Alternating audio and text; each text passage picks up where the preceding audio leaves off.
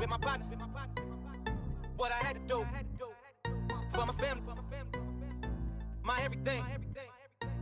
Chasing dreams, make a way.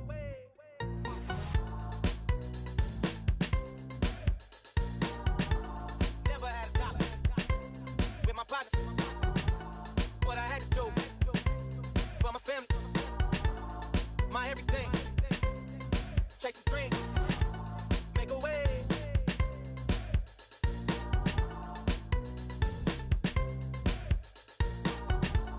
Never had a dollar with my partners.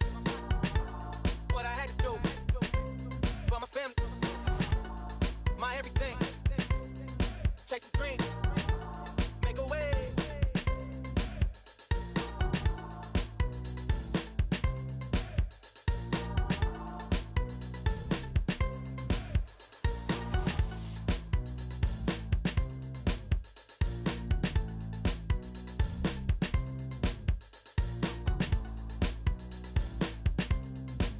Never had a dollar with my partners. What I had to do for my family, my everything. Chasing dreams, make a way.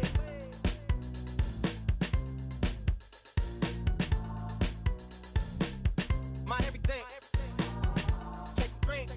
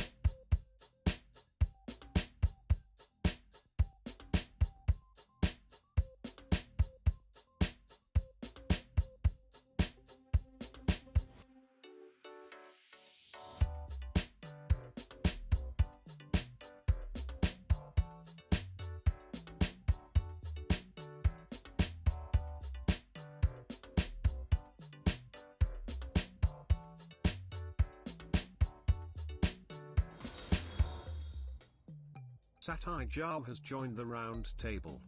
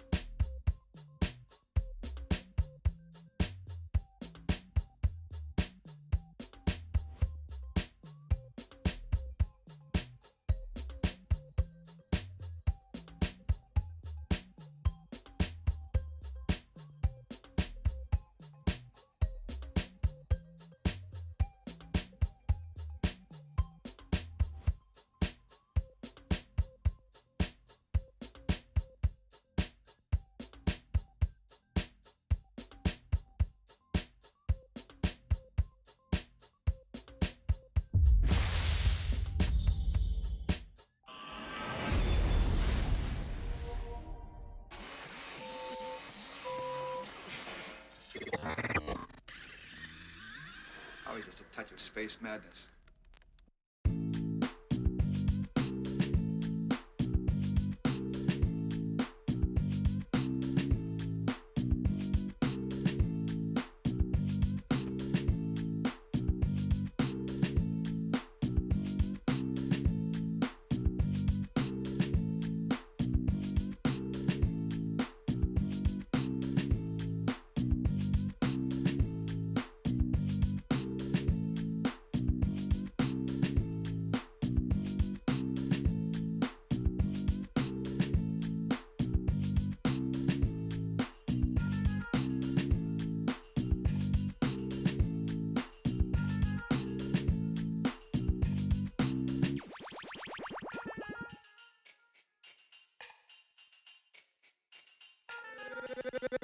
Gangsta Boogie.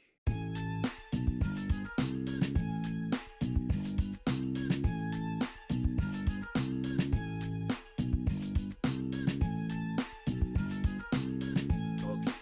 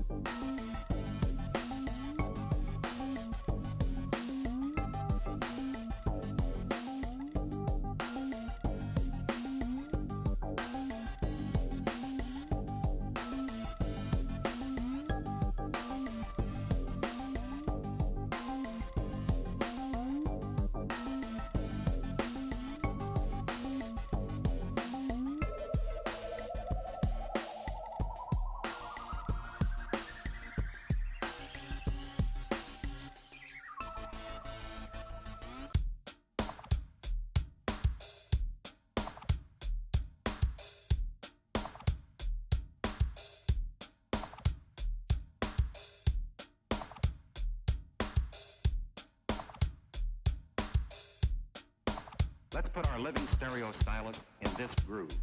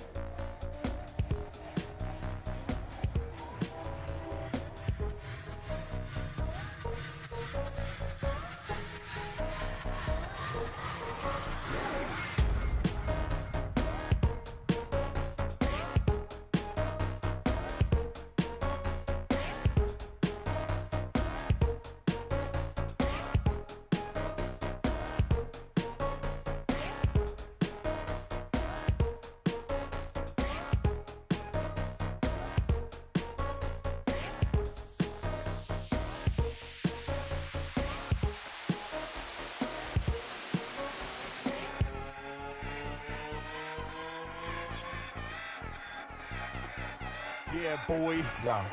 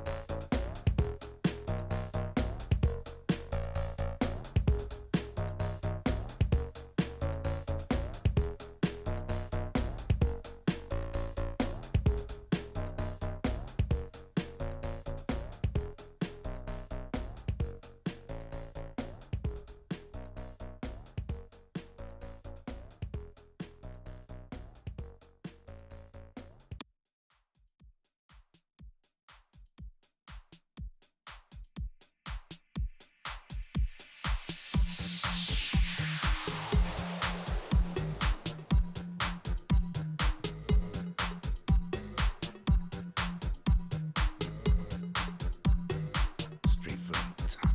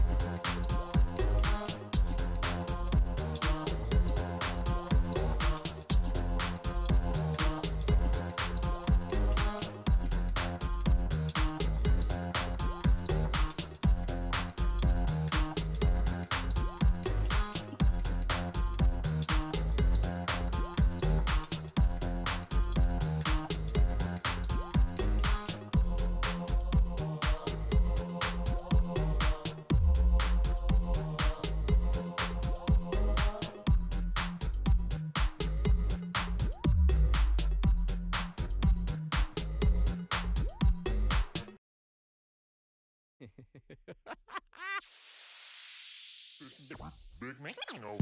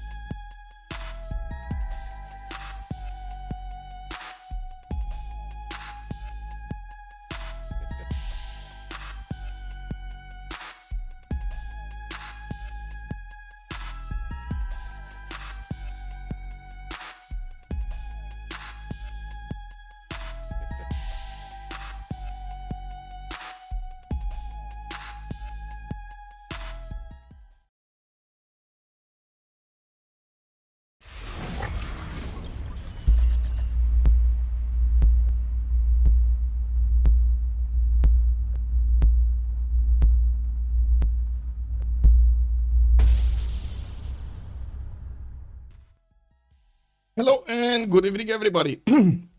Welcome for some Civ6 action. We're gonna have tonight battery of full charge builders going against Team for Fun. It does seem like, of course, we're gonna start a little bit earlier with 2 hours, and I do have to say, oh man, they did 2 drafts, unfortunately, and I didn't know about the second one, and they already started through the pick and ban phase, so we got a lot of catching up to do, I gotta say. We got Highlands over here as the map being chosen for tonight, so it does seem so it's gonna be quite a long game, and we do have battery full charge builders on the left side about to actually pick up their last ban from the first phase, while on the right side we do also have Team for Fun with 4 bans chosen, 1 ban remaining, and well, they do have the right side. Now I do want to say hello to everybody, and I'm sorry for waking up that early. BlazeCat Games, good day, sir, and welcome. Also Iulian Marius, bună ziua domnule și bine ai venit. Fortuna Belli, good morning, sir, and welcome. Thank you so much for picking up for that first promotion. Thank you, sir. Also Satija W, good evening, sir. Thank you so much for the follow. Croquettes de la Liaya, good evening, sir. Good afternoon, sir, and welcome. Or should I say bonjour, monsieur? Bienvenue. Rafifi, also bonsoir, monsieur. Bienvenue. And let's see what's going on here. Wait a second. I do want to say hello to YouTube as well. Good evening, sirs, and welcome. And Johnston, thank you so much for being even earlier than the stream. Thank you, sir. Looking at this, we do have the bans being chosen, right? So it does seem like we're going to have Genghis Khan, Mongolia, with Byzantium, Basil II, with Theodora also being banned by battery full charge builders. Both Byzantiums got banned. Then we do have Mapuche and Hungary being taken away from the draft. On the right side, it does seem like we're going to have Spain with Russia, with Cree, with Sondok and the Kupe being taken away. And I gotta say, I don't really see the big simmers on this map actually being taken out. And I'm a bit concerned about this because usually this is the map that does allow you to do a lot of simming. Early stream, yeah, it is quite an early stream. Like it's like what, 3 hours earlier than usual. It is what it is. I know. No, not many people are used to me streaming earlier. We do have the first pick also. It does look like the tone of the game here is going to be with Gaul being picked up by the battery of full charge builders. We're going to need to see how Team for Fun is going to get through this with 2 choices on their side. Now, they do need to counter somehow Gaul. Which one of the civilizations are they going to pick to actually do just as much production as Gaul and also overtake him? Maybe trade some punches in the mid to late game. I am thinking Ethiopia. I'm thinking maybe we got some Poland action over here. I'm pretty sure they will consider also Kublai Mongolia for its ability to get those key shakes out. Do some damage, do some mischief, and it looks like they're gonna go actually for a normal pick here. For a flexible pick is gonna be Rome being taken out, into the game. Trajan. Please ban Rome. Oh my god, you say ban Rome and they pick Rome. I don't know what to tell you, man. I don't know what to tell you. Is Romanian a Latin language? No, Latin is a Romanian language.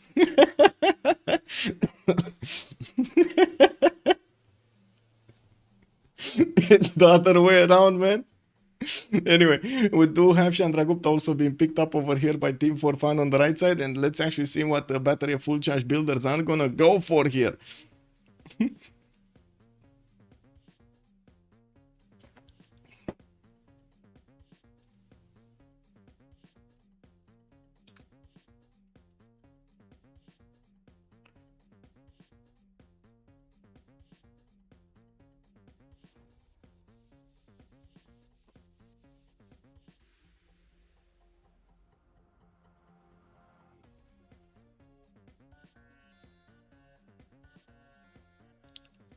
Well, they're still thinking about this. Battery of full charge builders not taking up their second choice. Well, with gold, they're not going to have that much gold, you can imagine. And this is Highlands. They might not actually have the opportunity to send those coastal trade routes and maybe generate some gold with that method. They will need to... oh my god. They will need to wait for the later part of the game to actually get some railroads in between their cities so they can actually increase their gold per turn. We do have Gorgo being picked up here by battery of full charge builders. Okay. Okay, interesting choice over here coming in with a Grease Gorgo on the Highlands map. Definitely has a lot of potential, and we've seen it quite a few times actually doing very well. It is not that preferred, which is kind of weird because it does have that extra policy slot, and of course the half-cost Acropolis is amazing. Basically a guaranteed Golden Age also, right? You got the Hoplite. Wait, that's cool. I heard it's because Rome conquered up Tudacia, and they really adopted the language and customs of Rome. Yeah. We really adopted. We really adopted everything from Rome. Yes.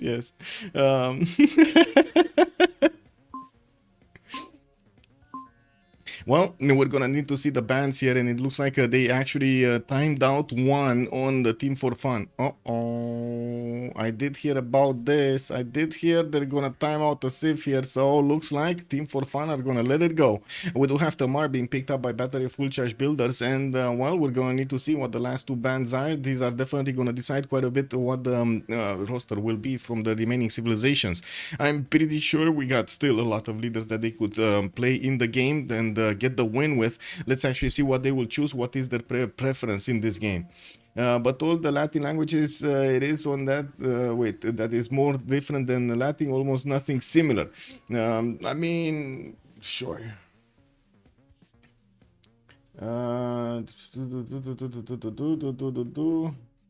Let me actually take a look at some.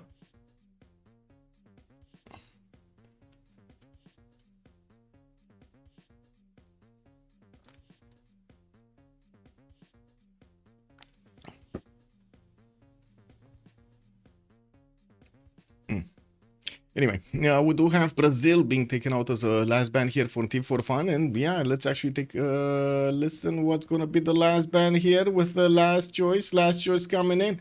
I gotta say, I gotta admit, I was opening up websites here to actually take a look if we can find something really quickly to how to say read about it, but yeah.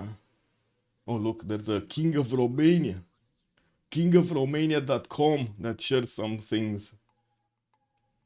Well, this would take me quite a bit of time to actually take a look over there to see if well, it has actually useful information or not. Great Britain adopted the Vikings. Yeah, well, yeah, languages evolve. Modern Spanish, French, Italian all got influence from various regions and don't really resemble Latin much. Yes, and English is a Germanic language. It is what it is. It doesn't have that much in how to say well, apparently it doesn't have that much in common, but it is. We also have some words that we use and are for the Dacian language. I think it's a word. Okay. Also, I think Hungarian, Finnish, and Estonian are interesting. That Proto-Uralic, which is completely unrelated to the Proto-Indo-European languages. Yeah. Well, what can I say? People evolve, made families, change the language slowly but surely. And usually people do have a really hard time actually changing their terminology, especially if they got used for dozens of years to use a certain terminology. It takes another decade or so to actually change their if the term changes, it takes a long time to actually make everybody change it, use it properly. Team for Fun, Gandhi, India, gonna be taken into the game here. So we got two Indias on the Team for Fun. Oh my God, are we gonna see Julius? Guys, is this gonna be Julius being picked up here by Team for Fun? Because it looks like with two Indias and two Romes. Uh-oh, I think we're smelling trouble.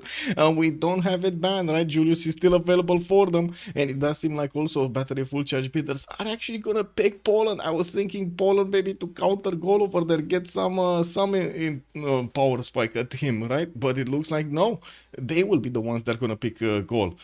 Great Britain is so mixed with from and the Latin from Rome when it was behind, the Germanic from Angles, yeah, French from the Normans. That's why English is so random in terms of rules. Oh my God, yeah, so many how to say accents everywhere. Does Spain have Arabic influence? I was curious if L is from Arabic influence, for example. It should, I have no idea. Also G5000 watching Civ6 on the spiffing Brit. Yeah, I mean, it is what it is. What's he doing? Is he breaking the game again? Is he breaking the game? Deep Easley, good day, sir, and welcome. Now, we do have Varangian also, last pick here of battery of full charge builders, while we're waiting for Team for Fun to get their pick on the table here. I do want to also set the name of the map. Let me actually put the name of the map here. Map and caster. There we go. Highlands. Okay. There we go. Both in the same team, but who will do the gold? Oh, we got Canada. I don't think he's gonna do the gold though. Like, why do I have the impression that at the beginning of the game he's gonna do quite well, and then during the mid game Canada's not gonna have gold anymore. Anyway, I guess we're gonna need to see how things are gonna shape up. Varangian was the last pick for battery of full judge builders. Canada last pick for Team for Fun, and we do need to actually take a look at the lobby as players are getting in. I'm gonna need to see also who's playing for whom over here. We do have them in the channels, and it looks like a Bee Abuser, Detective Baby Legs, Automation, and Hot Sauce will be playing today for full charge builders. While on Team for Fun, we got Badger, Filthy, Gunner, Cos, Schofield, and Skedrick. I think Skedrick. I don't know how to pronounce his name. Skedrick. Anyway, let's actually see who's in the lobby though. So we got Bee Abuser. No, that's not from the correct team. Schofield, that is from Team for Fun. Okay, we got Schofield over here. I saw Filthy Hamster. Okay, I saw No, I didn't see Cos. Badger. No, Badger. Okay, so we got Badger, Filthy, and Schofield. Who's the fourth one? We don't have a fourth one yet from them. We do have Automation here also from battery full charge builders with baby legs, and I guess we're gonna need to wait for the last two to join in. Kacheshka will also be streaming for I think the Ukrainian community, if I'm not mistaken. I don't think he's gonna be like usually he was streaming in Russian, but I don't think he's actually gonna be streaming in Russian. Cleozin, guten Abend, my Herr. Willkommen. Fortuna Belly also think they are doing hero disasters, or so think must be secret society and apocalypse at that. Oh, I see. They're doing one of those games in which everything in, nobody cares if it's gonna be balanced or not. I see. They are all sacrificing CS units in the volcanoes. Yeah. I mean, yeah, you sacrificing them in fire. What can I say? Good evening, Andiro. Bonsoir, monsieur. Bienvenue.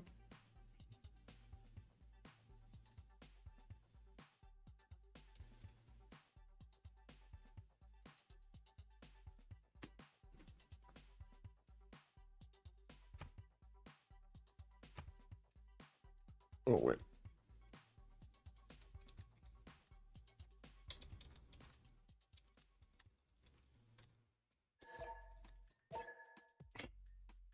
There we go. Not that it's that private, no? Like, I don't know why he didn't ask me in full chat, because I mean, it's not like that private. I don't know. It is what it is. Just waiting for the last to join in here, and we'll see how things are gonna get to shape up with the maps. Ooh, Highlands. We're gonna have them. Yesterday we did have Rich Highlands, not Highlands actually being played out. Rich Highlands does have a lot more resources to actually improve than the Highlands, and I'm pretty sure they still had problems. Right? We heard them have problems with the amenities. I'm pretty sure we're gonna have today quite a few problems with amenities in the game here. We're gonna need to see what kind of map, what kind of continents they're gonna have to settle on, and what kind of amenities. How many of them are actually gonna get around them? They are, yeah.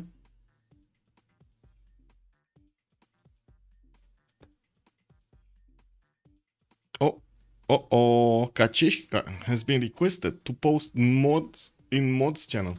Do we have? I think we have a mods channel somewhere, right? Enable okay. Well, let's actually see. Let's see when he actually posts the mods. He needs to post the mods here.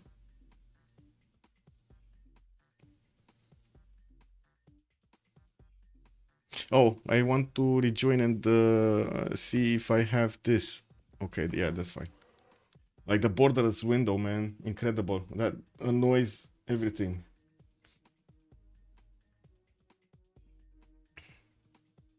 That I mean, that like half a second of blackness when you actually try to switch alt tab into another window, because it goes from full screen mode into something else.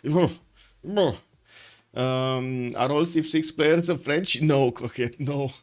We do have two big communities, basically. We have the international one, which is, let me actually show it on the screen here. This is the international community on Discord. So this is the Civ Players League. We do have most of the players here actually from different parts of the planet. I would say actually I think we have every corner of the planet basically in this server, while there is also a specialized community, and that's the CVFR community. That's the francophone community, and that's basically where everybody speaks French over here. And well, they even have specific rules about not playing with other internationals in their team. So for example, in a 4v4, in their 4v4 scene, they don't allow more than one player to be international basically in their roster. Everybody needs to be on the same time. There are quite a few, how to say, differences. I do have to say it is quite surprising to see how easy it is for the French to actually moderate their own server versus the international community, where you have like multiple cultures ending up in one single server and trying to actually, you know, get along with each other, try to have some fun in different ways, because fun means differently in different cultures, and of course background and so on and so forth. And well, I guess it is what it is. But still, I believe the rules on CPL do allow the players to actually, if they wouldn't allow the players to actually have fun in the game and, how to say, have a good time, basically, I'm pretty sure they wouldn't have played. They wouldn't play. Wow, they have a quit. They kind of a quit. What is this? What is the mods channel? Wait. Mods proof. Did he mods proof himself? No. He still didn't mods proof. Uh-oh. Kachishka was kicked, and then he got back. Check this out. He got kicked, and then he rejoined without saying anything. And then Hassos is saying, Kachishka, you need to share your mods. Uh-oh.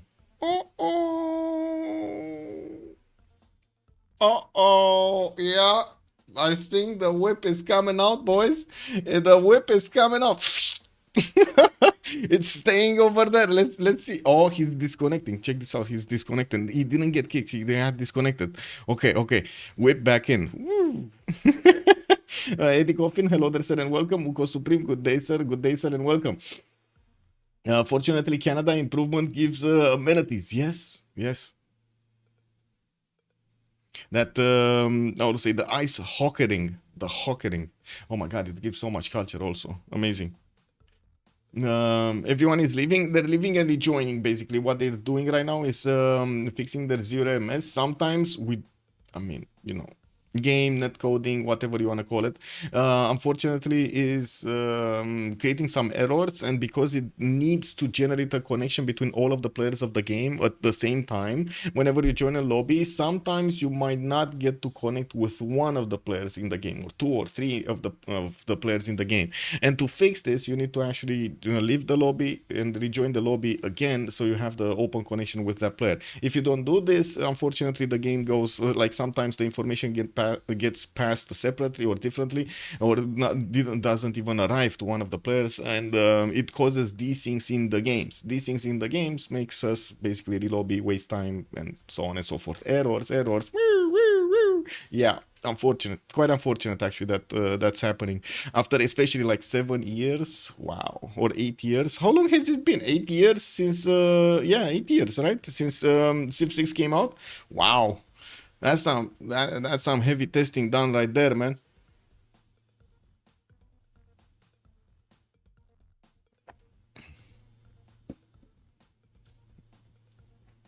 Oh, okay. So the players are managing to get their civilizations in order. We do have Gorgo and B Abuser. Looks like Gandhi is gonna play Schofield. It's gonna be played by Schofield.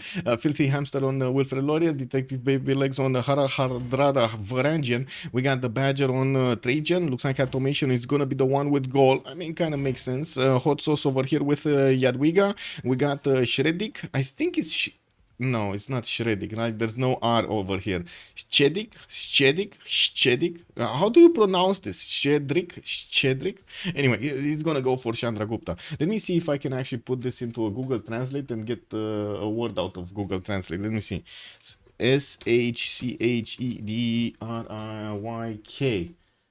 Shchedryk. Щедрик. Щедрайк. Щедрайk. Wow. What is that A and I coming from? Whoa. Щедрайk. Okay. Okay. Well, that's gonna be complicated to actually say every time. Not gonna lie. Anyway, we're just waiting for the players to ready up, and that's gonna be only Detective Baby Legs over here that is trying to get his I don't know, coffee ready, maybe popcorn ready. He got the cocoa. Is the name of the original Carol of Bells. Oh, Max Knack, thank you so much for the point over there. And wait, that was how to say, famous song, right? But incredible. What's that name, man? It's Cedric. Wow. Щедрайк, actually. Щедрайк. Huh. Okay. Anyway, we're loading into the first map. I do want to put a remap prediction on over here. Let me actually say how many remaps. 0, 1, 2. You now have the opportunity to win some channel points with the ability of correctly predicting how many remaps are we gonna have. This is the Highlands map. Usually there's a lot of space between the players. Also, usually the players do try to take a look at their spawns and also their adjacency, actually their neighborhood, and make a decision after that.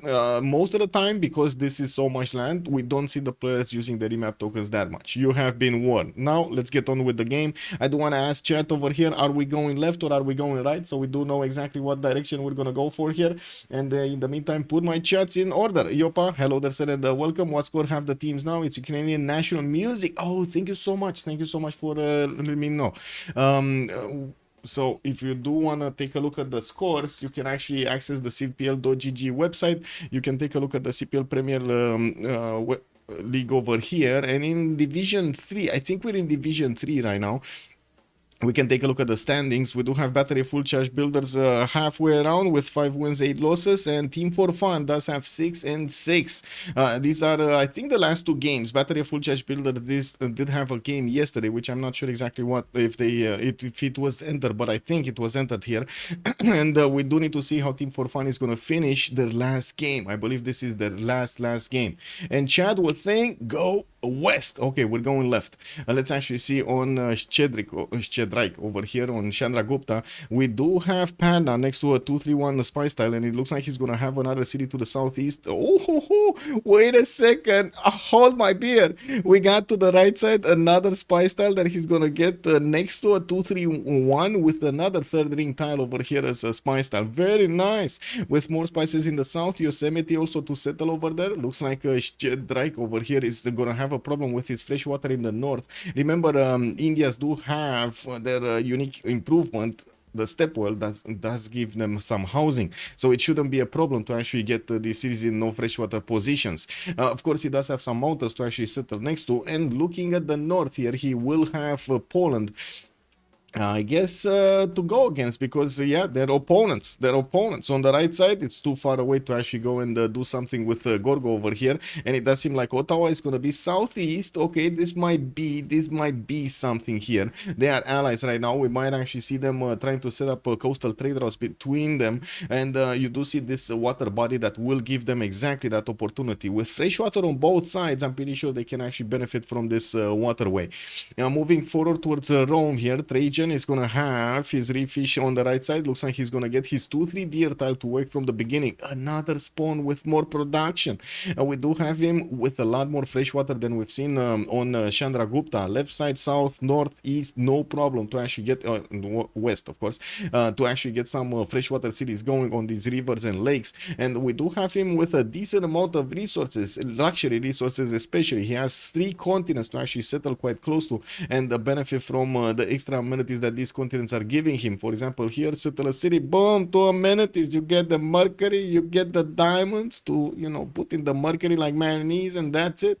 Now, we do have a scout coming up in 3 turns here from Rome, and we will need to see him scout around his territory. And I do have to say, don't play around with mercury, because, you know, in these days, you never know what some people are thinking of. Don't do it. Just don't do it. It's bad. 13-0 is crazy. Wait. Who's 13-0? Escape Puzzle. Yeah, they did amazing. They did amazing this. I think we actually did manage to get a few of these games, right? I'm pretty sure we actually streamed quite a few games from Escape Puzzle. They did amazing. 13-0 in this, and I'm pretty sure, of course, they're going to advance to Division 2 in the next round, and we're going to need to see what they're going to do in the next season. No, also we do need to actually figure out with I would say in between the ambassadors and everything if we're gonna hold that Civilization 6 World Cup next year. We do have Wilfred Laurier first to take a look at, and it does seem like he's quite close actually to Chandragupta and Rome, but he does have Greece in the middle. Greece actually be abuser over here, might be an abuser of hoplites. We're going to need to see, or I should say an abuser of Rome, of Canada, and of Chandragupta. We never know exactly what he's going to pump out of his empire there. Ottawa does have his 3-2 base. He does have another city to the right side to get to settle on, and I do see he's going to have a decent amount of fresh water. One tile lakes, some in the north, and I do see also some rivers over here, west and east. Oh my god, the sea state that he's gonna need to ask for somebody to attack into so he can actually grab it for himself. We do have Ottawa with 1, 2, 3, 4. Yeah, 4 deer tiles in the capital. He's gonna, I'm thinking he might actually want to get his goddess of the hunt. He does have more deer tiles in the north. That's a 5th deer there in the north anymore. 6th deer over here. That's 7th with the ivory tile, and that's about it when it comes to camp improvements. Okay, might not be the best that he could get, but we'll see. We will see. Temple of Artemis is definitely gonna be an option, and usually it is getting built by either Canada or Russia in the tundra. Now, let's take a look at Gandhi here. We do have him. Oh my god, even Gandhi. So 4 players are around Greece. Oh my god, this is like that meme, guys. I think this is like that meme. I think everybody knows what I'm talking about, but you know that meme. We do have Sparta here, getting his scouts out, and in the north, Delhi also getting his scouts out. Looks like we do have a warrior actually going towards the Greek cities of Sparta, and we're going to need to see if he's going to manage to actually get more units there. Since they do have all 4 of them actually units going towards Sparta, this might actually be bad, quite very bad for Sparta. And we're going to need to see if they will manage to actually get a few units from him, pillage tiles, maybe even get cities. You never know what's going to happen in these games. The thing is, it's Highlands, so there's a lot more territory than usual in between the players. It's not going to be that easy to actually get enough units there to make it count. We do have Delhi here getting his setter out in 6, and we're going to need to see him settle around his empire here. Right side, I guess a possible Temenaki city, but I wouldn't really say it's gonna be that necessary. Southeast with a lot of chops, but not a lot of good resources to actually make use of, as in I don't see like 2, 3, 1 tiles, 2 force or something like that, even 1 force over there for him to benefit from, but with enough 2-2s he can make that work anyway. Moving forward, let's actually take a look at Yadwiga, because we're 10-6 and it looks like we're catching steam here. We got Hatsos with 2-3 diamond tile in the capital immediately to get the extra gold from second city south, and I do notice he's gonna have this river actually to settle 3 cities next to, one over here coal, one over here on the 2-2, and another one over here somewhere, possibly he cannot settle next to stone, so he might actually need to settle across. I don't know if he's gonna like that. I guess he might actually space this out 1 tile left. He might actually want to get next to these dice tiles to get that extra faith for how to say a pantheon from the beginning, not to mention get to improve them quite quickly. He has 3 coffee tiles in a possible city over there, and of course that's going to put him quite close to Chandragupta. We will probably see some sparks flying between the 2 nations here, Poland and India, since they are so close to each other, India, Chandragupta. Looking at the goal, let's actually see his stones. Let's see if he has the stones. He does not. He actually does not have the stones. The stones are not with gold today. He's gonna have some iron tiles that he can get the adjacency from, a +4 here in the 4th ring if he actually will settle a city in the non-fresh to get that. He does have, I guess, 2 of these horses that one he's not gonna get to improve because again 4th ring. That would give him the extra adjacency towards those oppidums, but not ideal. Not ideal at all. We do need to see if automation is also gonna have adjacency to opponents. I guess Rome on the north, on the west side here. And northeast is going to be an ally. That's Nidaros. Pana is going to be a, well, that's an ally, and it's going to be, no, that's an opponent actually. But it's going to be way too far away to actually affect in any way the Gallic spawn here. And not a lot of fresh water. We do have him with the river to the south, and it does seem like in the north he's going to need to move quite long to get those one-tile lakes. Yes, he does have the mountains that he could settle next to and try to get those granaries going, maybe aqueducts later. We're going to need to see how automation is going to choose first, if he wants to use his remap token. Second, how is he going to want to adapt to this land? Looking at Varangian here, which is, I guess, kind of, but not so much of a surprise on this map. We do have a coastal nation, basically, that's what we're gonna call him. Usually these pigs are for the gold generation in the game, and of course they do need quite a bit of gold with Gorgo and Gol in the, and even Poland, I would say, in the same team. They probably won't make that much gold. Holy site opener here, Nidaros is gonna put a +2 down to the north, and he's gonna get quite a strong harbor in between. He does have 2 fish tiles there, and it does seem like we need to pause. Okay, there we go. Bee abuser. Where is the bee abuser? Zzz, zzz.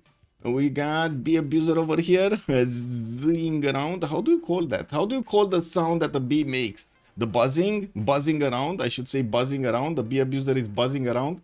I guess so.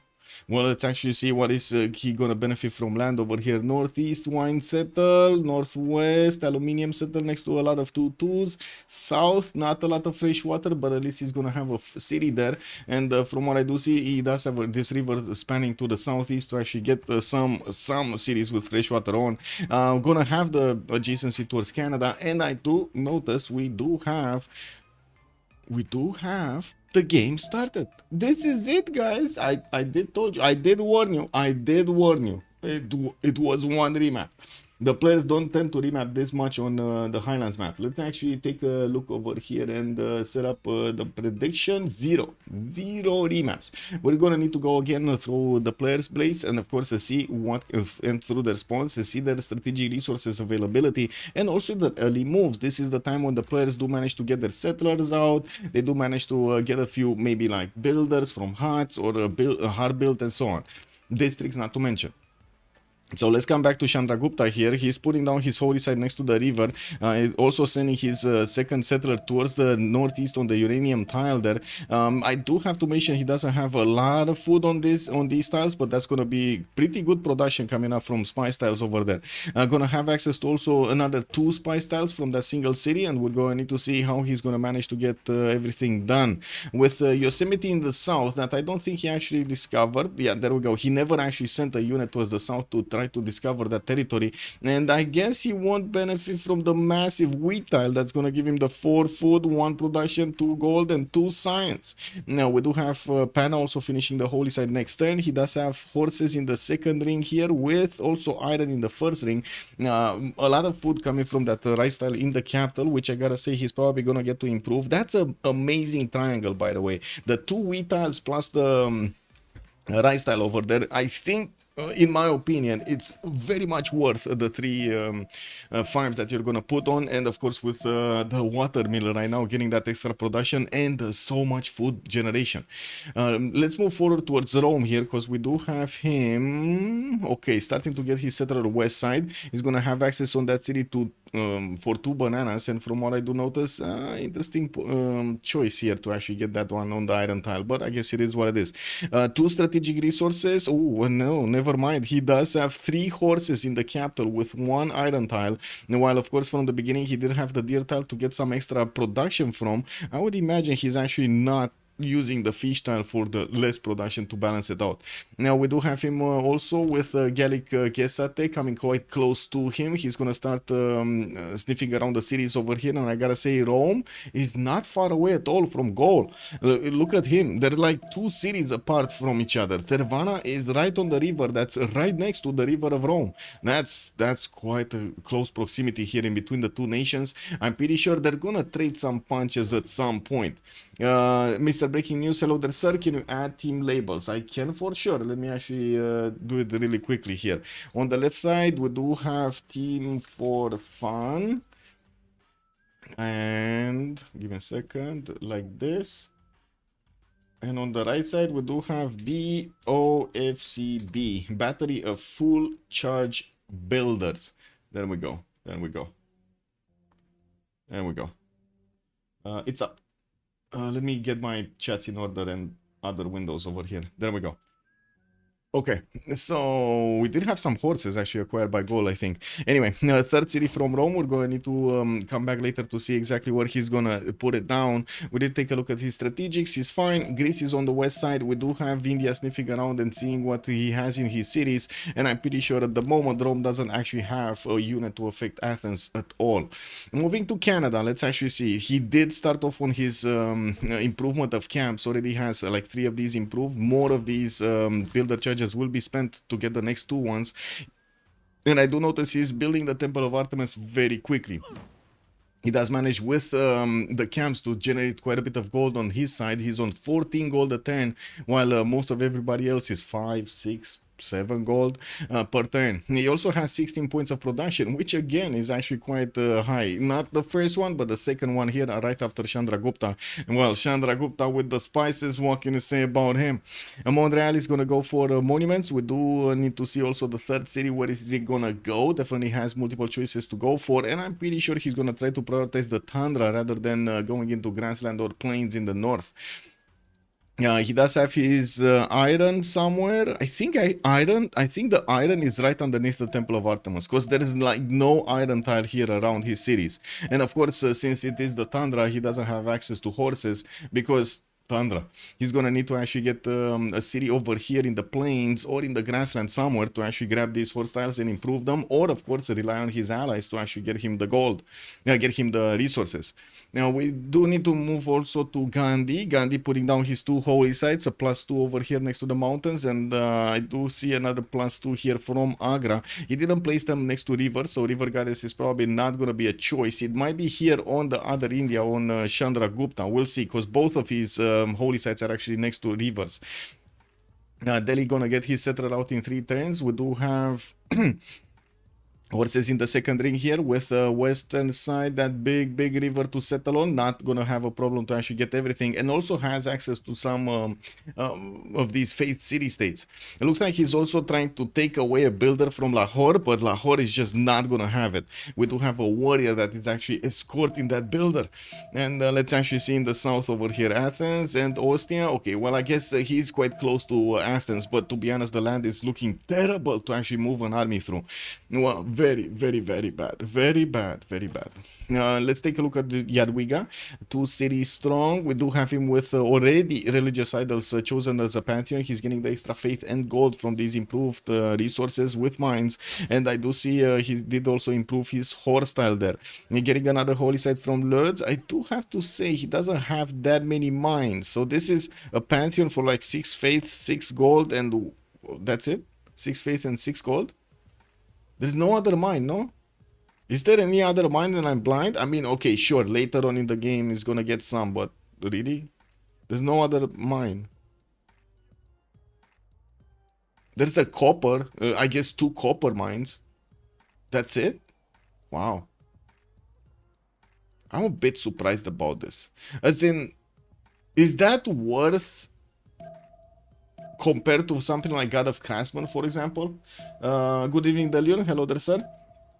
I'm asking a question right now, chat. Is that worth actually compared to God of Craftsman? That would have given him 1, 2, 3, 4, 5 faith and 5 production points. 6 actually. Oh, no, more. Wait, what am I talking about? 1, 2, 3, 4, 5, 6, 7. And then later on in the game with the uranium, with the coal, with the oil, with the aluminium, he's going to get a lot more. Anyway, and with Poland, who wants a lot of faith early. So for the 6th faith, well, I guess so. But anyway, yeah, we'll see. Of course, opening up with his holy site projects over here so he can get his points for the Great Prophet as quickly as possible. He already finished one, and of course we'll just need 1 and a few turns to actually get this Prophet. Usually Poland does want to go for reliquary so he can get a free relic and benefit from the triple yields. It is amazing. We did talk about his strategics. Let's move forward to Gaul, which doesn't have stones. We do have him going southeast here, and it looks like automation gonna go next to the mountains. With first, well, I guess his second city over here in Tervana has been placed on the river towards the south. Did go for religious settlements and will get more production towards his settlers, and also grab a few more tiles whenever he's gonna put down a city. An extra 2 tiles will be acquired. Another settler from Tervana looks like he's gonna be happy, just trying to get as quickly as possible he settles out. Not gonna be worried at all at the moment by Rome. And oh my god, is he actually tickling the Roman settler over here? Because they're opponents, right? They are opponents. We do have the great tickling happening over here from automation. Oh my god, wait a second, this is the problem, because I'm first of all, automation is the host. Second of all, he has a monster PC. Whoa. He doesn't know yet for iron. Yes. Press B to save your life. B. Oh, Badger, you gotta do it, bro. Oh my god, is this gonna? They didn't declare war. Wait a second, they didn't declare war. Oh my god. Did they declare war? They did. I don't think I saw the notification. Let me actually double check. It looks like Badger is shift entering away his settler over there. Right on time was the guess that I was coming for him. And yeah, they did declare war. Okay, never mind. They did declare war and I missed it somehow. Okay, no problem. I thought he's gonna need to click on an extra notifications, and I was like, oh no, this is not what you need when you want to take out the unit, right? Anyway, let's take a look at automation here. What is he doing? Getting his farms on the wheat tile so he can get his irrigation going. Boost. He has irons to improve here, 2 tiles. And I do see the third city has been placed in a non-freshwater position next to a banana that, of course, doesn't actually have that much housing right now. Does have +4 Opidums there, and I do see he just got a relic. This is extremely important. He got a relic. That relic will become a third relic for Poland. This is amazing. I cannot actually stress how important it is for Poland to have a significant amount of health, faith per turn, especially when he actually gets to his wing hussar timing. Horses over here, second ring from Adoatuca southeast, and let's move forward towards Harald Hardrada, which is also trying to get his religion out, getting his shrines up, getting also his Holy Site prayer projects. A third city moving westward here, and I do see he does get a builder that's starting to improve. He did choose to go for Earth Goddess as a pantheon. You can actually notice all of these extra faith points on his tiles here. Improve his fish tiles on the right side, 4-1 and 3-1-1, while he does have another city that he could go for the tip here to the northeast. We're going to need to see when he's going to put that down. We do have also Detective Baby Legs here, benefiting from his sources already improved. Iron in the second ring between Tromsø and Nidaros, which, to be honest, he could actually just place a Gavron Plaza on it and be done with it. That would be a pretty strong placement for it anyway. Unfortunately, well, I guess it kind of depends on how you're going to get the aqueducts later on in the game. If you are planning for aqueduct placement between Tromsø and Nidaros, and of course the third city over here to the west side, aqueducts could be placed here to actually give bonuses to all 3 cities worth of industrials, depending on how you place your Gavron Plaza and leaves the space in between them. Anyway, I'm pretty sure that Iron Tile can still be a Gavron Plaza. We do need to take a look at next at the Bee Abuser. Now we do have Gorgo here. That's gonna definitely abuse his neighbors. We got Greece actually. He's standing with the warrior on to take the trader away from Greece. Greece is sending a slinger out to actually try to confront the warrior, but unfortunately he can't do anything else. We do have a builder here from Sparta. We might actually see him try to get a scout out from that city center so he can actually put it to save the trader. So the trader right now did not move. It will move at the end of the turn and will have the stone tile. Will be on the stone tile. He can shift enter and move it closer to Sparta on the 2-1, but that would also give the warrior enough movement to move and pillage. So this is kind of a dangerous situation here for Mr. B Abuser. The bzzz seems to be coming back home to roost. We do need to see how Greece is actually going to manage to get this saved. And it looks like he's totally ignoring the problem. Why is he ignoring the problem? Hello? Oh, there we go. He's not. He got a slinger. Is he shift entering? Yes, he is shift entering. So check this out. Massive over here. Massive strategy. Bam. Come on. Whoa. Wait a second. That trader did not move last turn? Okay, so next turn. This turn is going to be the movement of the trader. I thought it had movement. It doesn't actually tell me. You know, it is what it is. We got Sparta here with a horse in the second ring. He also will have a geothermal next to his mountains to get some extra adjacency towards his campuses. While I do see a third city, he is already on 3 cities. Pingala chosen to be established in Sparta. I do see he did manage to... Wait a second. Did he... No, he did not actually send a single scout to the south. This is a bit weird. I'm not convinced he actually knows about Canada's position there in the south. This is gonna be quite a welcome call, quite a wake-up call if Be Abuser is gonna get steamrolled by Canada. I gotta say, Canada at the beginning of the game, you don't wanna underestimate it. It has a lot of production from all of the possible mines improved and so on. You see the gold generation, 26 gold a turn. It's bigger than hot sauce, man. My god, it's I don't know, insert a better name for hot sauce here. I have a stupid question. It's Highlands or Rich Islands? It's Highlands. It's Highlands. It's actually doesn't have all of the resources of Rich Islands. Let's take a look on Be Abuser strategic. Okay, the iron tile is going to be between Sparta and Athens. That's what I wanted to see here in the second ring. Got it good. And of course the slingers have started actually. Oh, look at that trader, man. Just passing through the legs of the warrior, and did manage to shift enter on the other slinger. And now that, of course, that warrior of Schofield is gonna need to F out of there because he doesn't have anything to do anymore. Some units from India, Chandragupta, are getting into the tiles of Poland over here. They won't be able to pillage by the looks of it. Poland is ready with his slingers and scouts defending his tiles.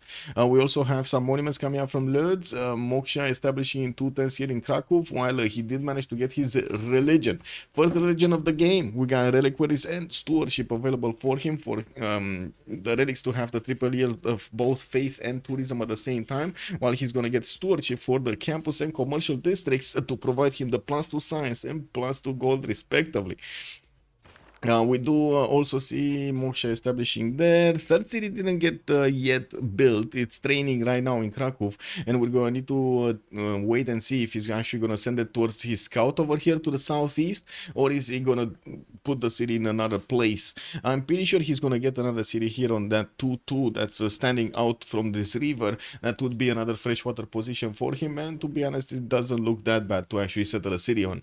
Let's look at Harald. He did open up with Moksha. I'm more interested with about what kind of governors the players are actually taking up here. We've seen so much Liang in the French community, and of course we had like the full week French community. Now in the international one, it looks like Moksha is more preferred. Moksha and Pingala are more preferred than Liang openers.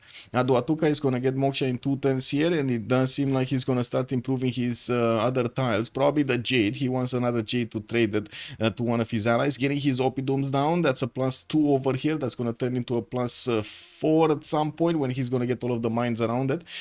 Summer of Briva did not put one down, and I'm pretty sure he actually got a a monument or something from that city center instead of going for a builder, so he doesn't have the opportunity to chop that.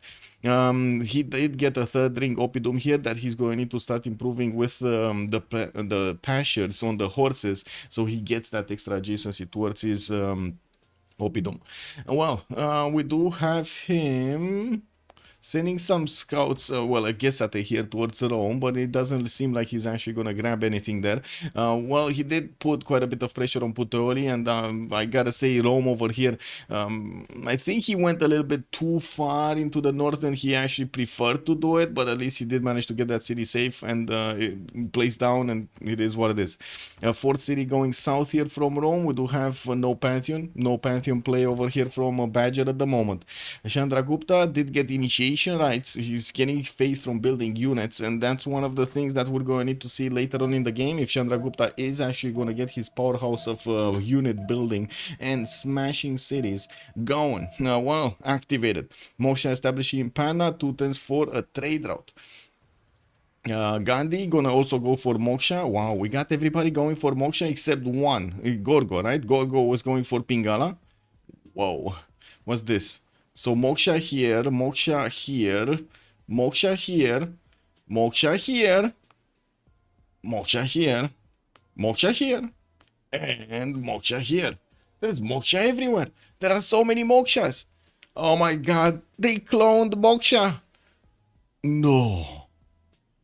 Yeah, that seems like it's gonna be terrible. So many mokshas over here. We're gonna have a lot of culture, of course, internal traders with extra culture on them as well as the culture coming from the population. Also, however, at the same time, it does seem like we've seen a lot more diverse openers in the French community than we've seen in the international community right now.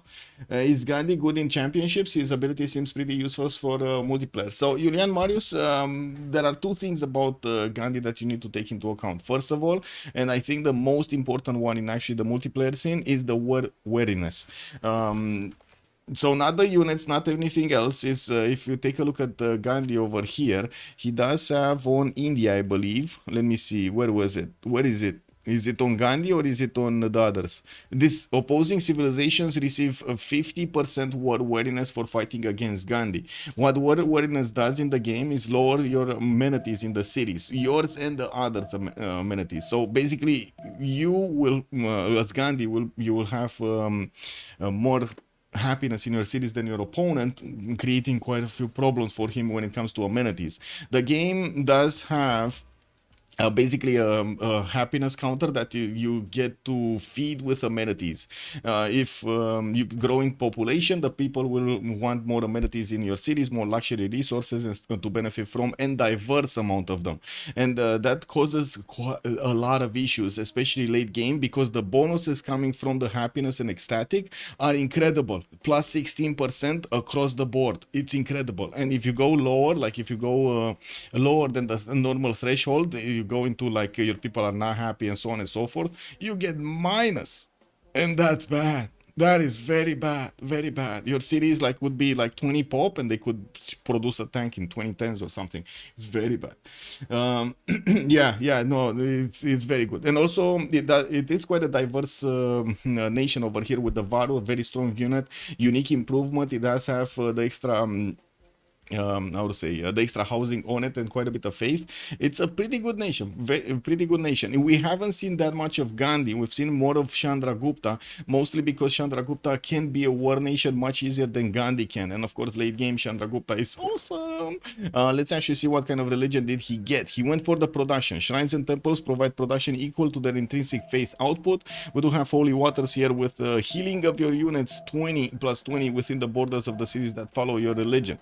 Zoroastrianism was chosen by Norway to get him the choral music, to get him some extra culture on the shrines and temples, and also pilgrimage for the faith of the city following a religion.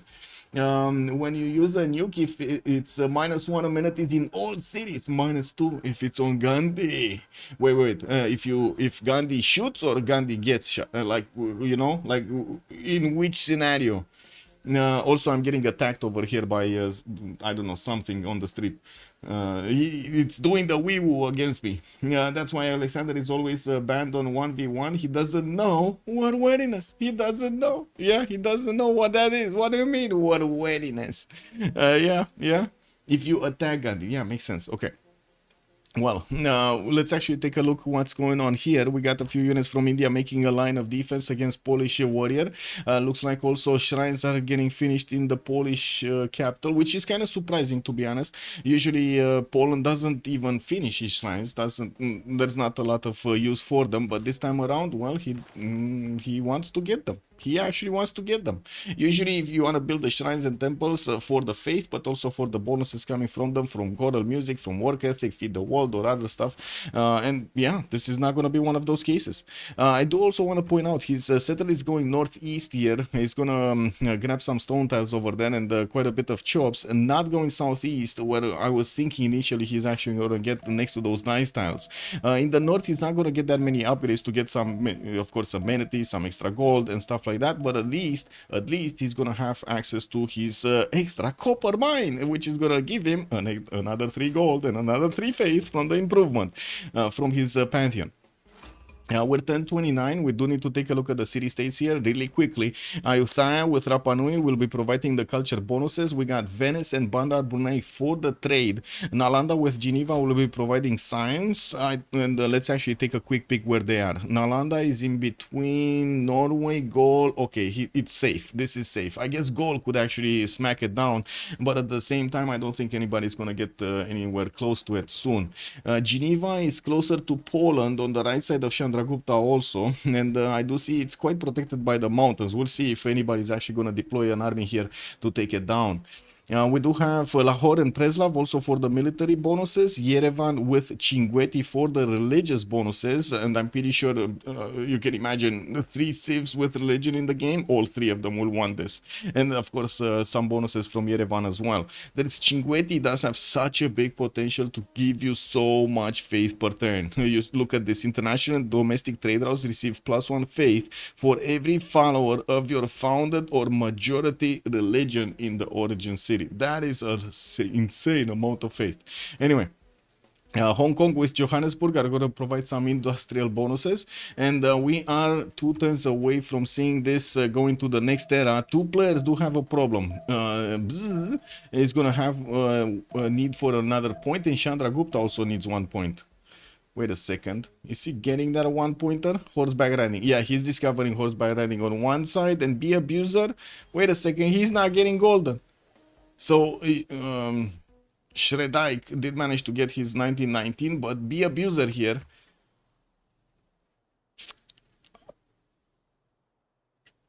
My God.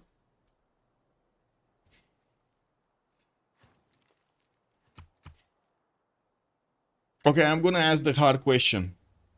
If he knows his front line, and he knows he might actually have a problem with the Golden Age, why didn't he go triple encampment setup? Or at least get bronze in the meantime to get his hoplite? Oh, he got the boat!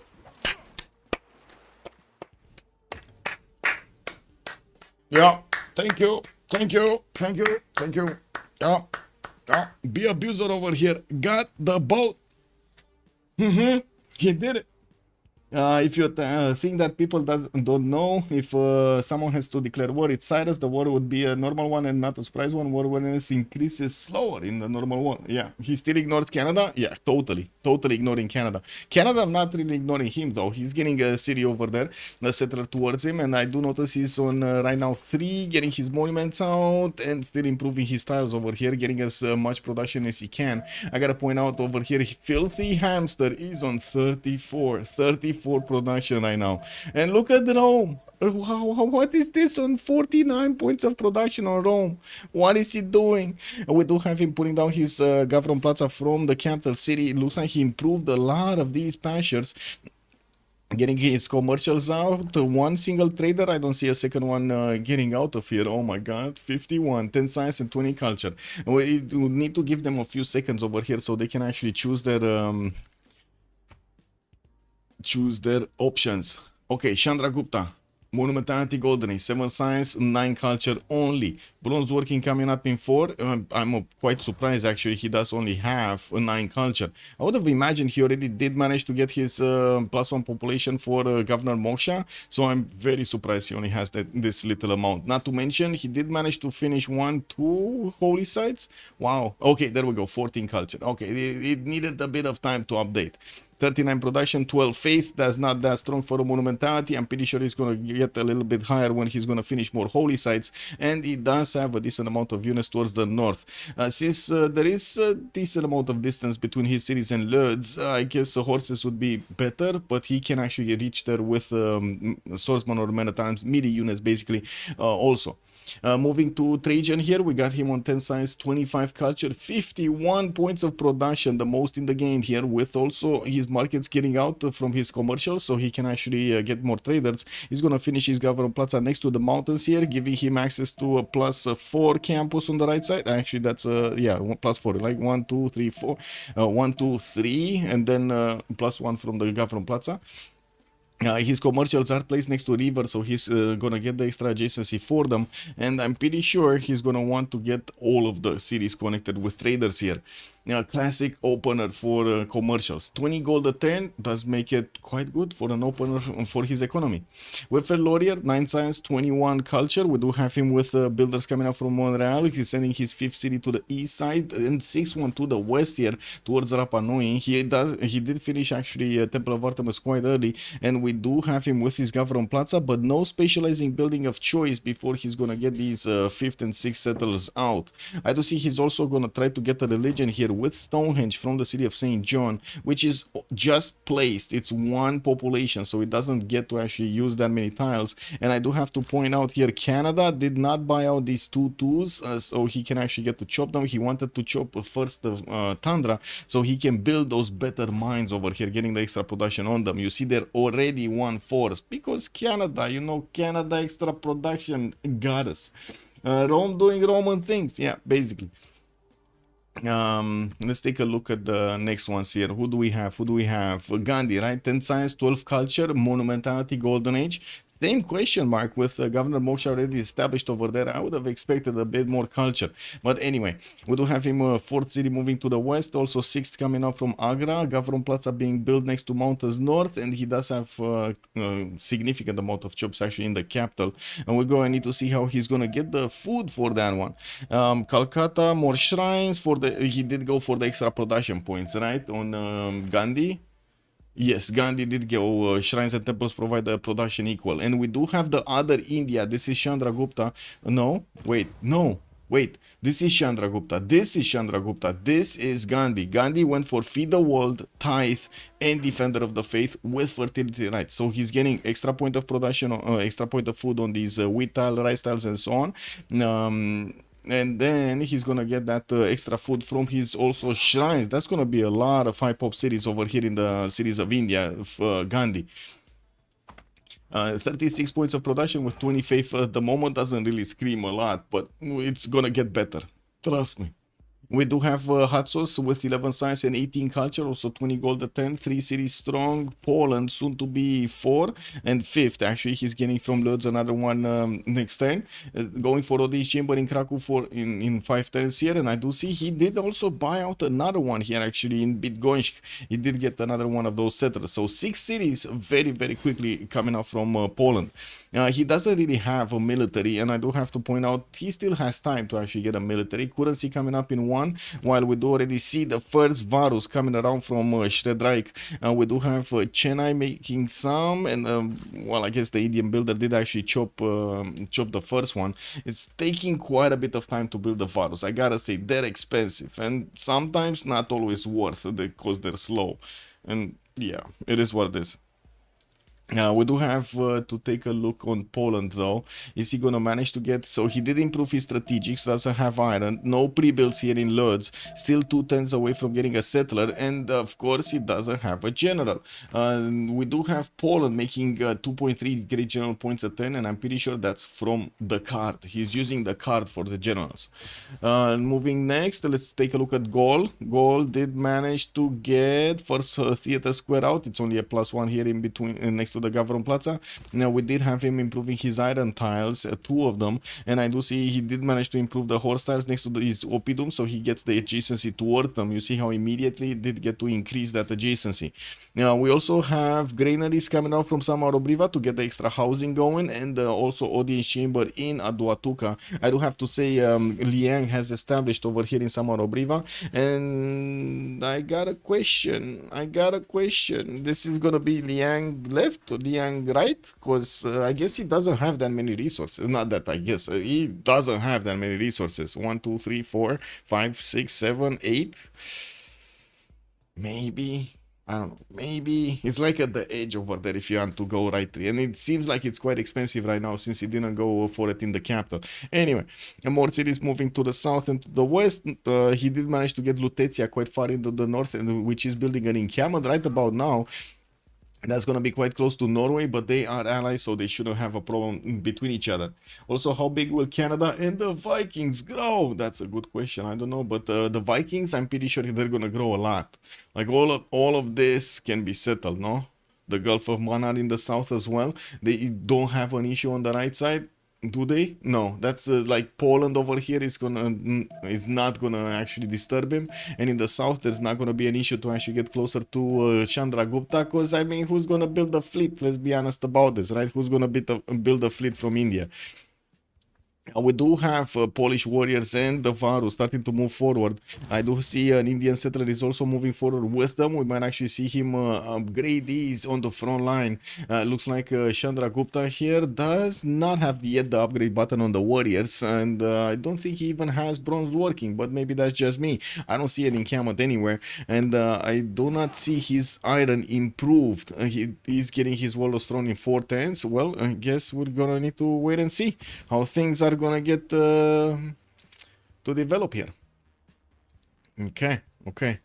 Did we check out Gorgo? No, we didn't check out Gorgo, right? Gorgo and Detective Baby Legs. That's where we are. 12 science, 29 culture on Detective Baby Legs. The Vikings are getting their granaries up, and of course the harbors to get the gold going. He's on 16 gold right now, but he only has like a single harbor, 2 harbors built or something, and he does have the new ones coming up soon. Oslo is gonna need 4th population to get his harbor there, and well, I do see he's already started to buy out quite a few builders with that face generation of 57. He actually has more face generation than the 2 Indians combined, guys, 54 points of production also on his empire. We do have him upgrading quite a few of his stone tiles here, and he did go for Earth Goddess, right? He's getting that faith from each of these tiles with charming and breathtaking appeal. 5th city coming out from Tronso. We're gonna need to see if he's gonna get another one from Nidaros. I'm pretty sure he's waiting for the 7th population, regardless of a settler or not, so he can get his governor plaza placed down somewhere and build, because he does need the governor titles. The extra governor titles are very useful. Let's take a look at also Gorgo, 26 science, 23 culture. He did get to open up with Pingala, so he got the science with that governor in the city center. He's gonna start to make a few more settlers. I do see 2 more, one from Athens, one from Corinth. In Sparta, he did manage to build up his commercial count, and he's on 19 gold a turn at the moment. We do see he did manage to build one of these campuses, a +3 here in the city of Corinth. That also makes him need to wait for the Acropolis, because usually the Acropolis you do want to get it as the 1st or the 2nd district. Well, it looks like Athens is gonna get to build one here. That's gonna just be a +3 next to that city center, and of course the the commercial. Well, the boat, I'm actually quite surprised he's still keeping the boat. Usually the players, when they do just get points with the boats, they don't want to spend the extra gold on their maintenance, so they get the points and then delete the boat, because, you know, it is what it is. Maybe he's gonna want to use it in the city center to increase his defense or something if anybody comes against him. Well, that's about it on the civilizations here. We kind of saw their openings, we saw their choices, we did see their their units, and taking a look here, it does seem like India keeps on moving. Oh my god, and wait a second, and Poland keeps on ignoring. So India keeps on moving, Poland keeps on ignoring. This seems quite dangerous, quite a dangerous circle of unfortunate circumstances. We do have the warrior of Poland trying to get out of there. It did get smacked by 2 warriors of India, while of course we got the archers also moving forward. The Varu is gonna do a lot of damage here. I do see victories establishing in Lodz. At least that's a defensive posture here from Hassos. That's a defensive move here. And yeah, there we go. Varu coming in strong, going against these archers. So I'm pretty sure India will need to also upgrade these last remaining slingers and send them to the north, while he's placing an encampment from Chennai and getting Pingala in there in 2 turns. Didn't let that much time for that warrior to get out of there. And I do see India did place Jabalpur in between him and Poland's city of Lodz. We got a horse. We got a horse from Poland. He increased his defense strength here to at least 26 in his cities. And, well, he's going to get that campus right. Oh, my God. Juicy campus to pillage here for India. We'll see if this is actually going to be his choice, because I gotta say again, Chandragupta does not have iron working. These warriors are just warriors. They won't be able to actually upgrade into swordsman, so they can do more damage, right? They can trade punches with the archers, actually do damage to the horses and stuff. Looking here, we do have Greece actually sending a city towards Rome on the right side, and by the looks of it, Rome over here, well, is also gonna put a city in the north of Ostia. I'm gonna grab another one from that river. I do notice at the moment Rome is more concentrated to get his Colosseum out than anything else. He does have from Ostia arena coming around in 4, while he's gonna get Magnus in there. He will also benefit from quite a few, no, I wouldn't say quite a few builder charges. There's only one builder charge on this builder. Aretium is gonna try to get the pyramids in that wild desert tile here towards the south of the commercial hub, while I do see in the other cities he's just trying to get more settlers out to it. Keep expanding, keep expanding. Gaul also putting a city towards Rome here. It does seem like he's gonna get a border. They might even share a border there at some point. Entertainment complex from Adoatuca. I think we got a readout for who's trying to get this going. I gotta say there's an advantage here for Rome, because Gaul, if he doesn't make the projects to actually roll through the first engineer, he's not gonna get to buy out the first engineer, which is gonna be, or acquire with points, an engineer which is gonna give him those extra points of production towards his wonders, something like Imhotep, something like Isotor of Miletus. He can still watch with the boat. Oh, he can watch from the boat. So wait a second. This is actually the Greek nobility over here going on the boat, on the galley, so they can just sit on the seas over there and not mind anything. I see. TFF has an issue, the Greek problem. TFF, oh, Team for Fun, the Greek problem. Okay, well, to be honest, Greece at the moment, it doesn't look like it's that crazy, no? It really doesn't look like it's that crazy. I think Athena is crazier at this point. No, don't touch buttons. Don't touch buttons. Athena, don't touch buttons. Athena.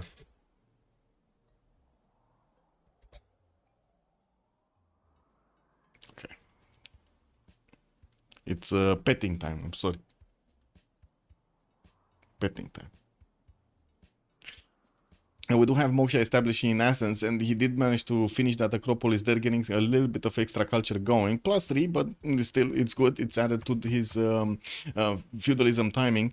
Moving to India, we do see India here. Gandhi is getting his audience chamber out from Delhi, and we do have quite a few markets coming around from his other cities with another commercial in Calcutta. He did get one in Agra for a bit of gold. He's on 15 gold a turn here. Schofield is also going to get his 16 science and 20 culture to work with. Hai stai și tu liniștit aici. Hai te rog. Da? Sorry. I need to keep it like a baby. Does Athena have a cat tower? Yes, she does have a cat tower. But she doesn't spend her time that much. She prefers the computer tower. You know, just sit over there where the exhaust is for the coolers. Where the heat is. Yeah.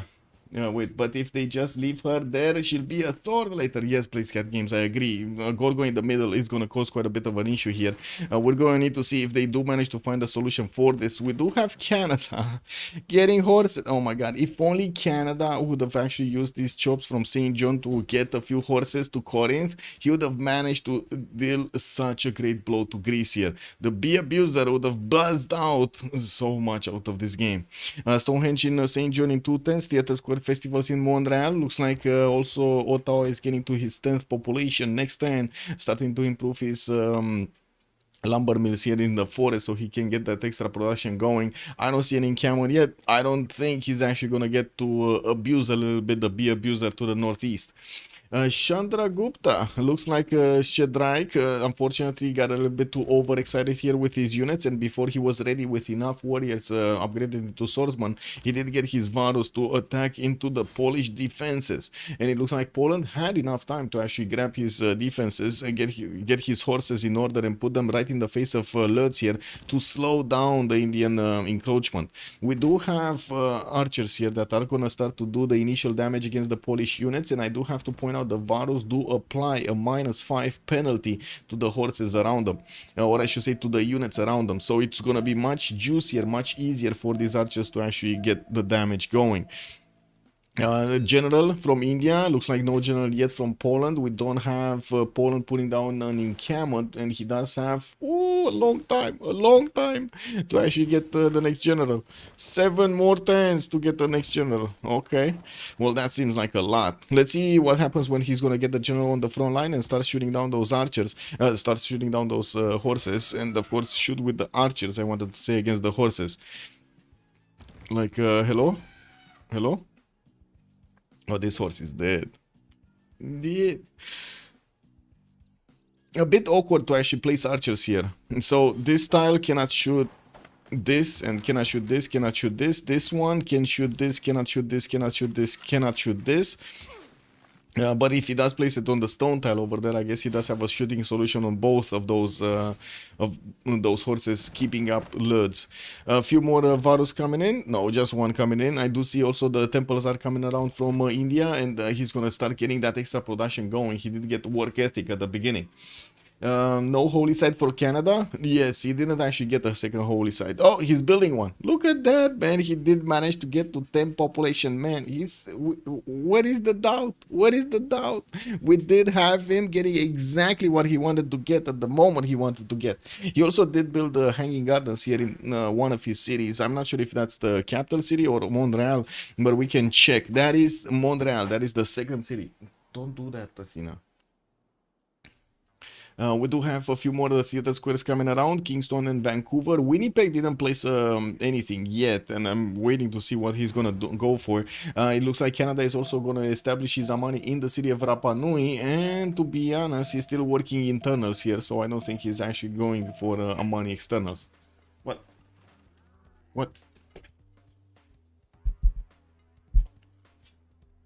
Athena getting restless. I don't know what she wants. Anyway, let's see. So, General got onto the front line. We do have the horse of Poland running away. Did you see how fast that horse was? Oh, I'm getting out of here. We do have the new Varus coming in through, and now we do see the damage is a little bit better, right? The Varus can actually go through these horses. Okay, well, let's actually see if there's going to be a counterattack. Poland is going to want to tap into these archer lines to slow them down. Jabalpur has another slinger to upgrade here, and still has those 3 warriors. Taking a look at his text, though, he's not going for iron working, nor does he actually have oh no, he does have iron. Wait a second, he has bronze. At least he has bronze, right? He did build his encampment and is starting to actually improve his iron tiles. He just doesn't have iron working, or does he? Doesn't. Athena, you're not made out of glass. I cannot see through you. Athena. Păi da, stai și tu cu minte aici, undeva. I'm sorry, she wants attention. This is attention time. Anyway, it is what it is. Let's see, East Side Arena. How is the Colosseum race going, right? Arena coming out from Rome next turn. We do have Gaul already placing his Colosseum. What is he? Still not actually managing to get enough points for the Great Engineer. He's going to need to hard build this. And from Adoatuca, no, I think he's actually going to try to chop, but he only has like rainforest chops. Sina.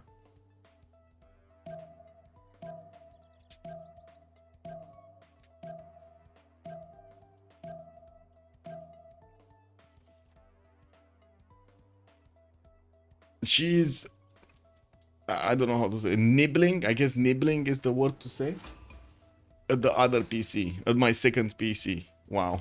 Anyway, Rome did manage to get onto one of the J tiles of Gaul here. There was no unit to stop this from happening, while Gaul is gonna be slowed down to get another horse from that one. Let's actually see if we do have, there we go, Colosseum started up in Ostia. There is a Magnus established here, and the Rome is getting ready with 3 builders to chop that down. And it looks like one chop went through, 6 turns for the Colosseum.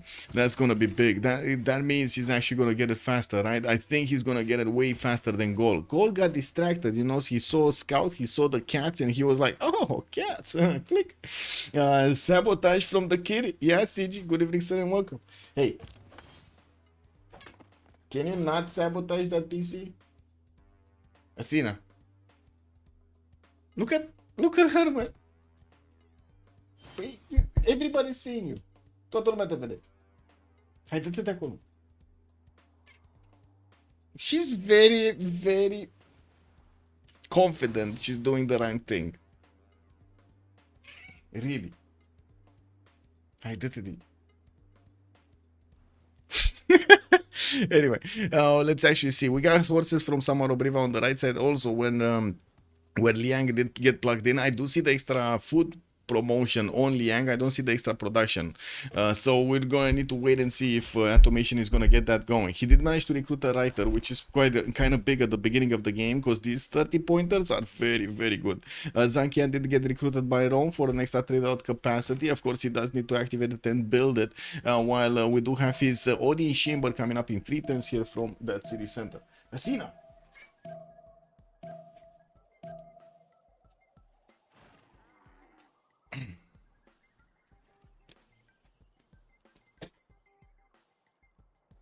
Okay. Anyway, it's fine. Wait, we know which religion he's gonna take, but I'm beautiful. Kick. Yeah, that's what she's saying.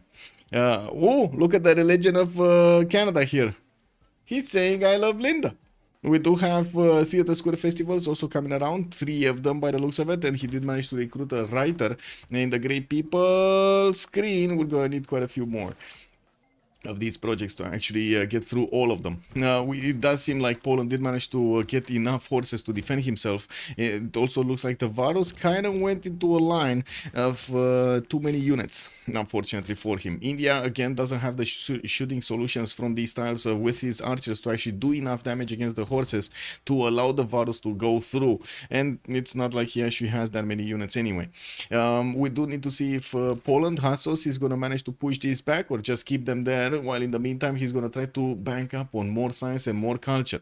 India is on 19 and 20. We do have in monumentality. Hatsos 31 and 29 in the monumentality, doing a bit better, I would say. 4 cities on India. We do have Poland already on 6 cities. He did manage to get these 2 in the northwest, Lublin and Wroclaw, while we do have campus coming up from Bydgoszcz. Lublin is going to go for his commercials. He did try to build something here, which I don't know what it was, but it started to be a circle of shame. It is what it is. Now let's see. Colosseum 2 turns from finishing. Colosseum 6 turns from finishing. Did get a chop, didn't work. Automation over here is going to want to hard build that, and unfortunately again doesn't have access to his engineers, nor did he have actually time to passively recruit this one. In the merchant screen we do have Id Fadlan, the next one, and it looks like that's actually the second one. Marco Polo is missing from the trio. Stonehenge probably, was it? Yes, Stonehenge. This one was Stonehenge. No other city. Oh no, sorry, Ottawa did also get it because he did build a holy site there, so it's gonna spread quite quickly because Moksha spreading that religion is gonna be easy. And I do see he's putting down a few more commercials. Looking at the production screen here, we do have actually quite a nice array. It's quite a balanced array between them when it comes down to the production. A bit more on Rome, but it's fine. Goal over there is gonna have 93 versus the 99. We do have, I would say, Hardrada actually in the first one is 78 points of production with 121 faith a turn. Now that's a lot of faith, you know, especially at 1044. Pingala establishing in Tromso, 15 science, 50 culture already, while we do have him sending settlers on the right side. We do also see he did manage to get his stave churches. This is the replacement temple that he's getting in his holy sites. It's specific to Norway. He's going to manage to actually get quite a bit of extra production and faith from those improved resources over here. Anyway, now we do have him also getting some galleys, getting the points from that, and we're going to slowly take a look at the points, but not right now. We're probably going to take a look at the era score points in like 5 to 7 turns. Rome did go over 100. He's the first one to go over 100 production with 75 culture, 22 science. Did finish Colosseum. Big, very big. Actually getting Colosseum right next to goal, taking it away from him right as he's watching. That's incredible. Also, he did also finish his pyramids in Arretium. We do have an encampment coming out from that city center in 2 turns here, and it's being placed actually in a position I would have thought he's going to want to get a theater square, but I guess, you know, it is what it is. We do have Arpinum also going for more commercials, and to be honest, goal per turn does look good on both teams. Doesn't seem like any of them do need to actually get some help here. Canada, though, does already have 88 points of culture with 30 points of science, and I do see him on 91 production points. Multiple writers that are going to get recruited that will need to get their books in the amphitheaters. At the moment, we don't have enough amphitheaters built so he can actually put them down. He did get a lot of theater squares, though, and I do see him getting the projects. Yu Yuan is going to be the next writer, and we do have Canada with enough points, while Greece is slacking behind with 26.3 out of 30. Greece did manage to get another city, Argos, Pharsalos, another one, now starting to work on his Acropolises, and I do see some amphitheaters. He's getting a bit too personal to Rome. Don't you feel like Greece is getting a bit too personal to Rome here? Like, this seems like it's extremely close, no? And neither of them are actually getting units out at the moment. This is incredible. I would have expected at least some scouts in between, right, to see what's going on, but I guess it is what it is. They're seeing the score screen, they're seeing that Greece over here only has 150 strength, and he's saying, whatever. And we do have Greece sending another city to the west side here from Sparta, and I do want to check. He still doesn't know about the cities of Canada. I guess it all came down to goal to actually get a scout out to the south of Greece so he can see where Greece is. So he can see, where Canada is and what kind of territory he has. I was thinking that Rome appears to be seeming between two players. He is kind of seeming between two players, yeah.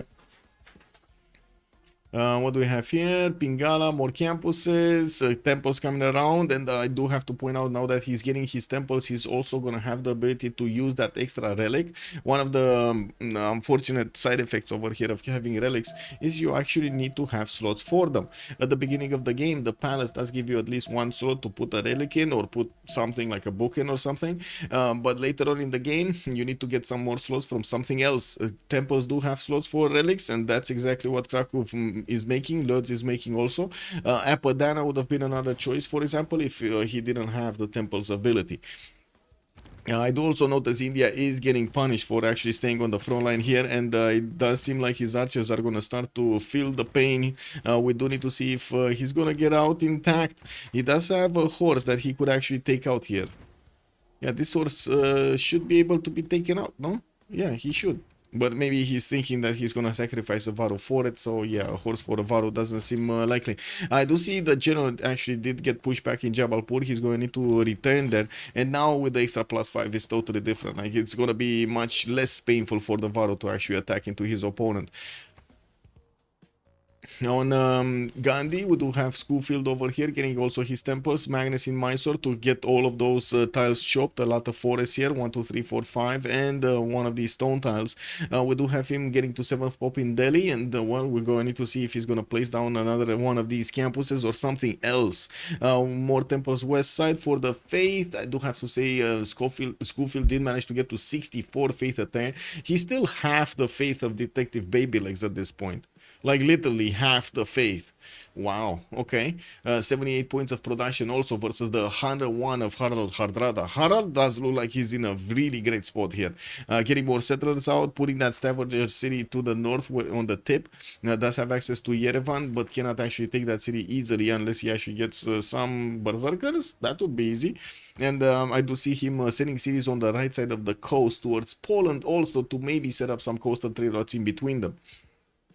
Looking at also Chandragupta here, we do have him getting barracks, settlers, shrines, and settlers. Okay, so he's gonna be 2, 4, 6, 7 cities soon, while he's getting his triangle of... Oh no, he's not. He chopped the wheat tile. I was expecting him to actually get this triangle over here to get that food and housing in the city of Panna, but it looks like no, he doesn't have that in his plan. That's unfortunate. Anyway, Greece, is he making units? No. Rome is sending one of his merchants over there, and I do want to see who did pick this. Nobody at the moment. In the scientist screen, did we have Hypatia? No, we didn't. There's no Hypatia yet. Generals, it does seem like Poland did manage to recruit one, right? He did manage? Yeah, he did manage to recruit one, Sun Tzu, and I do notice he is trying to actually push back the Indian virus, but having quite a bit of trouble actually getting through. We're going to need to see a lot more signs coming out from Rome and also from Ambiorix. Both of them will start to make campuses soon. I do see an encampment training project also coming around from Rome, so he has a general bonus if he needs to. While Rome did place this government plaza here, he never actually managed to actually get something useful from it. He did manage to improve a lot of his tiles though, and I'm pretty sure he has feudalism timing, as in feudalism already, getting his builders with the extra 2 charges. I think it's time to talk about Terra Square. No, we're still 7 turns. Athena. Oh my god, I really hope she's not gonna actually press the button. Can I, wait a second, power off Windows 11, button. Can I actually...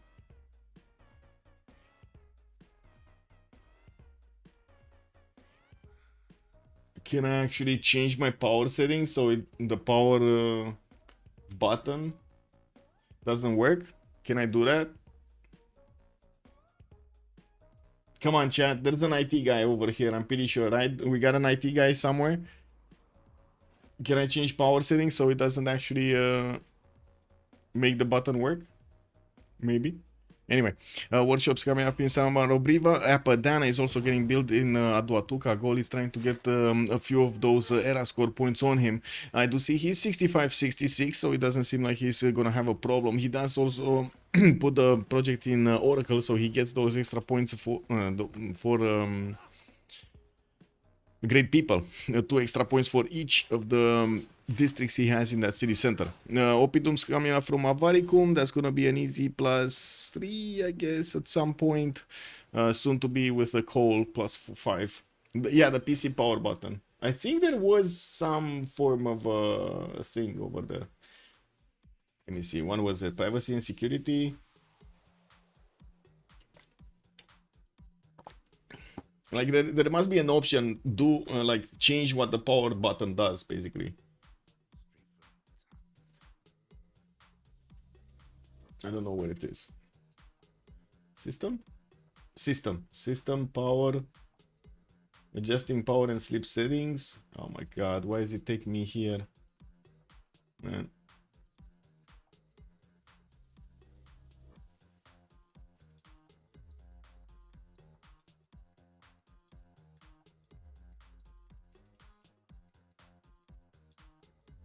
Whatever. Anyway, industrial zones also finally coming down from Rome, so he starts to add more production on his empire. Already at 150, that's more than automation anyway. On goal here, he's on 123. Chandragupta also 110 versus the Hot Sauce's 89. Hot Sauce did manage to get to 62 faith at 10, and I don't think he actually got the second relic in. Well, that is with his second relic. Okay, that feels like that's too little faith anyway. And where is the third relic if he got the second one in? Now we do see, actually no, I don't think he got the second relic because he would need to actually finish his religion, and he didn't finish his religion, so that's with one single relic, and I don't think he actually did manage to get the second one. Can we check? I don't think I can check. Can I check? Krakow has Bones of the Magi, and Temple doesn't have anything. Okay, and in Lodz, maybe the one in Lodz has. No. So, okay, he doesn't have the second one. We do have more campuses, libraries coming in. He's going to get significantly more science than Chandragupta. I do also want to point out Poland usually does want to use his wing hussars, which do require a lot of culture to get to, because the civic to open them is actually Reformed Church, and it's over here, right? He needs theocracy. He's not far away. He needs guilds, and then he needs Reformed Church, and that will be a much stronger unit than Chandragupta can actually withstand as damage.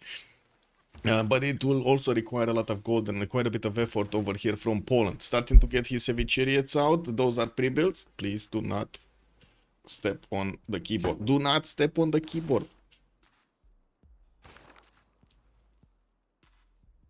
Here. You see this? Go. Woo! Yeah. It is what it is, man.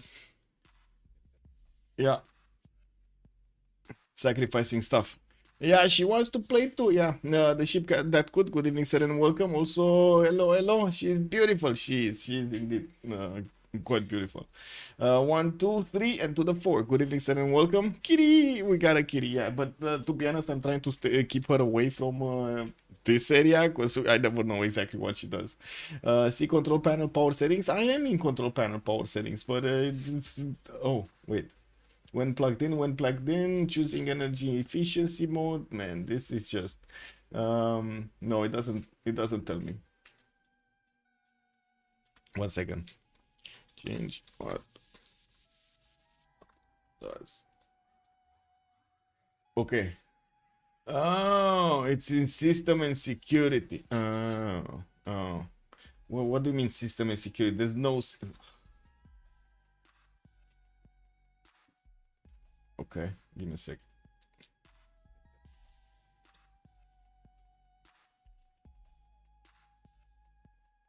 Uh,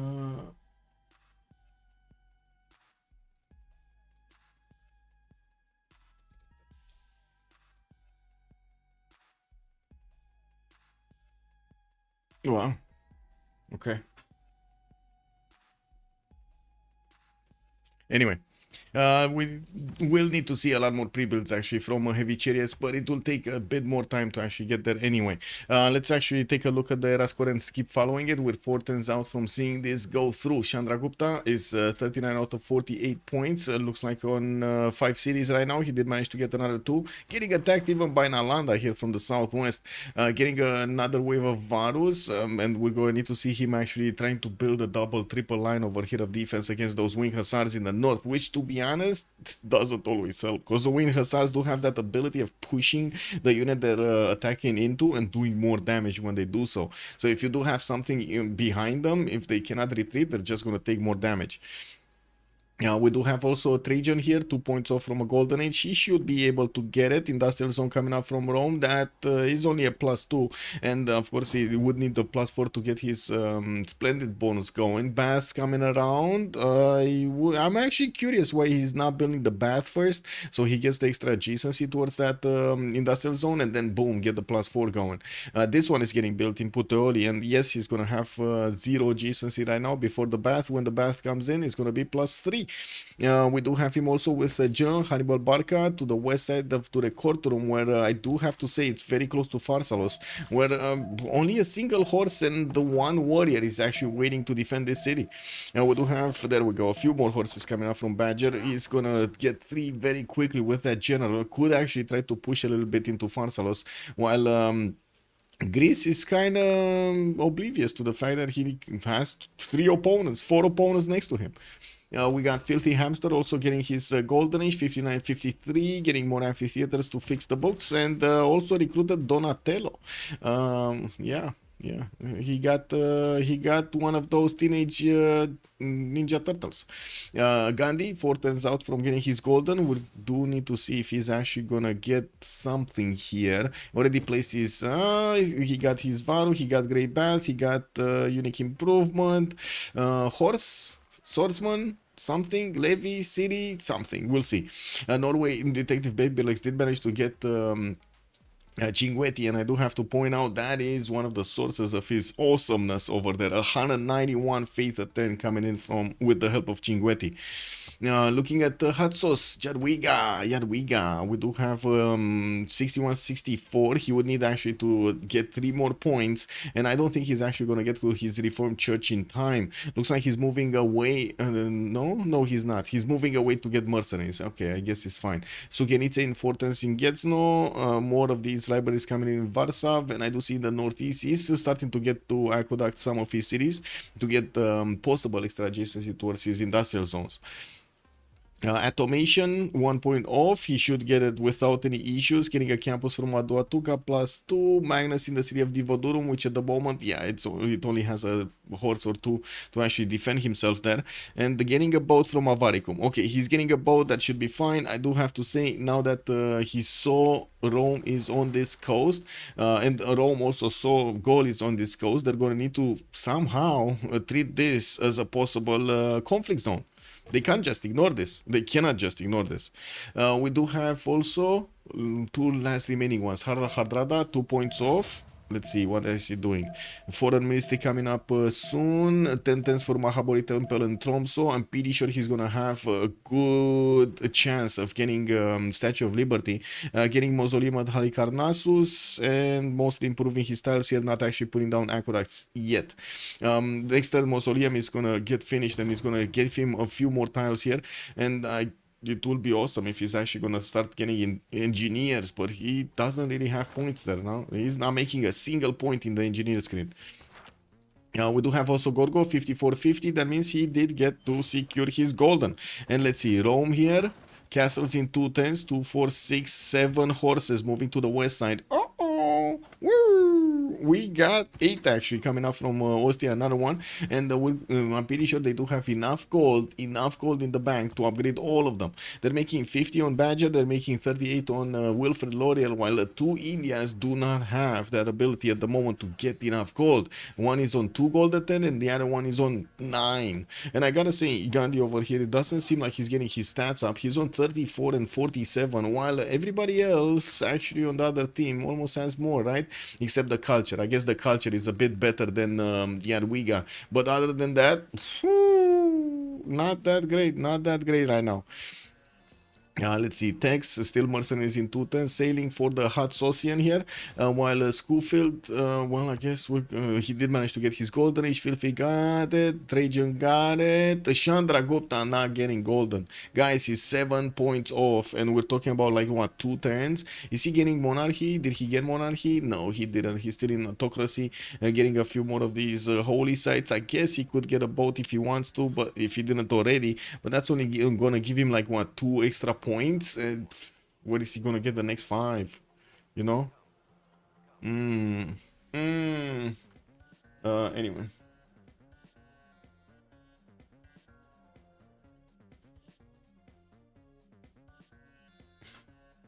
Let me put my chats back in order. He can complete his religion inquisition. Yeah, true.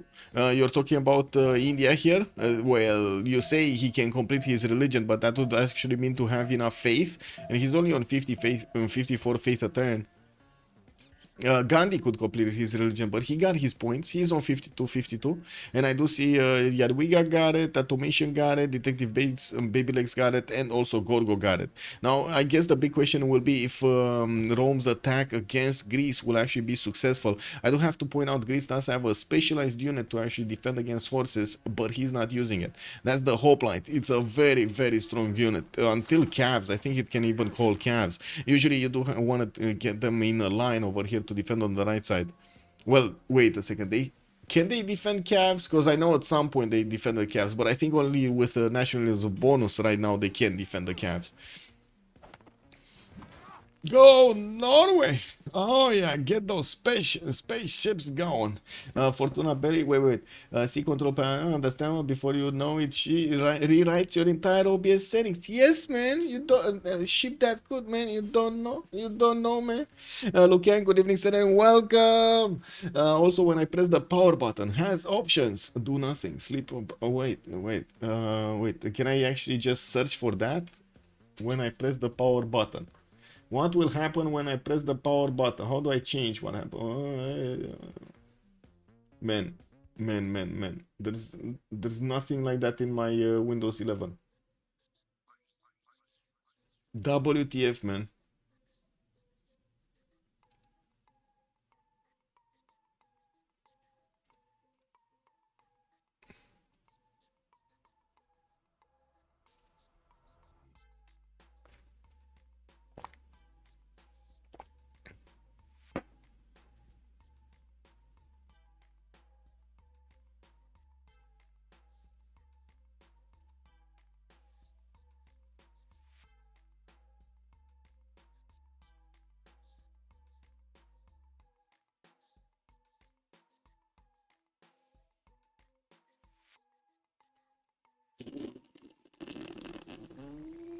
Wow.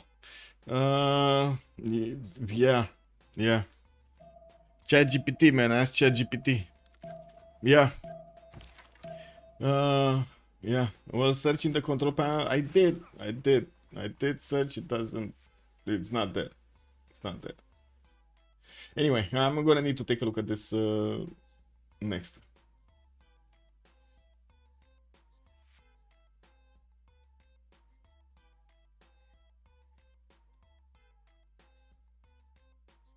Anyway, okay, so this time Rome did manage to get his coursers, and we do have the next era started, so we're gonna need to see them picking up their golden ages. We do have normal age on Chandragupta, and everybody else did manage to get a golden age, which is of course quite unfortunate for Chandragupta, but to be honest, I'm not sure how much he's gonna get to stay in the game here, especially with Hatsos getting ready to smash heavy chariots coming around. Guilds also getting out in 2 turns. We got 3 of these pre-builds. Intelligence agency in Krakow, okay, I see a 4th, I see a 5th pre-build getting out from Bydgoszcz, and Poland, I gotta say, going for intelligence agency is not gonna allow him to use his faith button to actually buy these units. He's on 92. I think he did manage to get his 2nd relic. Yes, Stone of Scone over here in the city of Krakow. He did get it.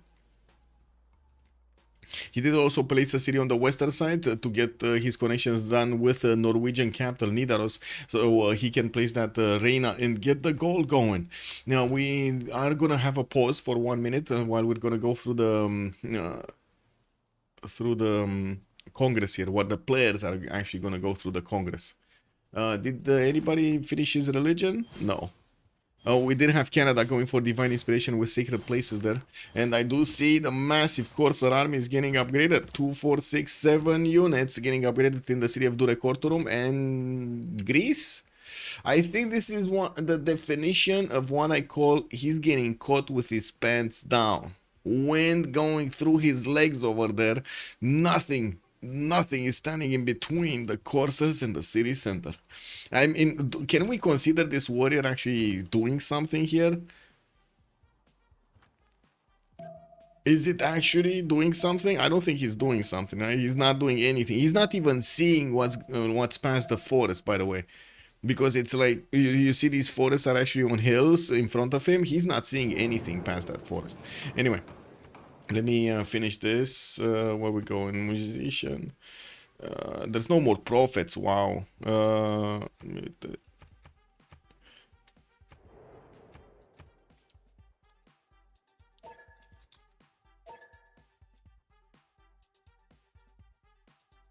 Okay. Be right back. 2 minutes.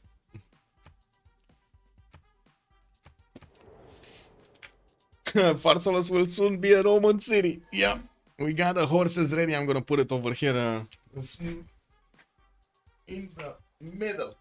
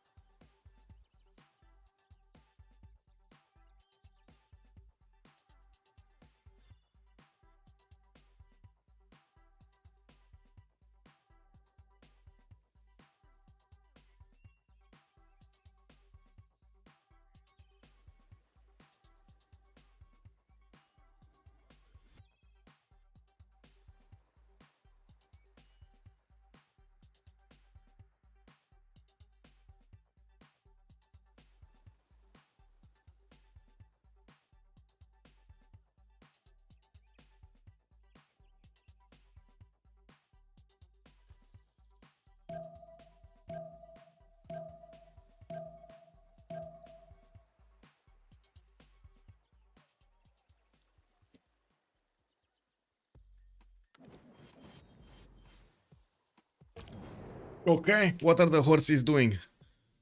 What is the warrior doing? Nothing.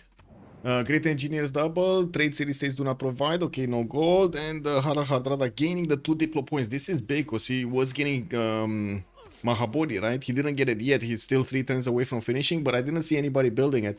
And I guess India, Gandhi would have been able to, but he has other priorities here. He did manage to take Lahore in the meantime. Anyway, Chandra Gupta here is preparing for an all-out war with Poland. We do have Trajan, also 95 science, 86 culture, 216 points of production, most production in the game. Actually, wow, yeah, quite more than Hadrada also. Free Inguri Golden Age, and of course we're going to need to see him attack into Greece here, into the B abuser, which doesn't have units. He doesn't have units. Oh my god. Is this gonna be Rome attacking into Greece, Greece attacking into Canada kind of fight? Because look at this, we got Greece putting quite a few units in Corinth, getting more coursers out, and looks like he's planning something. All of his armies are deployed towards the southwest. Warfare Warrior, 38 science, 145 culture, a single archer on the defense with 1 horse that, I don't know, he took a vacation, he's moving very far into the east side here, but not building any new units, not a single unit. Is he thinking that because he's in the tundra, his cities are just gonna be protected by the players? Lukiang also, but he should use military melee strength for Rome going upright. Yes, he's seeing that going up. Yes, is he just assuming it's going to the east? I guess so. I guess we'll see. I guess we'll see what Rome is gonna do here, or maybe Greece, be abuser is just not seeing that number. Sorry. Question, can the players just look at your stream and know what's happening? Well, it kind of depends what you call know what's happening, because sometimes, well, first of all, I miss a lot of stuff. Second of all, it takes a lot of effort from the players to play the game.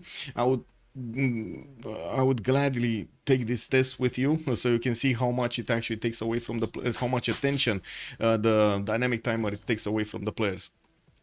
It's very, very hard to look at anything.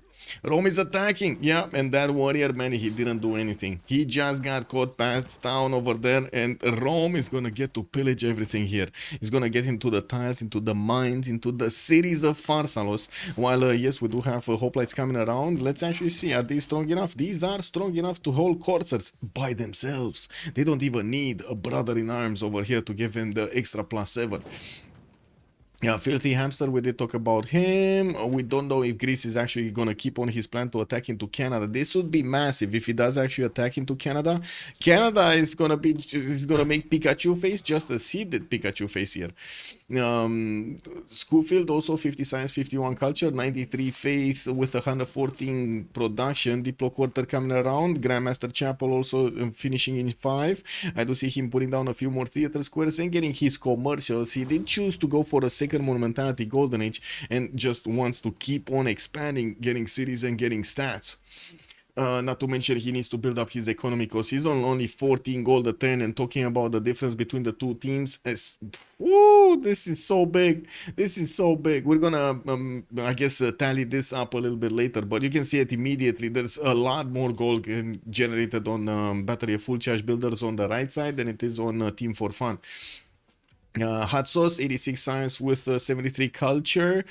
He does have reform change next turn. Printing coming up in 2. He's gonna have that spy already being plugged into the cities of India here. I'm pretty sure he finished his intelligence agency from Krakow, so he's gonna send his spy into Shredreich going forward. Canada can't really defend with its low science. I don't think the science is that big of a problem here for Canada. I'm pretty sure he can get to stirrups quickly, and stirrups should defend with no issues. Horsemen or hoplites or whatever he's gonna get attacked with. It's more an issue of having the units, and this is, I guess, one of the things that a lot of the times the simmers do forget about. Have the pre-builds ready so you can upgrade when you need them. Some of the players do have them, some of the players totally ignore that requirement. We do have automation also managing to get his golden. He's in a pen brush and voice golden age with 80 science and 111 culture. While I do see Rome is pillaging these tiles. Let's see the Mercury just get him the gold there, taking out the horses. There we go, 160 gold. Basically these units just paid for themselves from like 2 pillages. And oh, 3 pillages. He got the trader also. And Pharsalos is going to be taken out. Badger not fooling around here.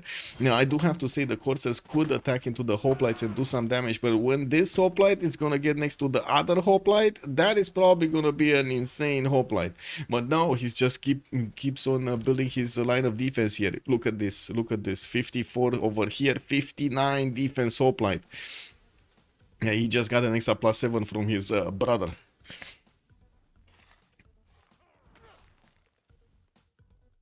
Free Inquiry Golden Age on Detective Baby Legs. We do have 121 science with 89 culture on Varangian. He did manage to get 2, 4, 6, 8, 10 cities around his pond, 11 cities around his pond. Even put cities in the south over here to have access to India. Wait a second. He actually has access to Patna and Mumbai and Lucknow and Srinagar. As in, he can get boats over here to take Srinagar. He can get boats later on as battleships to attack Patna, Mumbai and Lucknow. Not to mention, just put one of those, just, you know, plug him in over there, a nuclear submarine in this bay over here, and he's gonna do the wee against India. Yeah, that's gonna be dangerous. I think Detective Baby Legs is quite dangerous this game. 206 faith at 10, 180 points of production with that Free Inquiry Golden Age, getting projects for campus. That's Newton, as in he's trying to actually get competitive for Newton.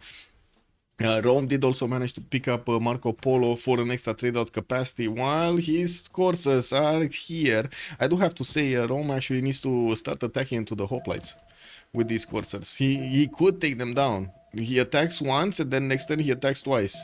Hello, Rome? Do it now. No, he's not doing it. Because next turn is going to be too late, right? The hoplite, the other hoplite is going to come in, and that hoplite is just going to be too strong. Unless he gets crossbows, which he's not getting crossbows. So, yeah. Anyway, Gorgo, 50 science, 69 culture. We do have him deploying his horses towards Canada in the south. And I do see him trying to very quickly build up... What? Very quickly build up his defenses in the north. Now I'm extremely surprised what that horse is doing there. Not gonna lie. That's why I had that reaction of wait, what? Like, why would you put the horse in front? But anyway, because the horse does have less damage actually on the defense than the courser will do, or the hoplite will do on the same tile. Especially against coursers, to be more exact. On Greece here with 50 science and 70 culture, does look like he's getting spied on by Rome, and we do have him getting in common training projects, so he gets another one of these general. I don't think he actually did manage to get a single general. From what I do notice, there's not a single one here. Now, the horses will actually get stopped by the Knights of Canada, and I gotta say Canada right now finally did put a Knight in production in St. John and one in Montreal, coming up in 3 and 2 respectively, while the horses of Greece did not get their Corsair upgrades, or at least he's not gonna get the Corsair upgrades. He doesn't have gold. They have a lot of gold. Like, why is he not getting the gold? Does he not have something? Like, no, he has mercenaries because he's going for exploration, so he has mercenaries. It is what it is, man.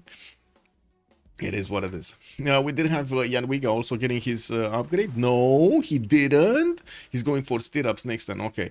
But he did manage to build a lot of pre-builds. We got 2, 4, 6, 8 of these possible heavy chariots that can be upgraded into those wing hussars. And the question will be if they do have the gold. They do. 170, 150, 220, 193. Maybe this is the reason. This must be the reason that he's not investing into this army. Because they want to upgrade Poland, and they don't have enough gold for both of the upgrades. Can Gaul press Rome from the east? Yes and no. As in, yes, he could get some units, but it looks like he already is pressing him with some units. He's not actually putting them next to the Roman units, but he's there. Filthy Hamster just upgraded a knight. Ooh, that would be Canada. He upgraded the knight where? Where did he upgrade the knight? Oh, here in Winnipeg. Okay, west side. West side. East side. India has no idea. No, he has... wait, which India? Which India? Because Schofield is not actually fighting anybody here with Gandhi, but we do have here some fights, right? Poland fighting India. Look at the two shots. The wing hussars are managing to two-shot the Indian troops here. India is only 38 points of science with 34 culture. It does seem like this is gonna be quite a fast attack, especially with 8 wing hussars getting upgraded right here quite quickly. I do see also Poland did manage to recruit Hypatia for an extra library. We do have him getting those heavy chariots from the north, moving forward towards the south. About the Viking threat, no. I mean, I guess he has an idea in the sense that he saw the map. Yeah, he sees this. I'm not sure if he realizes that's actually going to be openable, like navigable, but he sees it. He sees that it might be. There's a chance. There's actually a very good chance that city is going to be on the coaster. Okay, next time the wing hussars are actually going to start moving because they just upgraded. Let's actually take a look here. The hoplites are going to hold these courses no problem until we're going to see crossbows come around from the cities of Rome to actually keep pushing. It's going to be quite painful. It looks like he's sacrificing a few of his coursers to go through the hoplite line, but unfortunately I think Greece does have a more than decent amount of production. He's one-turning hoplite, so he's just going to keep on re-establishing the line with full strength units. And we do have a courser that's being sent towards the west side of Arretium, towards Argos, which I do see a Greek course is actually keeping a hold on that one.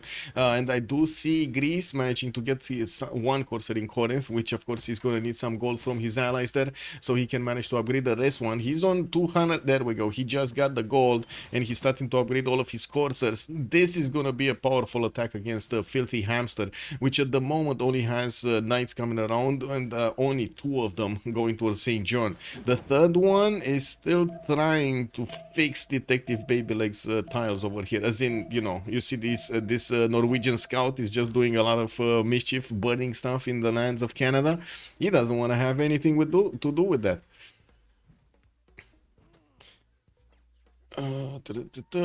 Canada, the question, yeah, okay, got it.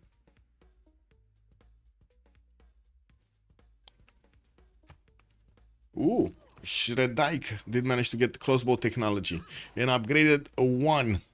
What is the 1? Wait, he upgraded. Oh, he got one actually. He had built one. Okay, didn't spend the gold for it. Oh my god, it's even worse. So now that the general is dead, the wing hussars actually have 85 strength against these Varus. They're just gonna wipe the floor with them.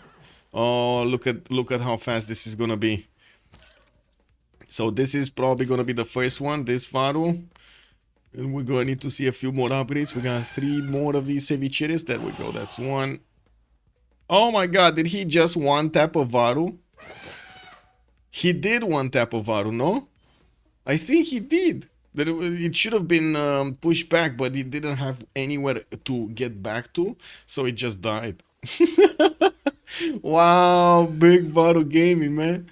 Anyway, we do need to see Poland over here succeeding into the south. I do see he got Omar Khayyam, and in the Great People Scream, Abu is the next scientist. Leonardo da Vinci is also going to be in the engineer screen for the +3 culture on each of the workshops improved there. And I do see Gold did manage to recruit Isodor of Miletus earlier.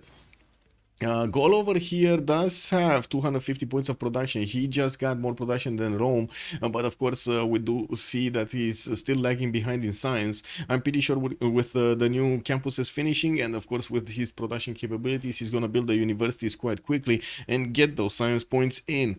Got a knight here, did get a few units next to Divodurum, but is not pushing into Badger, into Rome, towards the west side. While, like I was saying earlier, we do have Rome here trying to poke in, but it's not managing to get through the hoplite line. There is a weaker hoplite, but I don't think it matters over here on the western side. And there is some hope. Like full strength coursers could actually attack into that, but yeah. We'll see if they actually choose to do so. And definitely, as quickly as possible, he actually needs crossbows here.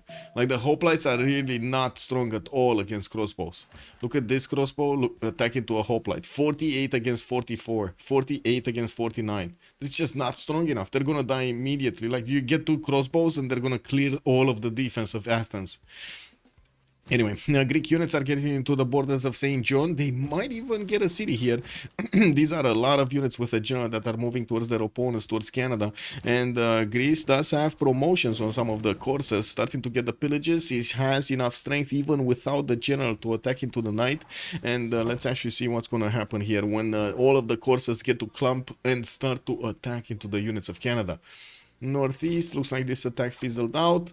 We do have Norway getting boats, galleys in Sarpsborg. I do see also he did get a quadrim here. That would be a pre-built frigate for later on. In the tech side, we do have Hardrada going for education, humanism, and there we go. He actually just got a free caravel. That means he did manage to actually get cartography here.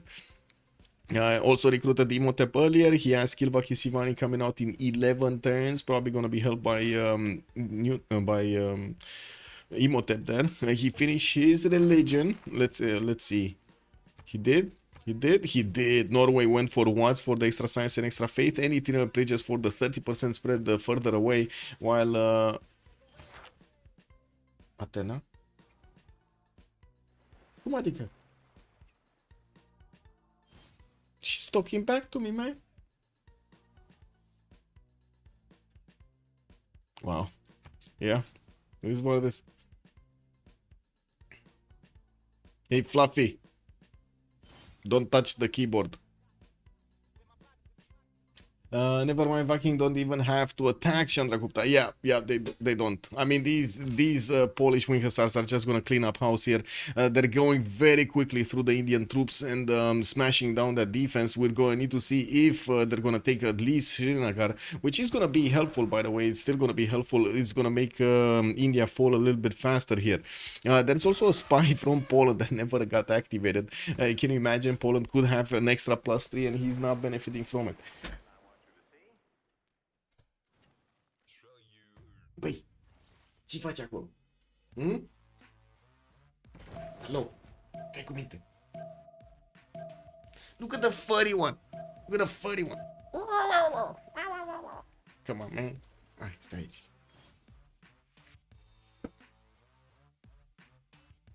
We do have that campus in Warsaw that got destroyed earlier. I'm not sure what happened over there, but there might have been something that actually got to pillage that. Geneva is also here, being kept by the Roman Empire, and taking a look at the Roman Empire's attack against Greece. Doesn't look like it's going.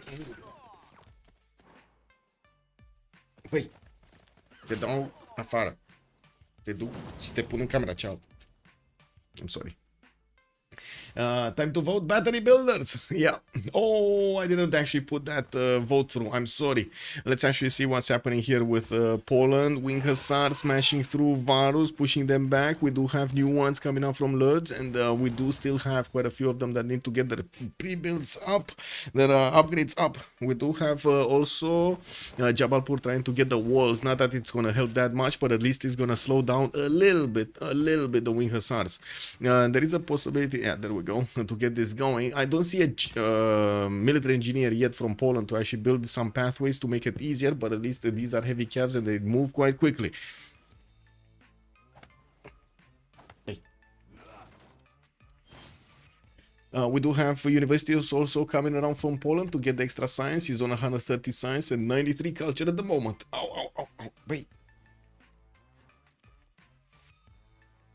Okay, I guess this is chewing time.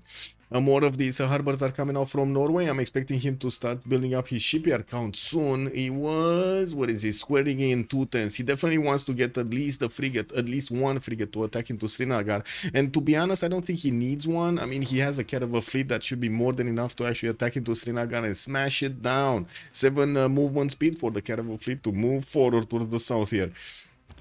India is starting to put some crossbows on the defense. I do see 4 of them are appearing. They can actually do a lot of damage to the Wing Hussars, and he will need something like pikemen at least to hold them out, to hold them at bay. But at the moment, I don't see him having enough of them.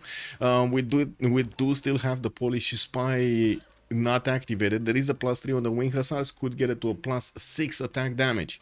While on the other side, Gandhi is starting to make a bit more economy with 48 gold a turn. We got him on 88 science and 65 culture in that monumentality golden age, putting down a few more of his commercials to get the markets out and connect his cities with traders. He does have a decent amount of production and food generation, 160 and 227.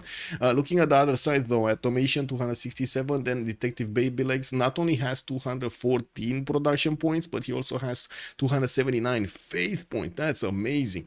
To compare it on Gandhi, he only has 135, 141 right now. Let's actually see what Poland is going to do here. I think he can actually get his units next to Jabalpur and start smashing through that city center, even if it's going to get the walls next turn. It's still going to do some damage there. Now, we do have him just putting that wing hussar and upgrading it, promoting it, I mean. Okay, more damage being done. There's an encampment here that he's not gonna get to smash. He definitely wants to get his extra promotions, and he does have quite a few of them. Oh my god, that actually survived. How did that survive? The Poland does have a promotion on this one. He's just gonna need to get it back, to be honest. India did upgrade a single pikeman in the city of Jabalpur, increasing the garrison defense strength, and is starting to actually put Varus to the northeast to try to stop the bleed, stop the attack. We do have the horses from Poland that were built earlier starting to get next to the Varus to push back, and you do see that India just desperately buying out pikemen with his faith over here. Varangian getting all of his traders connected through the city of Radom with Poland. That's going to significantly increase his gold per turn. He's on 105 right now, while Poland did jump up to 100. I do see him also getting a few more traders. Stave Church in Kristiansand, okay, and getting a wave of builders here. Colossus getting built in Oslo for an extra trade out capacity, and I'm a bit confused why his caravan fleet is now moving to the south here. Why is he not moving to the south? Hey, that's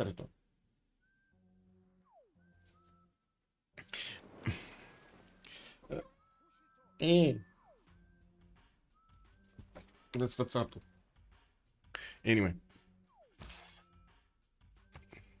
Science City States. Nalanda kept by B Abuser, and but that's Gorgoin. Geneva is being kept by Badger, so it looks like each of them do have one of these Science City States on their side. We do have Hot Sauce also needing to replace that full HP Wing Hussar. Varsav did upgrade all of them. I think he only has a single heavy chariot that did not get upgraded. And I do see 1, 2, 3, 4, 5, 6, 7. Okay, 8, 9. Okay, that's fine. That's I don't think he didn't lose a single Wing Hussar. That's what I wanted to check. The walls are going to be up in Jabalpur, and I would expect when he's going to see the walls to try to get some catapults here from Lodz and Gesno. We do have him choosing to go for the university so he can get that extra science through, and of course that actually gives him quite a significant advantage, keeping up his edge against Chandragupta. Okay, did manage to get his Wing Hussar out of the way. Has another one that is getting smashed right now, but he's going to get a promotion. Oh my god, all of the units of India did shoot. They didn't manage to bring it down, and now Poland has free reign to attack into more units here, make way to put them around the city of Jabalpur, and I do see him chewing through the right side also. That's gonna be a trade though, I think. No, it's not. Wow, horse actually stood alive there. I do finally see Poland managing to promote, well, I guess activate his spy over here in Bangalore, so he does manage to get that extra +3. He's on +6 attack bonus from his Interon opponents.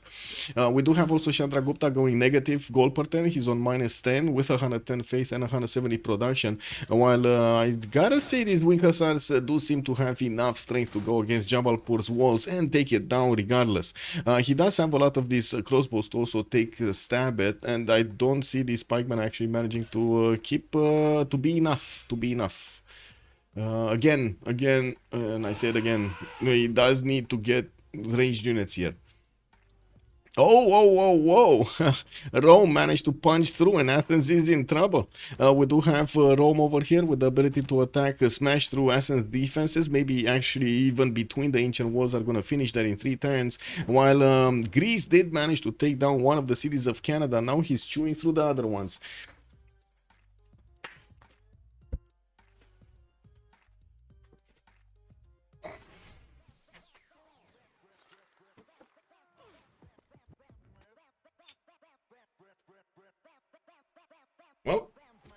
You know how it is. You say it once, you say it twice, you say it 3 times, and then kick her out of the room. It is what it is.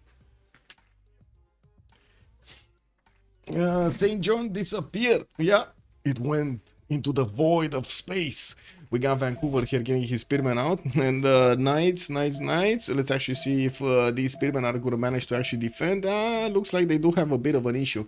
Next turn, no, Wilfred will need 2 more turns to actually get his military tactics up, so he can upgrade these spearmen into pikemen.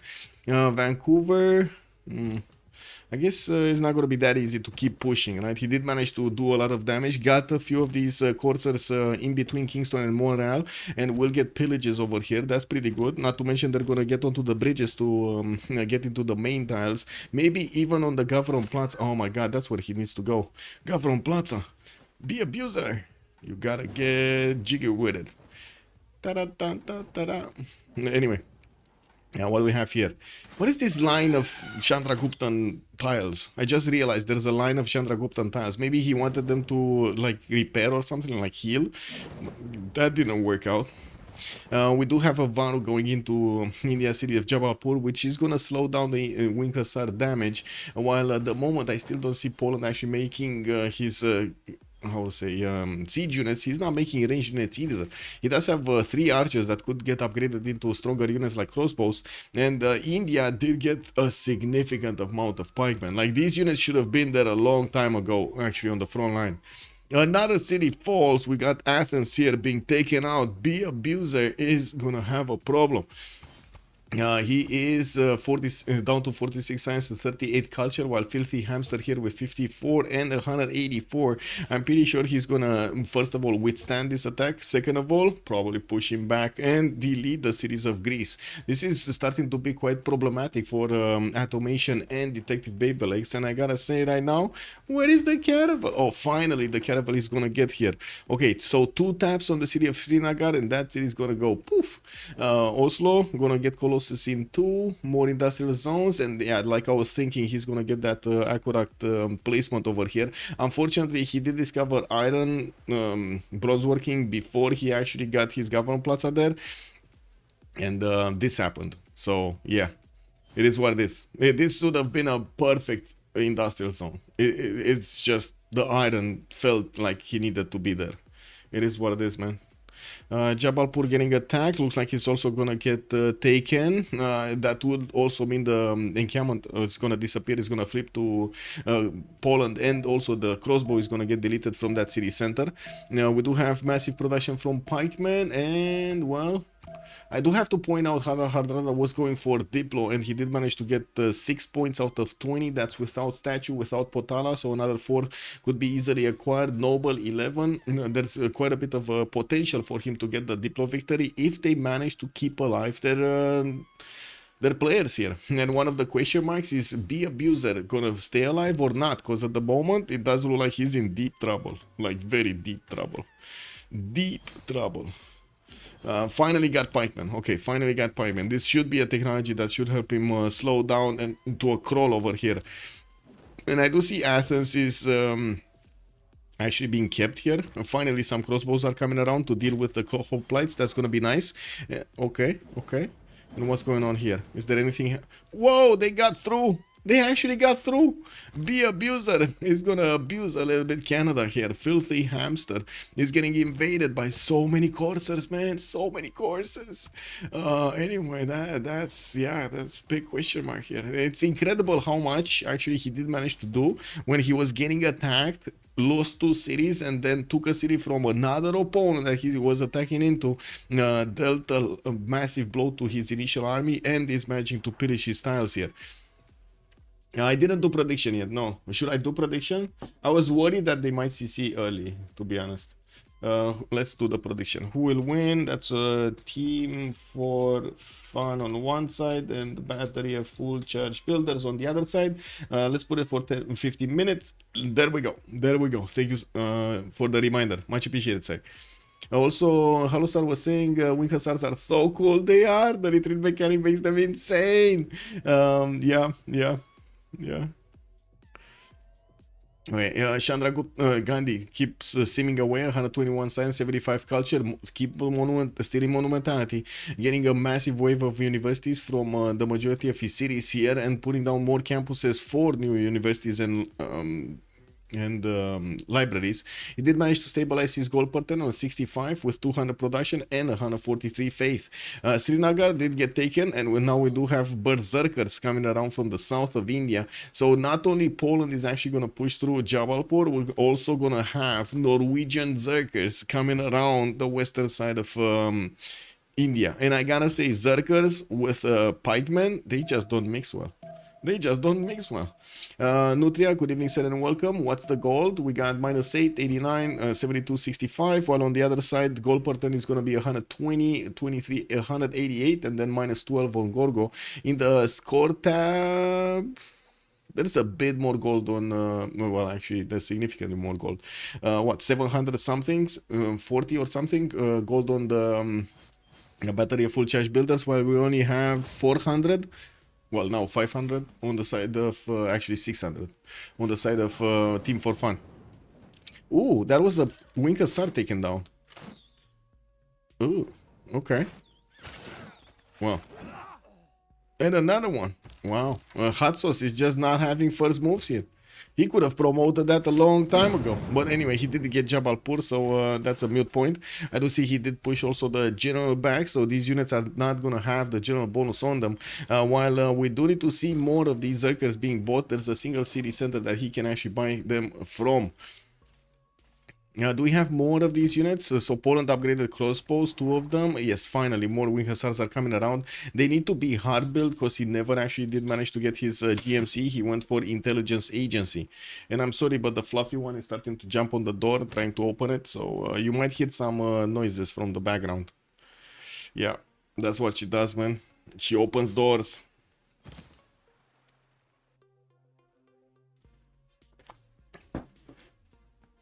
All of the doors.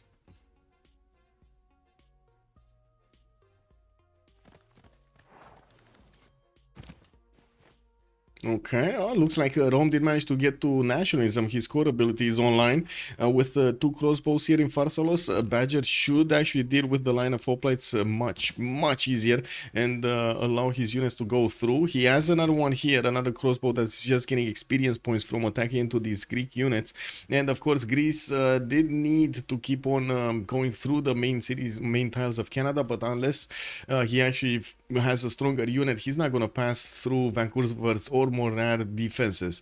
But it's good that he's getting all of these pillages done. That's a lot of culture that he did manage to acquire and slow down Canada quite a bit. Still, Filthy Hamster is 53 science with 180 points of culture, but only 130 points of production. That's quite terrible, actually. Quite terrible. Okay, first the Berserker coming towards Padna. We got crossbows over here to shoot them back, and this is gonna be a good unit to actually counter. The Indian crossbows do deal a lot of damage to the Berserkers because the Berserkers do have that ability of doing more damage when they're on the offense, not defensive. They have an extra plus what? Plus 10, I believe? Yeah, plus 10 when attacking. It used to be plus 15, but they were a bit OP when they were plus 15. You barely had the ability to defend against them.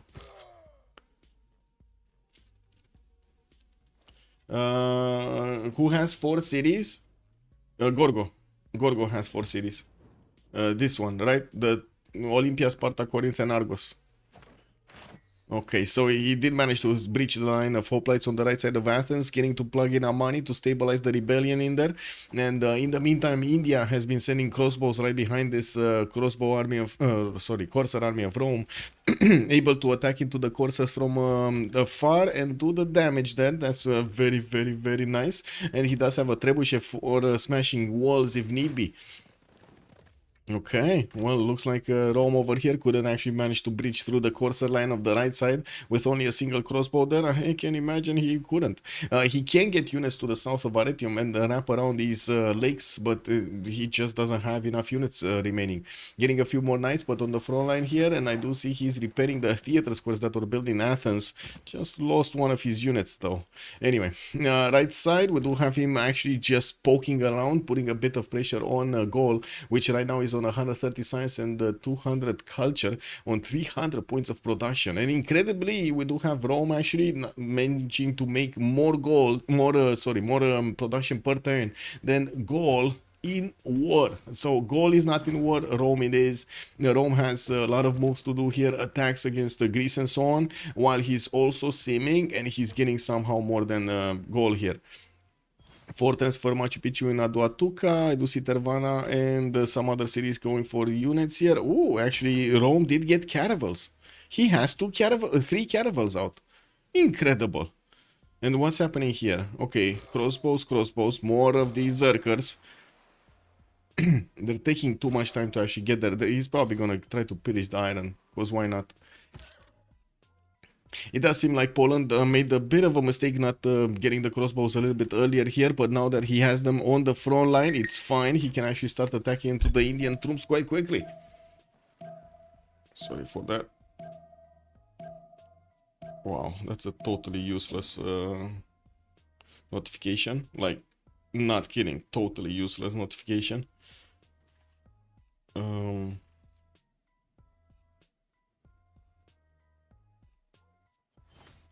Wait. I need to turn off the alarm. I had an alarm put. Give me a sec. There we go. Okay, well, that iron tile did get pillaged. We do have Norway just getting more Zerkers in the meantime, and by the looks of it, there was an Indian VAR also deployed there to the south. India is still focusing to, Chandragupta is still focusing to defend from Poland, Poland being the massive target here in the north. We do have also the core ability starting to show up on Hassos. He didn't actually core up his units, and he's down to only 4 wing hussars from the initial 8 that he had. Now, we do have new ones that are coming in, but they're slowly coming in. It takes quite a bit of time to train these up and send them to the front line. Like 4 or 5 turns, it's a bit too much. The good thing is when these wing hussars did get cored up, they're 92 defense strength, and the pikemen just lose so much attacking into them. We're going to need to see if Shredreich is going to want to actually sacrifice basically his pikemen, because there's no other way to say it, right? He's sacrificing his pikemen. Vikings get more faith than the whole other highlands. Yes, Suko Supreme. It's amazing what Hardrada is doing here. 434 faith a turn. 434 faith. Campus research projects, we might be seeing. Oh, they didn't even get there yet. Wow, unbelievably, they didn't get to Newton or Ibn Khaldun here. Gaul is on 14 scientist points. We got India on 46. Looks like Rome on 16. Poland 15. Norway 4. Canada on 3. In the engineer screen, I do see Mimarsina, Giovanni de Medici is the merchant, and I do see also in the generals, Gaul making points, India, Chandragupta making points, Poland making points, Greece, Rome, and the other India. Oh, actually, wait a second, we got an encampment here somewhere? We do have an encampment from Calcutta, from India, Gandhi. And I do see he's putting a Varo right in the face of these Greek units, so he can apply the -5 against them while he's going to keep on shooting them with the crossbows to deal the damage. Good evening, Lancer. Hello there, sir. Oh, yeah, it was quite early. I know. I'm pretty sure a lot of people didn't actually expect this stream because it was so early in the day. 1600 GMT. It was also kind of the only game that was here. Like the other one was but it was much earlier. The finals from the 2v2s were today. That I have no idea. I think Hannibal actually streamed them. And I don't think we had another game. As far as I know, I looked in the CVFR.com, but they didn't have another game, so... Oh well. Tomorrow, Freitos de la Vega going against D-Shark. We got tomorrow, yeah.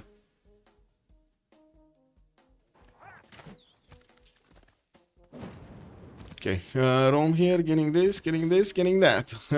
Did manage to punch through the eastern side, but Argos did resupply it with new units. Looking at Varangian, we still don't have him actually making a lot more units. He's just getting those from Srinagar, which again got liberated. So unfortunately, 3 cities, men-at-arms, are going to be here, keeping that city from being taken. Greece does have a galley, which I have no idea what is he doing with it there. He did levy Nalanda, and he really needs to get GTFO out of there with the galley, right? Needs to make space for Norway to get the city of Srinagar again. to be able to keep on buying berserkers. To be honest, he shouldn't even put the berserkers in the face of India. He should just get them in the water and take out Lucknow, take down Mumbai, because I mean they move so quickly, they have no disembarkment cost. It's very efficient to actually use the berserkers like that. We also will have a Norwegian frigate coming around the bend here in the lake, and the question mark in my mind is, can he get quickly to battleships? Because his industrialization next turn, civil engineering next turn, and I would say that's a big yes. That is a big yes. 200 science, it should get there quite quickly. Greece wants an escape city. Yeah, he did manage to get one. Olympia moving to the west side here. India, Gandhi does have a horse next to him. Maybe he's going to manage to sniff away this settler. There is a Roman spy in that city center, and of course Rome will know about this if he looks. Yeah, we do have Greece also. Oh my god, look at how much damage he did here. He pillaged so many of these districts. So Wilfred Laurier lost like at least 20 culture or 30 culture from his side. He still owns 57 science. He lost quite a bit of gold per turn, and of course he's forced to actually get all of these units to attack into the Greek ones. I'm a bit surprised he's not actually smashing through the Corsair defenses, but you know, it is what it is now. It is what it is. That city in the coast? What city in the coast? Oh, you mean this one? You mean he wants actually? Well, he can't keep it. I mean, that would be awesome. Don't get me wrong, but I don't think he can keep it with the galleys. With the loyalty, the capital city of Chandragupta is right next to that city center. Even if it is like Dark Age, it's still gonna apply too much pressure. Why is the vote so decisive on battery of full charge builders? The X07, good evening sir and welcome. It's a slaughter, my poor Canada! Canada! Yeah, well, what can I say here? I think the viewers right now are actually looking at the stats on the right side and they're thinking, oh my god, that team is booming, except Gorgo, which is, as you can see over there, bleeding cities on the right side, but still holding strong. I gotta say, Gorgo over here is still holding strong. He didn't lose much, and he did manage to do a lot of damage to Canada, slowing him down. So giving chances, giving his team more time to actually get on the same, get an advantage against their opponents. I think the question mark will be if we're actually gonna have how to say, we're gonna have a player being taken out entirely, like Chandragupta, for example. There's a very high chance Chandragupta is gonna be taken out entirely. That will just secure the victory on the side of battery full charge builders, because they're going Diplo. They're gonna have a lot of Diplo points anyway coming around from his cities. From their how to say, city states and bonuses. You can see the 138 already, 181, 212 on the Hardrada, and the 120 over here on Gorgo, while on the other side there's 100, 170, 188, 112. There's definitely less Diplo favor on that side. Yeah, we're going to need to see if this is going to be the way. And of course, with Polish wing hussars, unfortunately, the slowdown of the Polish wing hussars getting onto the front line is putting quite a bit of a problem on Poland here. He needs to resupply his front line. He needs to put more pressure on India, so he doesn't let him rebuild his military here, and also doesn't give him time to get stronger units, because the more time you give India, the better the units he's gonna have.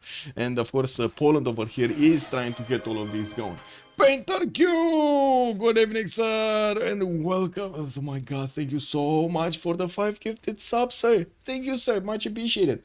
I don't remember seeing 2 Indias on one team before. Must be rare, and a pretty rare pink Canada. Yep. Sandorius also, good evening, sir, and welcome. We got quite a few new subs here. Let Destructron 12, Zebed, Play Today, Alinas, and Spoon. Welcome, sirs. Welcome to the subs, and I do hope you're gonna have a great time with the emotes. Thank you so much, Painter Q. Much appreciated, sir. Let's take a look what's going on here. Okay.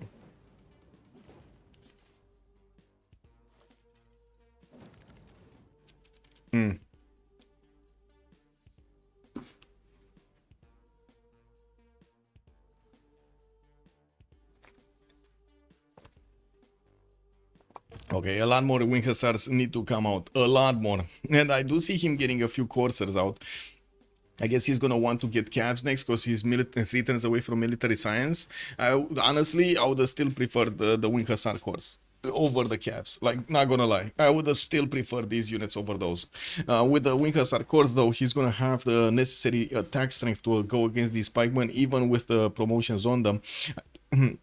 I do see the frigate is also going to get used over here against the Indian troops. It shouldn't take that much damage from a single crossbow, and I guess Srinagar might actually get taken back over here by India.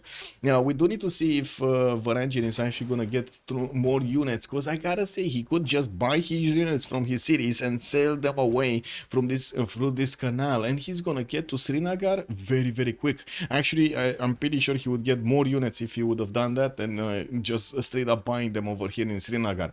How much movement is there for a single berserker moving? Is it like five tiles, or is it 6 tiles on the seas? Or is it 4? Wait, I don't remember. What was it? Come on, guys. Come on. Somebody must know this. Berserkers, right? Berserkers. He gets 2 movement speed if the unit starts in his territory or is embarked. So he's getting 4. I think 4, right? It's a base 2 plus the 2. So it's 4. Without any other bonus like general or something. That's it. I'm pretty sure he gets the bonus from the general also on the speed, but there's no general, so you know, mute point. Anyway, let's see here. Looks like with more crossbows appearing from Rome, pushing into Argos here. Looks like Greece did manage to get his core ability also, and has stronger units to actually fight with. In the south, we do have Canada coring up his own pikemen and managing to push back some of the courses of his opponent. But Greece just keeps on moving and pillaging and moving and pillaging and moving and pillages. With the Mounties coming around, that's going to be a much stronger unit than the Corsair can handle. But Canada doesn't have his GMC online. It was pillaged, and not only that, but the Government Plaza and the audience chamber before it got pillaged. In the era score screen, we do have Chandragupta managing to get Golden Age. Rome is 2 points off from getting a normal. We do have Wilfred Laurier also very far away from getting a normal age. Gandhi 9 points off from getting a normal age. Not even, like, we're not even talking golden here. 6, I think, because of text. Oh yeah, the text also. The text also. Yeah, you're right. You're right. You're right. You're right. The text also. Jabalpur got the walls chopped with the stone, and it does seem like Poland does have enough units to keep on pushing. He just is needing to, you know, wait a little bit to take all of those units down, bringing new courses that will get the cav upgrade while they are arriving in the cities of Jabalpur here. And yeah, there we go. Wait, this might die actually. This Wing Hussar core might die. Will Shreddike see this happening? And oh my god, look at the right side over here. We got the Polish crossbowman cores actually in trouble, but they're doing so much damage anyway. Anyway, let's keep blue. Poland is going to go Dark Age. We do have Ambiorix getting his Golden Age. He did manage to get encampments on the west side. Only one though. And I do see he's building up his Alhambra for an extra military policy slot to use. And we do have also Bolshoi Theater in Aduatuca. He built a Temenanki. I guess that's just for the points, because to be honest, he's not getting that much from it, right? A single science point, 2 science points, 1, 2. Is he getting anything else? No, 2 science points and that's it. He started building up a fleet in Avaricum and wants to actually... Oh my god, Rome over here lost his 3 frigates. There were 3 frigates here from Rome. All of them got taken down. All of them. So let's actually see Rome rebuild his fleet and then take on the Gallic fleet, which is right now getting bigger, stronger, faster. He didn't even manage to take down the privateer. I would have thought that would have been an easy kill, because this privateer is 2 shot from caravels usually, and it was visible over here on the 1-1. Huh. He probably focused all into Avaricum, couldn't take that city because he didn't have a frigate, and then got taken out by the trebuchets basically. Oh well. That's kind of weird. That's kind of weird. Anyway, as in, I'm surprised that this attack didn't go through. India, Gandhi getting Albany, and I do see more spies. We do have on the west side also some more of these courses coming around. While Poland, let's actually see Poland. Wow, that Wing Hussar is still alive. I cannot believe this Wing Hussar is still alive. I mean, sure, it would have been a big sacrifice, but he will lose these units anyway.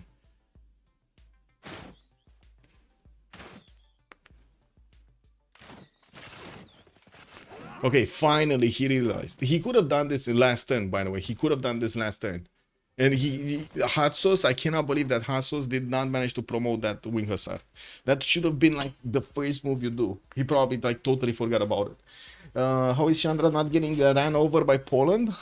Poland didn't resupply enough. So there's usually a balance in production that you do in the game. So imagine you have like one big production bucket, right? And you just keep pouring that bucket into different stuff. You're gonna have like two different other buckets than the production bucket. One bucket is gonna be for war units or anything you need to do to offend or defend, and on the other side, you're gonna have the production for simming, right? To get more bonuses out of your empire.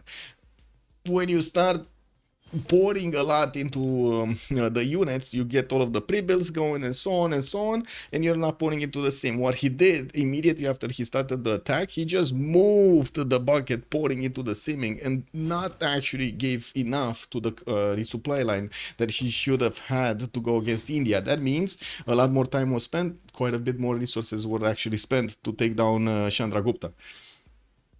But at the same time, I do have to say, however, at the same time, he kept being relevant over here in the science, in the culture, and in the production. So you be the judge of that. You be the judge if he did well or not. It's not like India was going anywhere or getting bigger in science and culture in the meantime.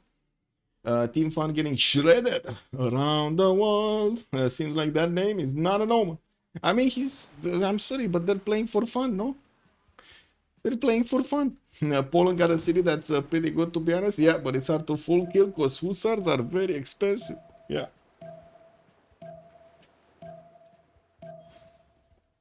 Makes sense. I got FFA brain. I either go full military or full sim. Yeah. It's too expensive to full kill with using Wing Hussars. Blazecat Games is saying. Okay, so we're gonna have another one of these pauses here, and we're gonna come back after it. I do see Rico and Mimi. Okay.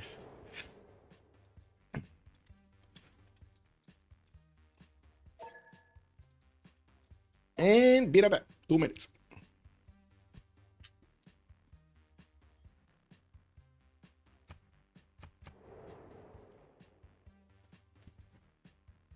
Oh, it is 5 wood frigate. Thank you so much, by the way, on YouTube. Much appreciated, sir.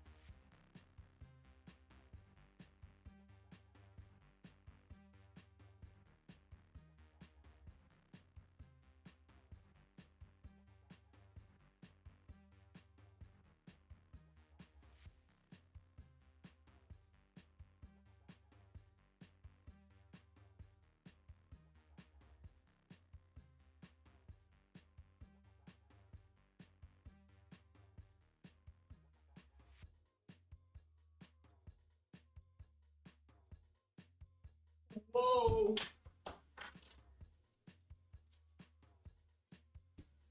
What happened with the disconnect? Did the game just freeze? Did the game just freeze? It froze. Whoa. Man. I guess I need to stop this. Yeah. Wait.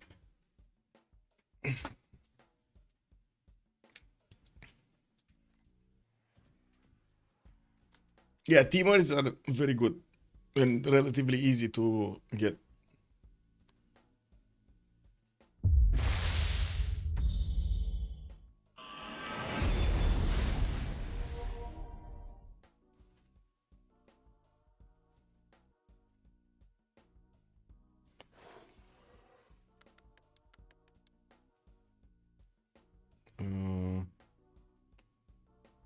Was it here?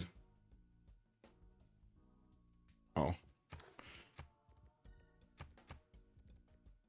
Oh wow, it remembered. Perfect. Oh, I think the whole game actually crashed because I don't see the host anymore. The lobby is not up.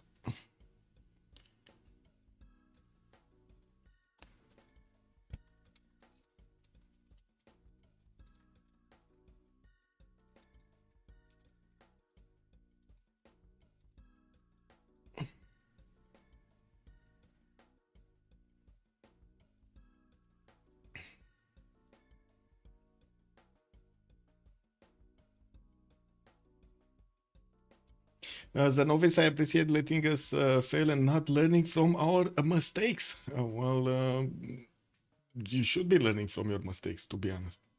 And others should be also learning from their mistakes. That's the whole point that I started actually streaming so long ago. Like back in the 2019, when I started streaming, first of all, there weren't that many streams around. We had like League maybe, and that's about it. And the players didn't want to teach anybody. Like really, it was quite a weird because we were so few of us, and they didn't want competition basically to learn from what they already knew. Nobody wanted to teach anybody. So I started streaming to actually try to get the information out. Okay, we didn't know that much Civ6, we didn't know that much of the game and so on, but just keep on doing, keep on playing, I would say get the knowledge in.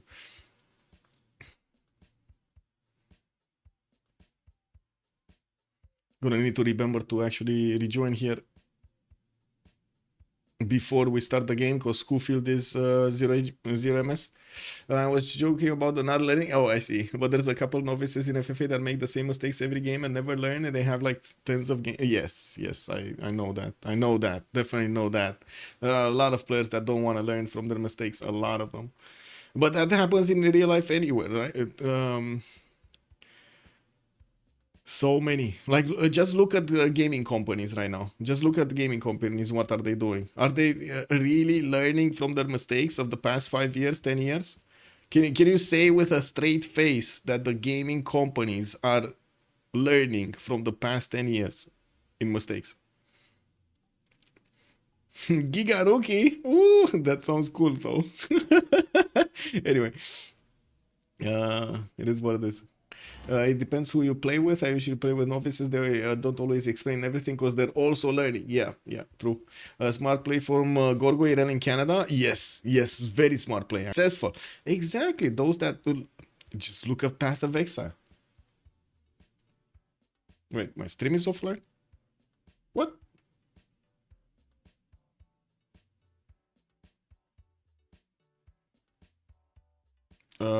Yeah. Guess it is what it is. My stream is going everywhere. Is it stabilizing? Another one of those spikes. Yeah. Okay. I mean, it went to 0, then to 15,000, then to... It's going everywhere right now. Wow. Internet having issues. By the looks of it. I just hope the live stream on YouTube didn't stop. Because this is bad. I'm gonna need to make a new one, and I don't want... I mean, it takes time.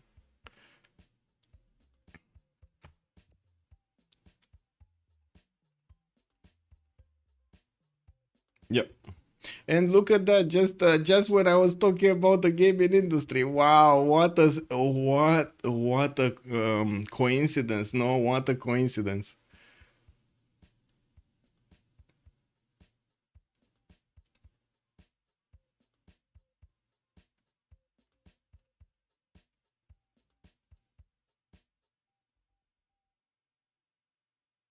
Okay.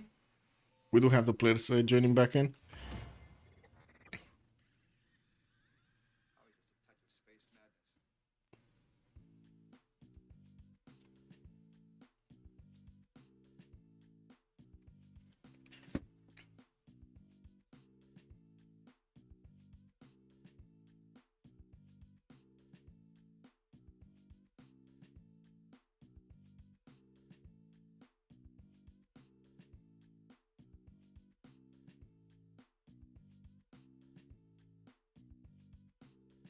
And another one.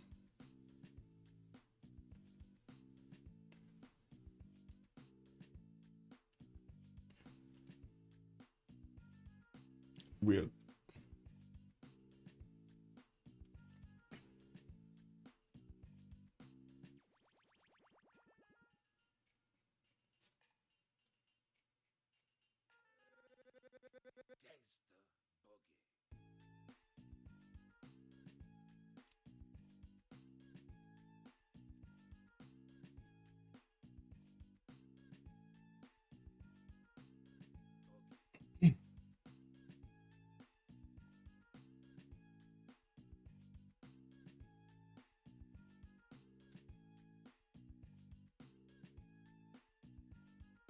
It's back. Should be back, no? It lagged again. Like it's going all over the place. I gotta say that. It's going all over the place. I don't know what's going on. But I don't really want to click the reconnect button.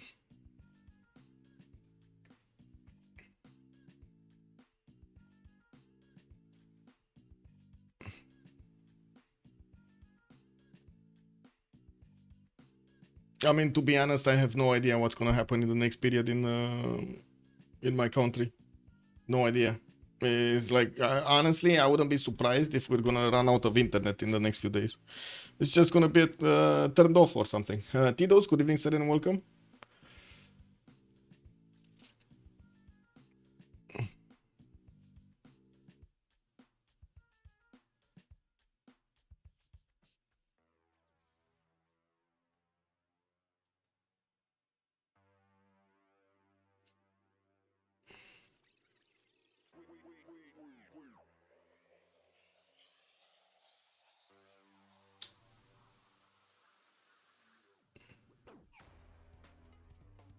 Well, I don't think I'm the only one that has problems, though. Oh well. What happened recently? I mean, what didn't happen? So, we had the elections, right? Or some elections. And there were elections for the parliament, for the government, and also for the president of the country. And what happened was during the phase before the elections, basically the marketing phase, we did have quite a few politicians appearing and having a lot of, like on TV, having a lot of points in the polls and so on and so forth. Like a lot of them, and you know how it is in American media also with these polls. And then when the voting came through, it seems like one of the ones that had like 2% or something like that in the initial polls got the win. And he and the lady did manage to get into the second round. Stuff happened. You be my guest to actually see what happens. I'm just saying what happened. I'm not saying who and what. And then a few days later, they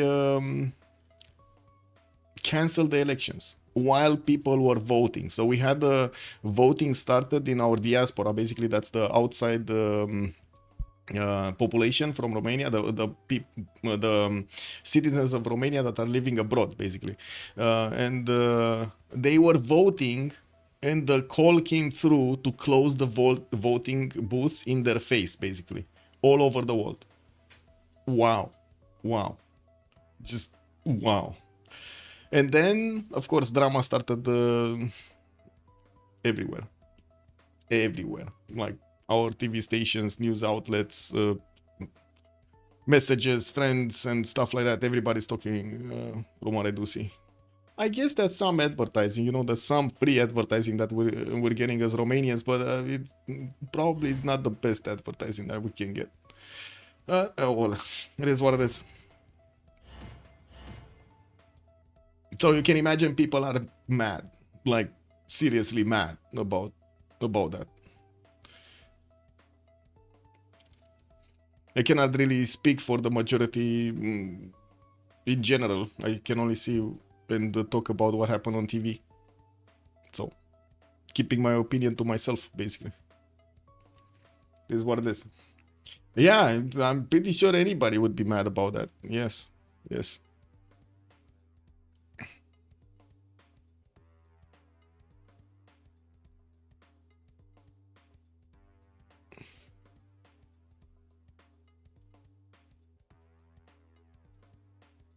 There's, I guess in the simplest terms that I can explain what's going on, there's a continental shift when it comes to world powers. And right now, the multipolar world, basically the multiple continents are starting to smash through each other. And exactly like in the continents of a planet that are smashing through each other, well, it generates problems.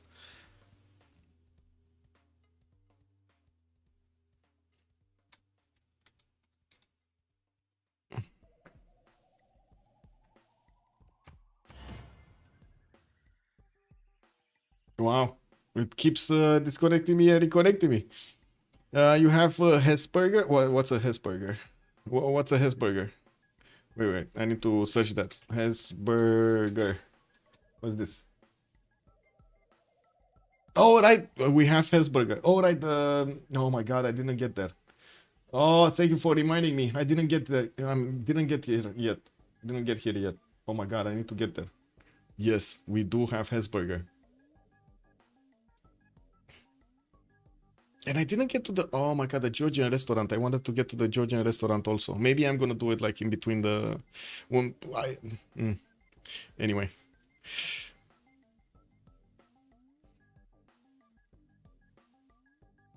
Like in between Christmas and, to finish my sentence, in between Christmas and New Year's. And we're loading it. Is it that good? What, Hesburgers? I have no idea. That's why I'm very curious. Uko Supremo's telling me about it. Then I gotta watch. I gotta watch, you know? Gotta see. I'm a curious mind. I gotta see.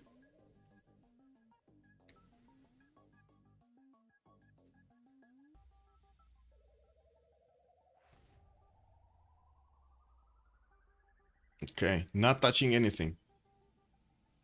No touchy, feely. Nothing.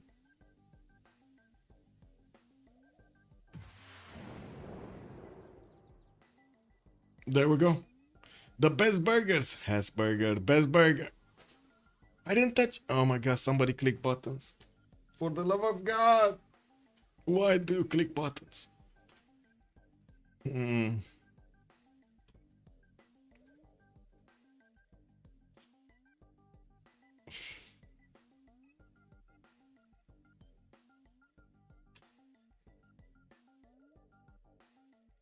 Yeah. Nuclear bomb. Tic-tacky.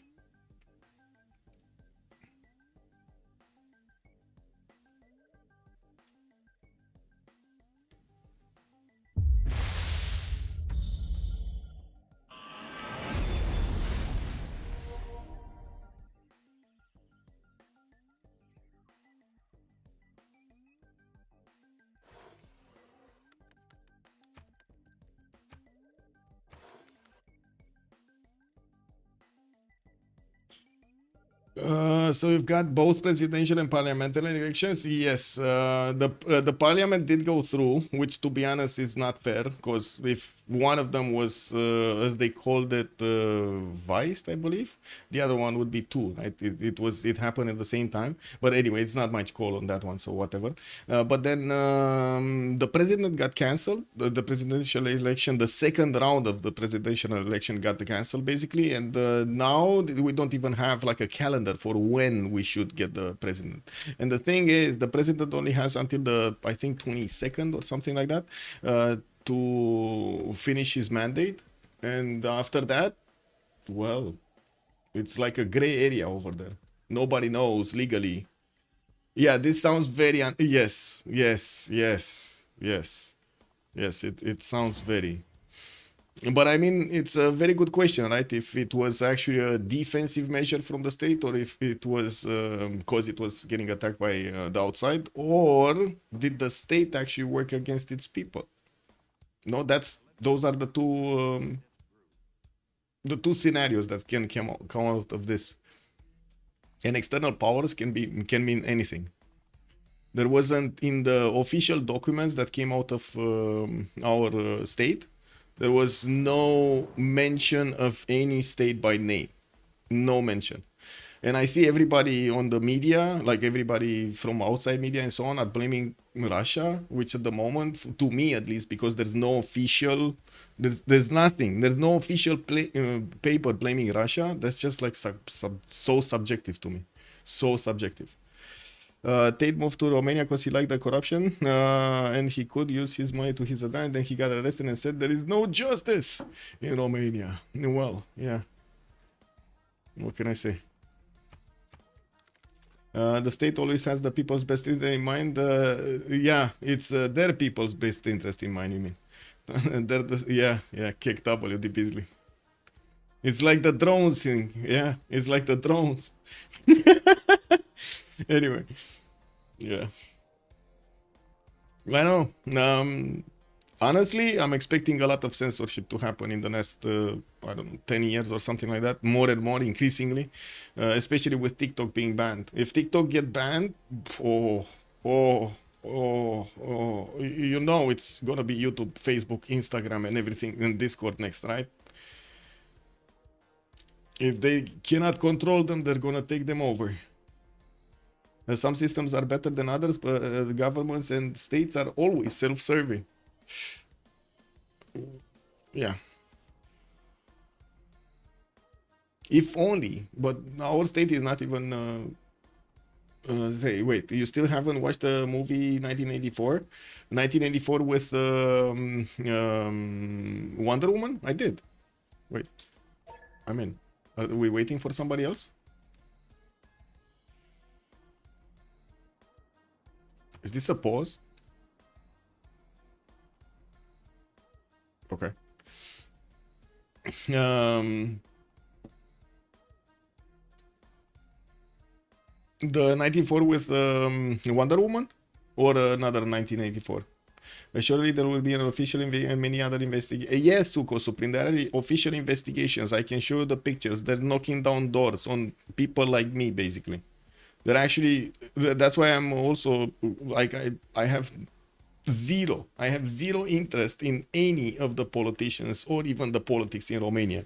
And they're knocking down doors on people that are content creators like me, or supporters, followers, whatever they are on TikTok, on Facebook, or whoever supported one of the guys. Right now, they're getting investigated.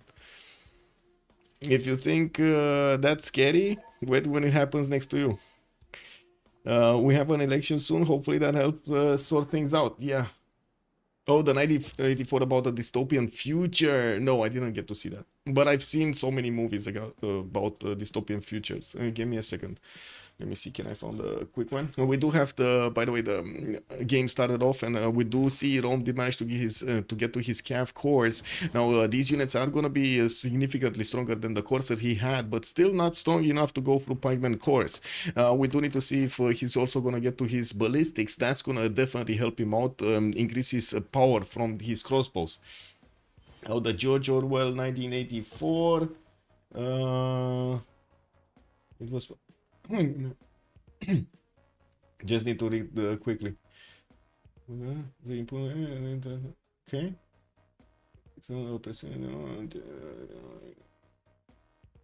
Oh, this is basically equilibrium. I see. This is equilibrium. Like equilibrium. From the scenario I've read. Sorry, I just read the synopsis. I read Animal Farm is basically a satire on communism. Oh, yeah. And his book, Animal Farm, only takes like half an hour to read. Oh, that's quick. That's quick. Yeah. All animals are equal, but some are more equal than others. Yeah. Anyway, encampments in the court room. We do have over here also Rome managing to get that defense against Gaul. Gaul not moving much. He just got a few units to be ready to defend his cities if he needs to. And we were right before this conversation. We were in the conversation actually paused, so we're going to need to go through it again. Looking on the west side, we do have coal power plants already started up in Norway. That means his production capabilities did go significantly higher. He's on 409 plus the 580 phase a turn. You can make it a satire on most things. Yeah. Whoa, big Norway game, loving it. Yeah, this is amazing for Norway. By the way, Detective Baby Legs has such a good time here. Getting also Sogndal quite far away on the western side. That's actually an interesting choice. Why did he get this city? I would have definitely expected him to get it closer to a silver or something like an amenity if he wanted to, but he has no amenities there. Anyway. It is what it is. Now, what do we have here? Some more of these, some more of that. We do have India also sending some of his crossbows, but still not managing to actually do much. They did take out one of the pikemen, the lonely one, and it looks like this Roman cav corps might actually go through the warrior next and maybe get, get onto the back line here. Greece wasn't counterattacked by Canada. At the moment, we do still have Mounties coming around from the cities of Ottawa, and I'm pretty sure he's going to need to put a lot more into the production queues. He could finish the job with the Mounties if he actually wanted to. I do have to point out the Mounties do get bonuses from national parks, and it's not like he actually has national parks at the moment. But still, they're going to be strong, very strong. Looking at Poland, Varangian, and of course India here, we did have Jabalpur attacked earlier. There are more wing hussars coming from the north, and also cav corps right now appearing with 93 attack strength in some of the units, 86 in the others. It still seems like the wing hussars are the stronger, the more efficient unit to attack with. Again, I'm quite surprised we do have cav corps instead of maybe he ran out of iron, or I don't know, some stuff like that. Theater squares in Lublin 4 turns. We did have factories coming up in Bitgoinshin 2, and I do see military academies in Lodz. Ethelfled coming up with a general in Jabalpur. Then that's the general over. Sorry, that's a heavy chariot that got bought, not Ethelfled. He bought it with gold, I guess. Oh well, and they are making a significant amount of gold, a lot more than their opponents, I gotta say. We do have Schofield with only 56, Filthy Hamster is 45, Badger is on 56, and then Chandragupta Berry on 21. In the southwestern coast of Chandragupta here, there are quite a few units from Greece that are going towards the borders of Srinagar, trying to get their upgrades going there. Maybe they will get into many times, which is gonna be a strong unit, but not very strong to attack into the Indian defenses. We can see he can attack Lucknow though. Lucknow is an easy city state to actually take out, and with 4 of these units, I guess he does have also a catapult. City can be placed under siege easily, the catapult can do the damage, and no wall will stop this from happening. What would you call the Ministry of Truth in Newspeak? The Ministry of Truth? I mean, man, when you need, like, really, can you imagine how effed up we need to be if we need to have a Ministry of Truth? Like, really is such a bad education that you cannot understand each other with another because of the fragmentation that happens in society with the different quote-unquote informations running around that are confusing. Hello? Fact checkers? What do you mean? Lol. Who's fact checkers? Because, you know, there's a circle of that, no? I'm offline again. Uh-oh. Oh, no. Oh, no. Anyway. Let's see. Actually, I think I'm gonna go digital with musician. This.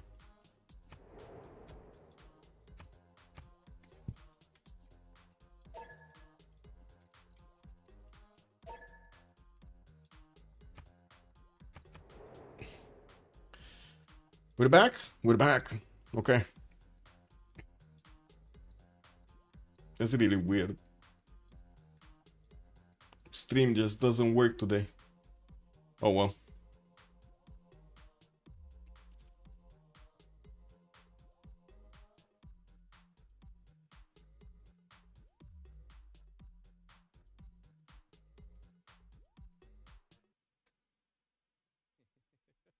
Waiting for them to actually put their votes in, and we're going to need to see how things are shaping up.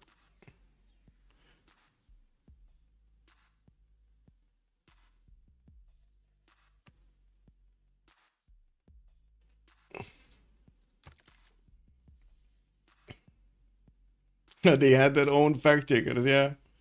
Exactly, hired truth sayers, yeah. Powered by spice. And we get into Dune, right? The 4 powerhouses over there.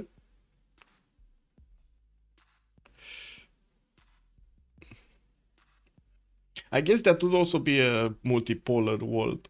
That one from Dune. Atreides Harkonnen with Core. I forgot what the other ones was. Something Core something. Corinth, whatever.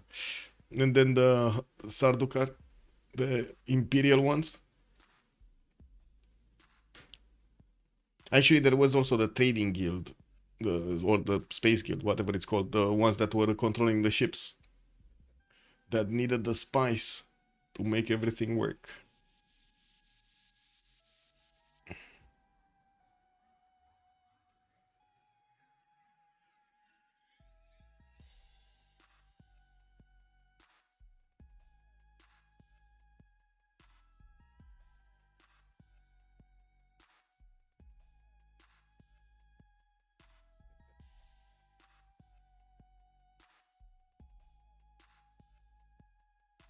Wow, infinite turn, no?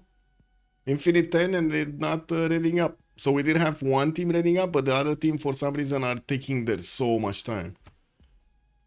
Wow. Okay, automation detective. Okay, just be abuser then. Let's go. Maybe the book Dune told us our future. Well, to be honest, it's a very good movie. Yeah, very, very good movie and story.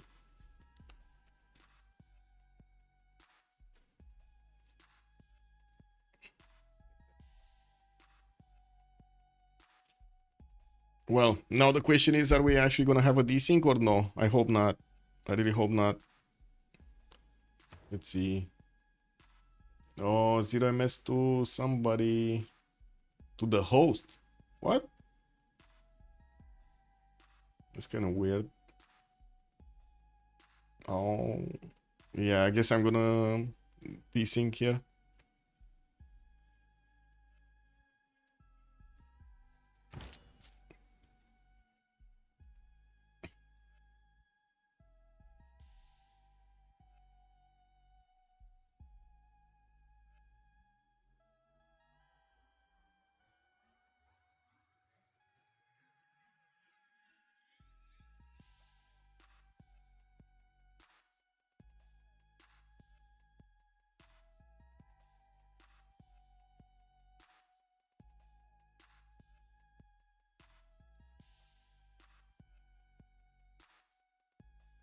Oh, I see the host now.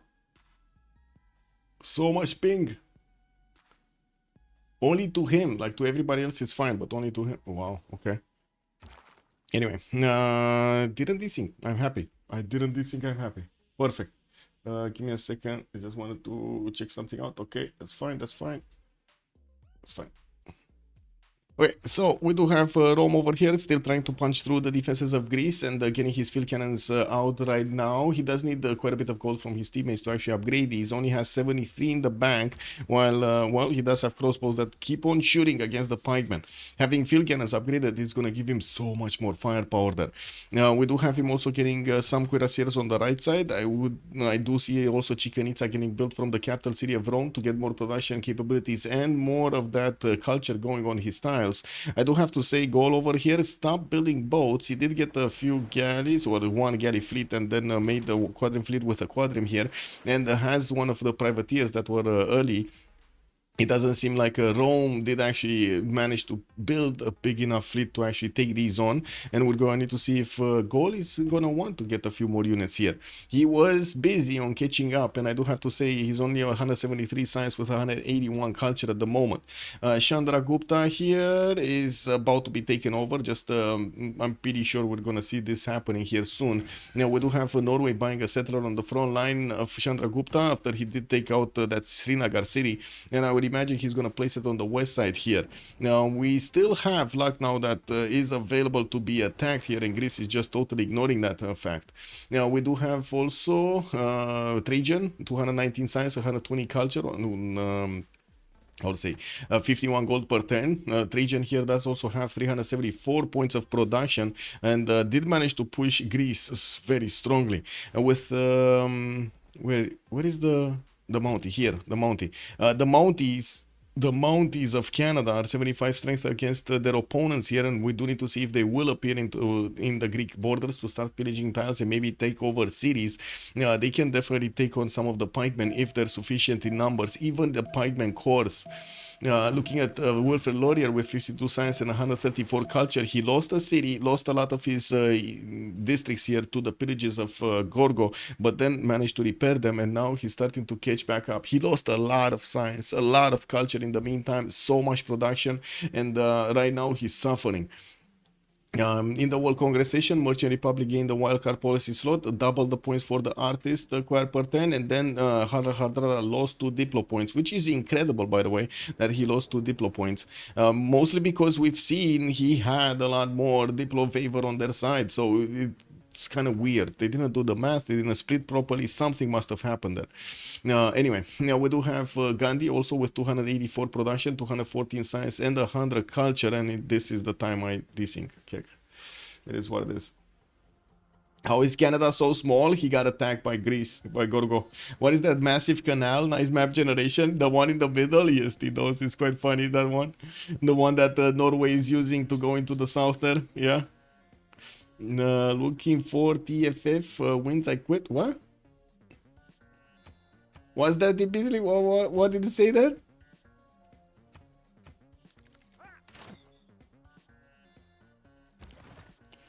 Okay, well, yeah.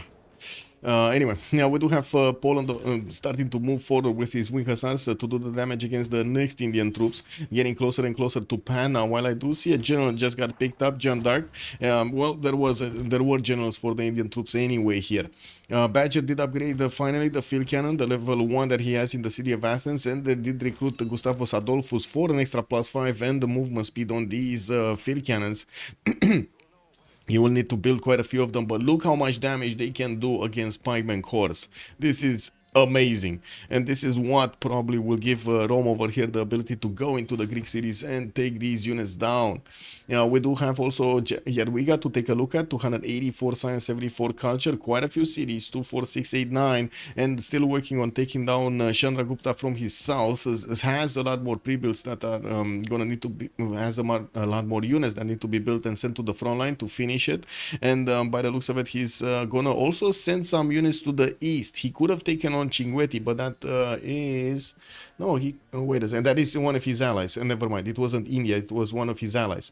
There is a possibility for Hatsos to actually get around Cinguetti and try to get into the cities of India here, which at the moment are not actually getting defended, but there is an army coming around from India in Madurai getting gathered with coursers. I'm a bit surprised he actually chose to go through the north of Cinguetti instead of going through the south, but sure, I mean, it is what it is. Looking at gold, reform the coinage golden age, gonna give him, well, 100 92 gold a turn, not even 100 gold per turn from that free inquiry and from that reform the coinage. I mean, building Bolshoi in the capital, getting a few more writers for that extra culture, and I gotta say he has a major problem with the science right now. 173 doesn't seem to be that big. Still working on Alhambra. In 4 turns he's gonna finish it in Samanobriva. While I do see we're gonna have some more of these crossbows coming around. Probably they will end up in the borders of Vivoduru. There are some Roman caravels that are poking around his units here, and at the moment automation is not upgrading these. He's getting square rigging. He does have caravels technology. He just is not clicking on the button. He also should have the gold. No, he needs 80 more gold. Well, 74 to be exact. Detective Baby Legs, 239 science, 168 culture, steam power coming out next turn, urbanization, and I do see him also with 123 gold per turn. The faith is amazing. 600. Whoa. He's he's 500 faith. Gold per turn, 600 faith per turn, and 500 points of production. Has a few more pre-builds. He's building up his granaries here, and I do see he's getting spies. He did manage to get the city of Srinagar for quite a few times, but unfortunately he couldn't keep it that long. He's getting another settler from there. We might actually see him placing it down in the south here and trying to keep on building and getting units from that city center so he can take on and help out Poland go against India here. I went pretty much all in and can't take another huge loss. Life is just a series of losses. Yeah, until this the ultimate loss. Ding ding ding ding ding ding ding ding ding ding ding. Yeah. Well, Poland over here still doing the damage against the Indian troops. He's very careful to not lose his wing hussars. He's finding it hard to actually replace them. Getting another 4 of them, building up his military academies to start building camps directly. And I do notice the 3 ones that are on the east side did not move yet. We do need to see where they're gonna go. I would imagine they can do damage to the Gandhi cities here, Rajamundry and Madurai. Or Rahamundry, I'm not sure how to say that. Anyway, looking at Gorgo also, down to 4 cities. That's a bit unfortunate for him. He is trying to defend against these field cannons, and at the moment, he can't really defend against them. Well, we do see that also Rome has a problem with just sheer military units, like sheer count of units here, with only 2 calves remaining and some crossbows with field cannons. This is just not going to be a strong enough army to go through. Getting more cuirassiers, the question is he going to go east or west? It looks like he's upgrading east side, so we might actually see an attack from Rome into Gallic territory here to put pressure on automation, as well as, of course, relieving a bit of pressure from Gorgo, which at the moment he's kind of irrelevant. 46 and 27 points. It's not going to give him the ability to do another attack against Canada here anytime soon. And it does seem like Canada is managing to get his Mounties out and about, which of course he's going to get armies from. And get those national parks are going to be strong as tanks, basically. On goal here, we did have Bolshoi Theater built, some more markets. Gold per turn is still shady on 96, but he's doing, I guess, much better than anyone on the opposing team. While we do have Farah Hardrada making the majority of the gold here, it does seem like we're going to need to wait to see if he's going to manage to get that Statue of Liberty built. And of course, Potala Palace. Potala Palace is a problem, though. He doesn't have mountains. He actually doesn't have mountains. Like, where is he going to build it? Here in Bjarkoid? No. Maybe in Bergen? He can buy out this 3-ring tile, right? And get it in Bergen over here? Oh, well. Maybe in Sogndal? He's getting more settlers. Wow. Keeps on going. Keeps on going. Any last movers? Let's see. No, Cav Corps coming in from the right side in the city of Chennai. They could go and take out that Varu, and I do see Poland is retreating a little bit his wing hussar, so they don't withstand the counterattack of India. I'm pretty sure the level 2 wing hussar corps would have been a bit too low in HP to withstand it. Bombards also coming out from Jabalpur. I do see a helicopter did get, oh my god, promoted by Poland. And the biggest question is, why is he going Bangalore? That is where his spy is. That it sounds like it's terrible to actually, a terrible idea to attack that city center. Anyway, now I do see Norway is actually going to place his city to the south of Nalanda next to Galapagos Islands to get the era score from it and maybe get some extra points over here. I guess if there is one nation that can actually make use of Galapagos Islands, it's gonna be either Norway or Indonesia, right? I just started watching Candy Crush tournaments. Yeah. Until this, yeah, I think you are safe. Okay. I think Norway has a chance to place more national parks than Canada. You're not wrong. You are wrong. I'm sorry. There are so many mines over here from Norway, unless he actually, how to say, unimproves every one of these tiles and then puts forest on it, he's not going to do anything. At least in Canada, he has a little bit better appeal, right? Look at this appeal. It's beautiful. It's beautiful. Did he even get one? No, he didn't. He just is building his forest and unimproving the lumber mills. That's what he's doing with the builders and improving lumber mills.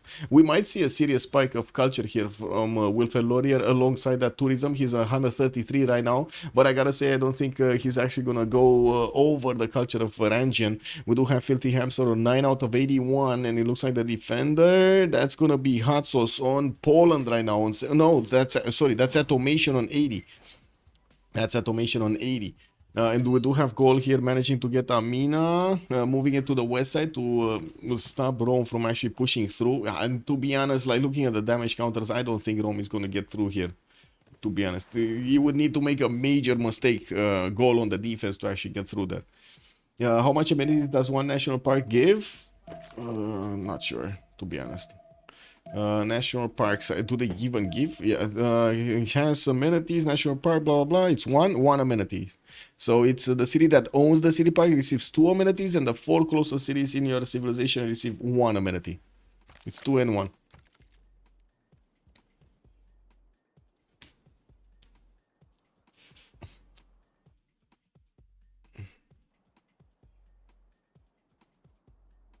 More field cannons. We got traders coming out from Rome, and I do see his armories are getting built right now. We're going to need to see also the military academies coming out in his encampments. He does have 1, 2, 3, 4 encampments that I can see. That's good infrastructure for the next part of the game, especially when he's going to need to get the tank armies out. Not that much production though. Like 391 is still going to be a lot better than gold, which is again very surprising to see that gold doesn't have that much production on his side. With only 319, it does seem like he needs to catch up, and there's gonna be quite a massive boost of production on Rome when he's gonna manage to finish that Chichen Itza over here in the city. Oh, sorry, I'm getting to load.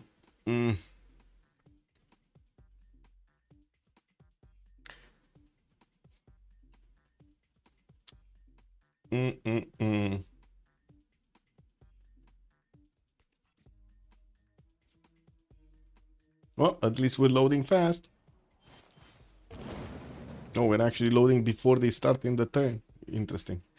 Bangalore did get taken down. Poland just lost his spy advantage, the +3 that he had against his opponent, and we do need to see him go through the next ones, the next cities over here, the next units. We do have Pana without walls right now, and it doesn't seem like India can counter-attack into these wing hussars. And with more of them coming from the north, looks like Poland did manage to get a promotion on that level 2 wing hussar core. It just needs to be careful to get it out next turn. We do have basically right now Poland taking out all of the Indian troops. Srinagar did get taken by Greece. He got basically a safety settle here, and he will start to upgrade those units. The units that he levied from Nalanda, I believe, he's gonna start moving them towards the east side here. Also I-9, baby. Yes sir, yes sir. It's not over yet. Well, we'll see when it's gonna be over or not. What do we have here? Rome, still pushing through Greece, but it's not managing to get any headway through. And I do have to point out Greece over here not dying is still gonna put quite a bit of a bigger challenge on battery full charge builders to get the win, especially since they were going Diplo. Right now, I'm not even sure they can get the win. Like, we're gonna need to see what Harald is gonna do here. This is basically on him right now. 250 science, Gandhi's on 270. We got Norway here, 180 culture with 120 on Gandhi. There's a significantly more production on Hardrada on 584 plus the 683 faith. That's like 700 production right here on more than 700 production on Hardrada. Like probably 750, 800 products of production in total.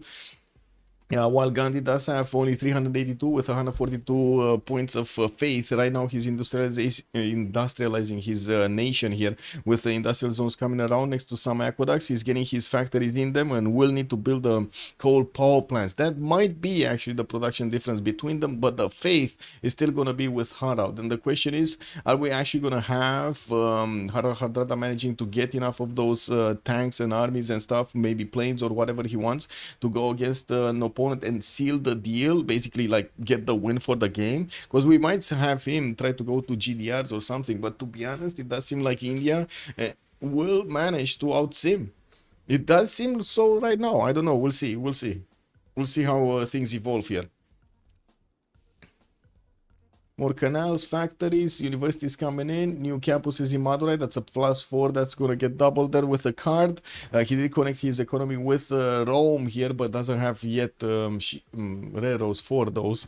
I do see a few Roman cuirassiers are also starting to go towards Athens, which I gotta say it's rebelling in 11 turns, and that's going to be less. I mean, I guess we're going to need to see next in 3 turns when he's going to get to 7th population. Maybe it's going to stabilize or prolong basically the time to rebel. What do we have here? We do have Canada also with just a few pikemen. His Mounties did manage to start to put down national parks here. One in Vancouver, giving him those tourism points. Looking at Canada, he's right now on 151 with just one single national park. Can build so many more, but he does need more of those Mounties to actually get this going. They do have charges, right, for national parks, which are very, very, very useful. We did have him also with GMC. He could try to get the faith generation going so he can buy out those units, but only has 426 in the bank with only 29 per turn. Doesn't really have that much. He did go for sacred places with divine inspiration.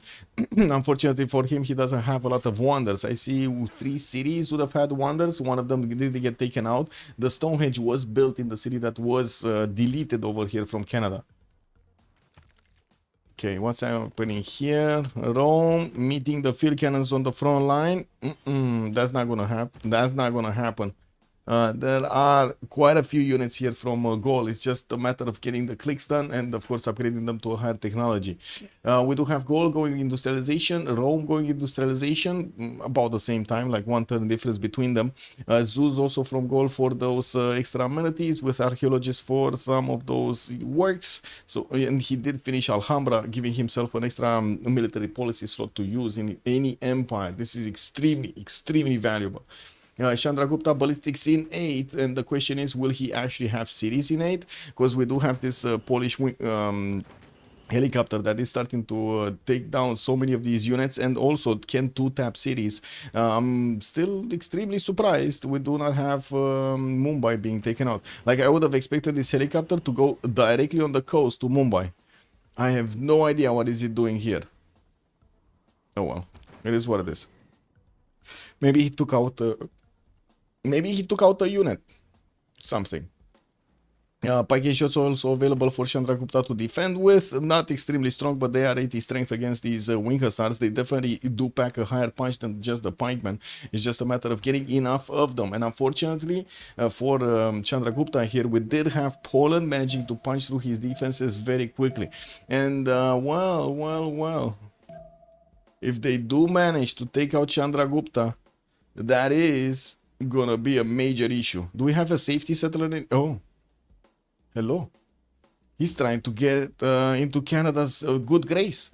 Look at him go, sending his settler to the south of Rapa Nui over here.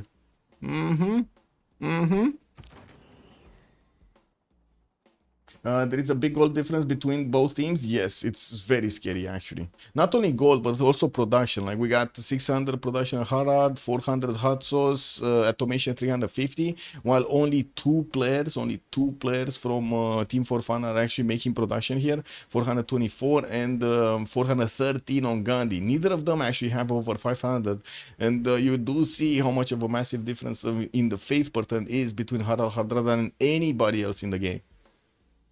Well, you're gonna see it when it happens, actually. There are rumors of even more popular video genres on internet. What? Video genre? What do you mean? You can always rewatch Dr. House. Yeah, I guess. I mean, I'm not gonna lie. I don't really like Dr. House. I tried it. I don't like it. But I could definitely watch Stargate SG-1 again, or Atlantis, or you know, like some of those series.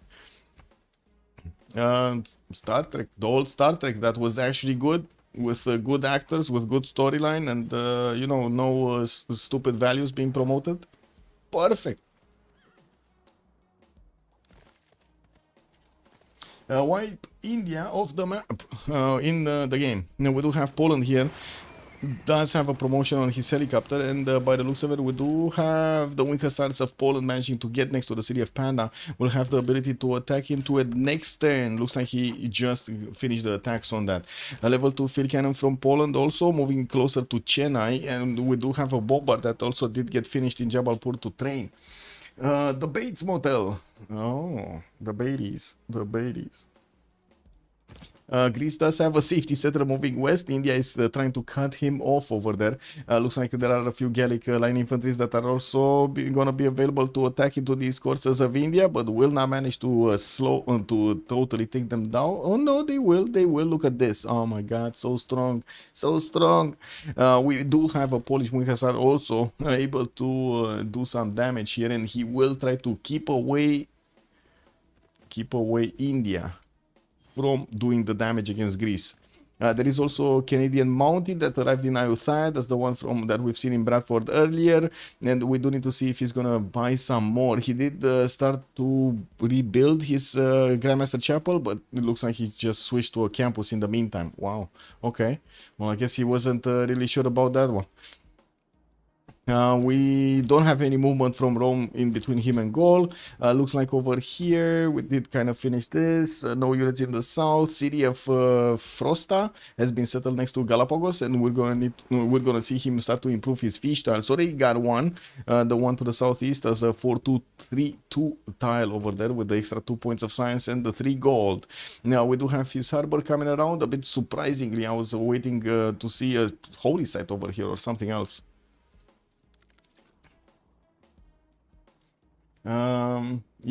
Yeah, one of the Indias should be enough. I mean, to be honest, if they do manage to take out India altogether, yes, but it looks like they're gonna have a hard time to actually catch this one. This one did manage to get away. He's gonna get a city over here somewhere, and I guess the question is, will there be enough time for the Wing Hussars to get into the borders of Canada? A second question is, will Canada actually manage to get units to defend that? And the third question is, will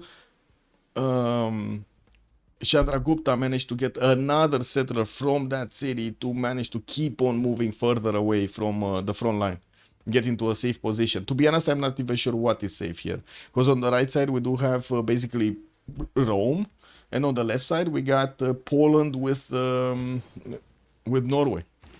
It doesn't look safe. And there's another national park here in Kingston. We do see Canada did clump up his units, his spiking shots towards Greece. Neither of them are actually that great to go and attack into Corinth defenses, even though they do have a siege tower with them. We do have also Rome managing to take down Sparta, and that's the capital city of Greece over here, and only a few pipeline corps are appearing to defend over here the last remaining cities of Greece. The 4 core ones that are, well, right now there are 3 core ones that he's still gonna benefit benefit from. Military engineers from India starting to get the railroads going for the extra goal per turn. Their goal between Trajan and Gandhi is going to go much faster. Now, I do also notice India is starting to put faith into these units on the left side, so he can hold on to the wing hussar attack that's coming around from the bend here. Now, that scout, and this is one of the reasons that I was saying that he should have gone through the south of Cinguetti. There was no unit to scout him out in the south of Cinguetti, but there was a scout which he did see and he did not retreat. That of course saw all of these wing hussars move forward, get across the river, and go towards the cities of India. Okay, campus research projects. We didn't check who got Newton. Who did get Newton? Newton got recruited by Gaul, and we did have Ib Khaldun recruited by Norway. Okay. And the next one I've seen, it's Dmitry Mendeleev for the 50% production towards the research labs. And we do have in the culture screen 50 hamster here, 12 out of 106, but he only has 153 tourism and still no Mounties. Still no Mounties. Did he finish? Yeah, he did finish his GMC, and now finally he bought another Mountie. How much faith does he have? 34 per 10 with 209 in the bank. Doesn't seem like he's gonna get that much. Yep. Oh well. Traders, builders coming around. Looks like India is about to lose his city of Panna. We do have the Polish helicopter that needs to get its upgrades to repair its hull over there. And there is a pike and shot army here that can definitely pack a punch against the Polish wing hussars. Especially the weak ones, like the normal ones, not the core ones. Well, let's see. Grandmaster Chapel also rebuild next turn. If they do take out Panna, the Gavron Plaza is going to get deleted. He's not going to have the ability to get the GMC rebuilt anywhere. He's just going to need to totally rebuild his Gavron Plaza with the first building and then the second building in it. Srinagar flipping in 2, even though we do have Moksha in there, there's no unit to actually help that stabilize. And well, I do notice at the moment Norway just stopped buying units. I'm extremely surprised about this. He could just keep on buying units from Frosta. He couldn't buy any. Oh wait, did he not get intelligence agency? Sorry, did he not get? He did not get GMC. He got foreign ministry for the extra diplo favor per turn. Hello, Urek. Good evening, sir, and welcome. Yes, Urek, we actually started 2 hours earlier. 3 hours earlier actually today. We started 1600 GMT instead of 1900. How many cities has Norway? Last count was 12 for Rafifis.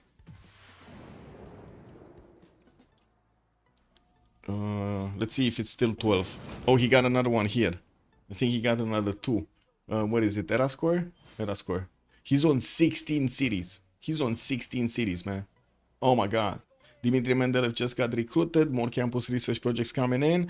Panna also got taken out. Poland. What? Oh my god. Oh my god. It's getting like Chandragupta over here is getting to a very low count of cities. Chennai is also getting smashed by the bombards and the field cannons. Slowly those walls are going to be shaved off. There still is a pike and shot army and pike and shot here to try to defend this, but still the Polish units do seem ready to go. Ready to go and defend. This pike and shot just doesn't do much against the city center of Panna. Also, an Astikos, if there is space, I settle. Yes, basically. We do have Chandragupta that did manage to get into a freshwater position. The question is, will he actually get to survive here in this corner? Because it definitely looks like he's not going to have the opportunity to go past Ottawa and get into a safe position here. He's going to try to get as close as possible, but yeah, still a problem. And we're going to need to see if Poland is going to manage to take that city down with a helicopter. Helicopter. Okay, Chennai probably dying in 2 turns or 3 turns. Panna got taken. Mumbai is going to be taken in 2. And then we're going to have Lucknow that is not going to be far off from being taken out. Okay, India. Gandhi getting entertainment complex, more factories, getting that production capability up, 300 science, while Hardrada is 332 in the total tab. I do have to say Harald did have the extra science from an earlier stage, so Gandhi is 1,000 points behind him. Not to mention he has 2,000 less culture points. It's going to be much easier for Hardrada to actually get something like fascism. The Canadian pikemen are actually getting to the borders of Greece here, while Greece is building his medieval walls. We do have more art museums coming around from Canada, and I do see he's finishing the campus he placed earlier in Ottawa. Getting more artists and placing down more national parks. Look at that, another 2 got placed here. 2 or 3? 2. You see 1, 2, 3 in total. How much did he get from the third one? So he was 153, now he's 172. 19 points. Doesn't seem like that's that big. Okay. Any movement here? No, Rome just upgraded these units and forgot about them. We do have the field cannons still smashing through the Greek defenses in Argos. And to be honest, Greece is running out of units extremely quickly here. He is going to lose these units on the defense of Argos, with the field cannons managing to do 2 shots and poof goes the pikeman. He's also going to chew through the wall defense quite quickly, with the field cannons actually being stronger than the wall defense. This is a rarity actually at this point in the game. Rarity, yeah, rarity. I think it's a rare event. I guess I should be able to say.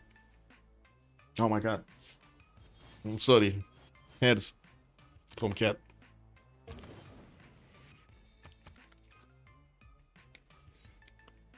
Okay, okay.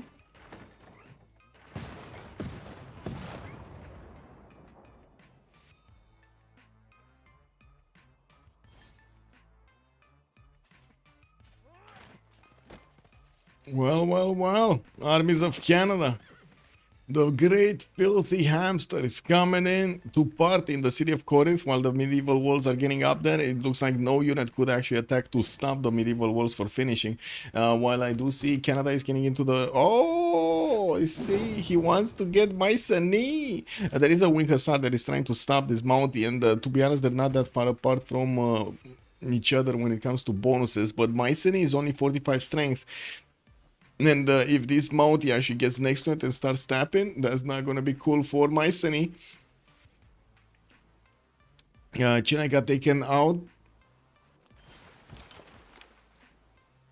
Bangalore flipped. Mumbai is also going to be taken out next turn, even though he's trying to get the walls. Walls in luck now. And we do have the Indian settler that still needs at least 2 turns to get into a tile that he's actually going to get to settle on.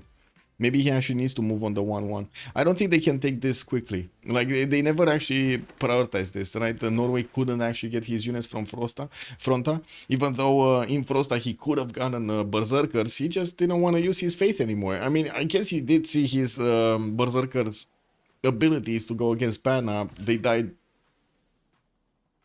very badly. I don't know. How do you say this? It was extremely bad what happened over here, with those Zerkers not getting into the correct time and not having the numbers and too much time to wait, to build them, to hard build them, buy them. Yeah, GMC would be nice on Norway. Don't you think it's a misplay? I was thinking if it's a misplay or not, but however, I do want to say he wants to go for the Diplo, and he wants to acquire as many Diplo points as possible. Having Foreign Ministry does give you more Diplo favor points in total, because you get to put more envoys, you get to keep more city-states. And on that side, I guess we can talk a bit about who got what here. Geneva is Automation Cities, Nalanda is Filthy Hamster, each science city-state, well, one city-state for each side. Rapa Nui is Filthy Hamsters, Althaya on Hot Sauce, that's going to be, again, 1 team each. Venice Detective Baby Legs, Bandar Brunei Detective Baby Legs. So now we know why he's getting so much gold, because he does have both of these trade city-states, and it's extremely surprising they did not go down. Like, it is what it is, no? One is protected by gold. I guess that's not so... Oh, wait, no. What is the other one? What is the other gold city-state? I see this. Oh, I see.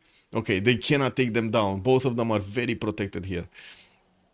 Yerevan also by Detective Babylon, so already he has 3 cities.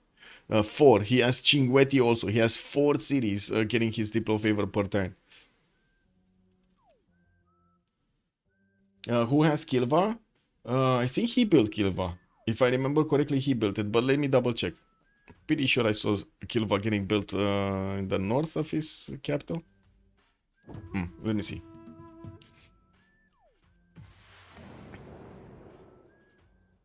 No, that was sorry, that was Oxford University. Yeah.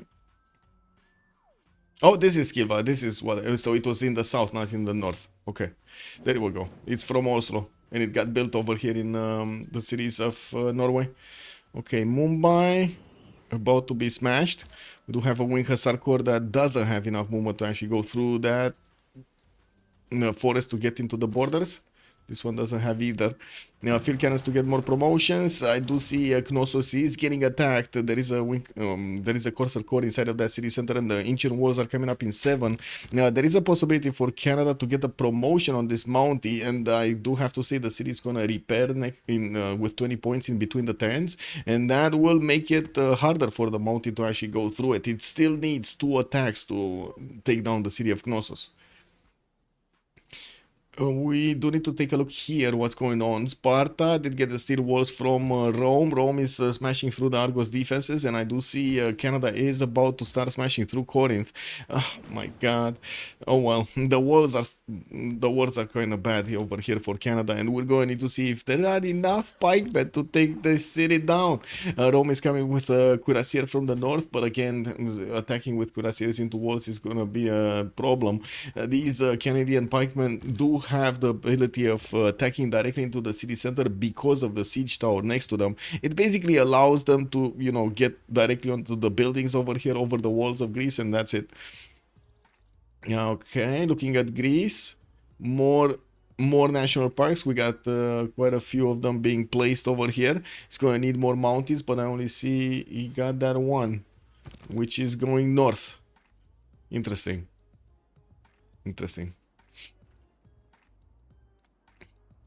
I mean, I totally get it if he wants to take out Knossos or Olympia, but that doesn't seem to be the route, right, of this one. It seems like he wants to go northeast to Corinth, where he already has strong units to go against. Yeah, well, it is what it is. More cities from Norway being placed onto the west side. He's getting closer to India, actually, to Gandhi on the western side. We might actually see him try to get to plains and then start to bomb these cities of India from the right side of that empire. With Rome also putting his majority of army against Gaul. Doesn't seem like Gaul at the moment is caring about this. I do have to also point out Ambiorix here only has 182 points of science per turn. It looks like he is going to need a lot of time to catch up to Hot Sauce and Detective Baby Legs when it comes to the output of that point of that science, while Rome also has 282, significantly more than automation here.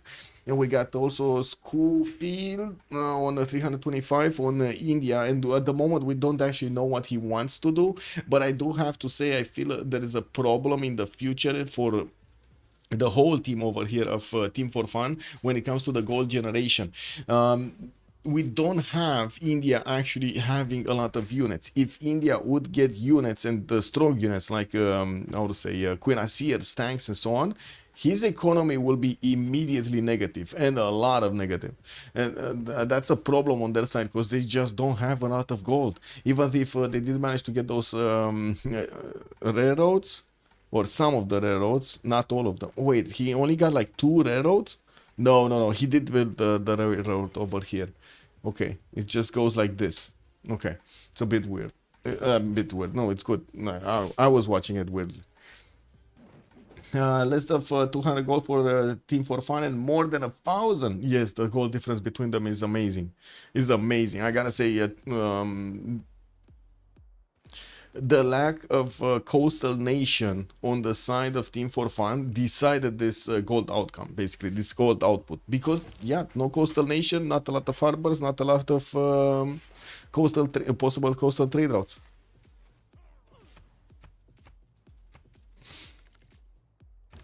Yeah, looks like Corinth is gonna go down in the next few turns with also the Wing Hussar Corps trying to help this out a little bit. Argos just got taken over by Romans field cannons, and well, we might actually see them moving to keep on shooting at Corinth also. Why not? You know, it is what it is. That city is 63 strength though. I'm not sure from what. Greece got so much strength, but you know. Anyway, Canada here. Oh, he has movement. Okay, I wasn't sure if he has. Okay, he needs to move.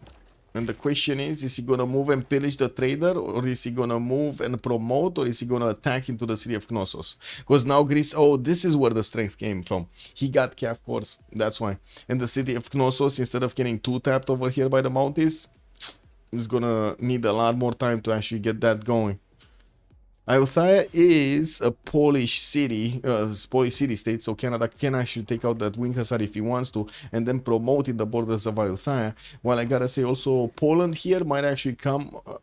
wait a second, no, that's a Polish city, so he can't get in. No, he can get in, but he's just gonna get attacked by Ayutthaya, never mind. Poland here can actually send his helicopter towards Knossos after he did take out Mumbai. We do have India trying to defend the last remaining city, Lucknow, while soon he's actually going to get this city over here next to Ottawa. If the borders of Canada are not going to grow as much, that they're just going to cover every one of these tiles, even the snow tiles.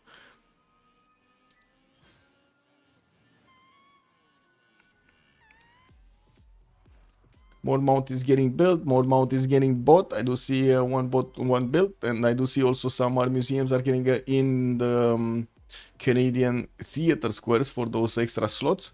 We're probably gonna see Corinth die in a few turns, but to be honest, now with the calf core ability, it does seem like these pikemen are taking way too much damage than they can handle.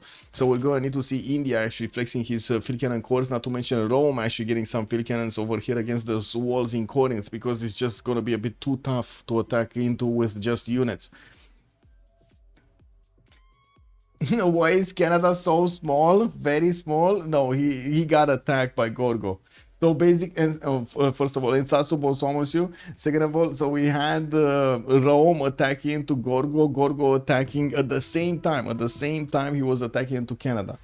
And yeah, Canada lost a city, lost the majority of his upgrades there on his districts. Most of the buildings and the districts have been pillaged earlier. Okay, looks like Filthy Hamster is going to go for that trader, while Poland does have calves over here. I'm pretty sure he's going to fix the problem. The question mark is, will Poland actually manage to get to the last remaining cities of India or not? Because look, oh my god, it actually did buy that tile. India is trying to get, oh no, is he going to get here? Because he needs like, what, one, two, oh, is this two? That's a no. Okay, 1, 2, 3, and then a 4 to settle. Maybe even a 6 to settle. Nah. The question mark is here. Like, can they get luck now in the next 4 to 5 turns? Doesn't look like it, no? It doesn't really look like it. Norway going for the sorry, no, steel, going steel. So he might actually have refining. If he does manage to get refining, he's gonna get the upgrades of the frigate to be a battleship, and he can take out the walls much faster with the battleship. Not to mention just, you know, give the advantage of one of these Wing Hussars to get in and take that city down with no repercussions. Getting more settlers out. Oh, incredible. He's on 16 cities and he still wants to settle. Unbelievable. What's happening here? Looks like the Polish Wing Hussar could needed to retreat there, and it looks like we got emergency pause. Okay. Emergency pause. When fascism on Norway. Let me see. It's 270 culture text.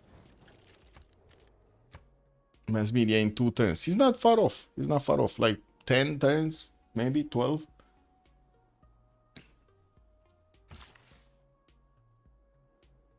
Let me go wash my face because my how to say, my eyes are hurting a little bit. They feel like they don't have hydration.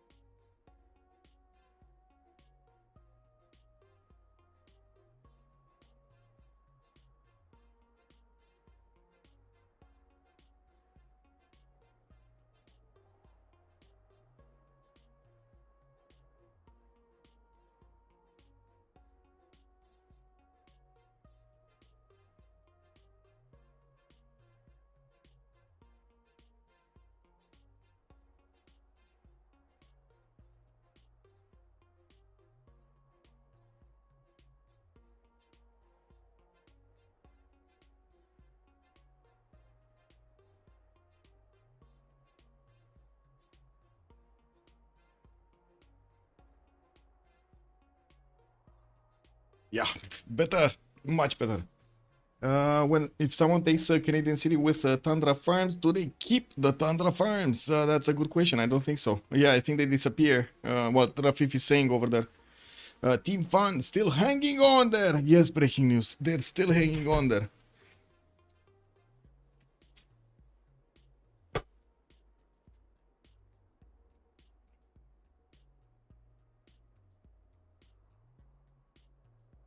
Oh, I left the door open, so if Athena comes in, you know what's gonna happen over here. Beep, boom, boom, boom, boom, boom, boom, boom, boom.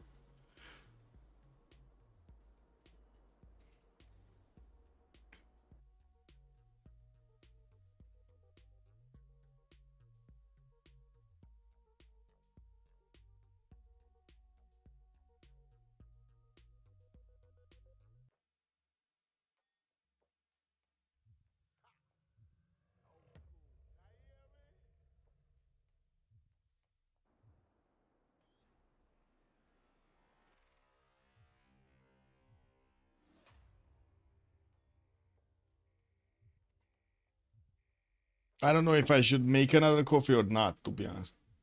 But oh well, I guess it is what it is.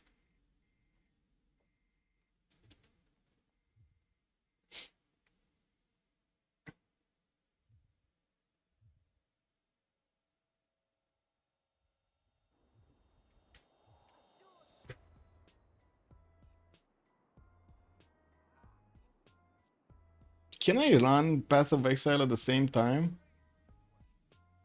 Oh, it's the wrong account. Oh no, it's the wrong account. I can't do that.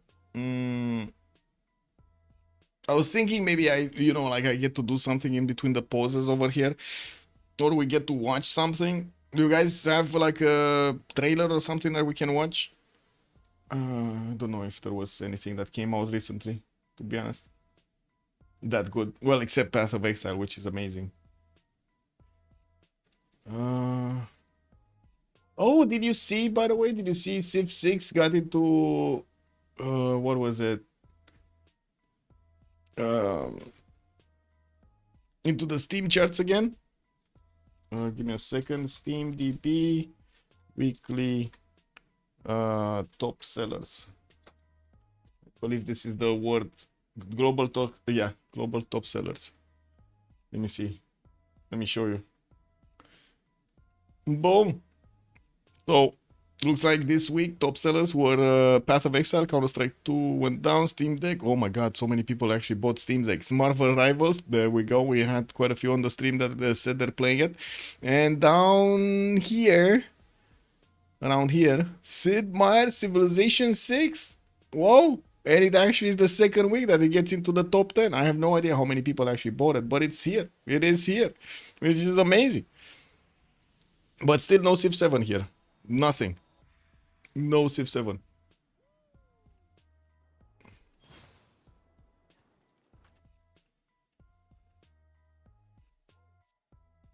Exactly, not bad for a 2016 game. Yeah, and okay, now we do have the city of Corinth being put under siege, and Canada is still expanding his strength from his 5 men attacking into that city center, with Rome coming in from the northwest to also do some damage. India was going towards the city of Olympia to try to tap that city. Well, unbeknownst to him, Renaissance walls are gonna get built there, and even the bombard is gonna have problems of attacking into that and smashing it down.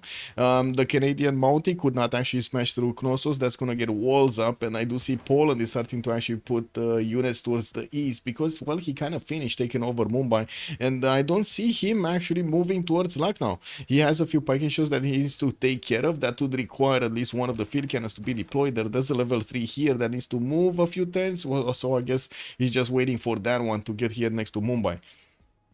Is it the stats who bought or installed the game? It's the bot.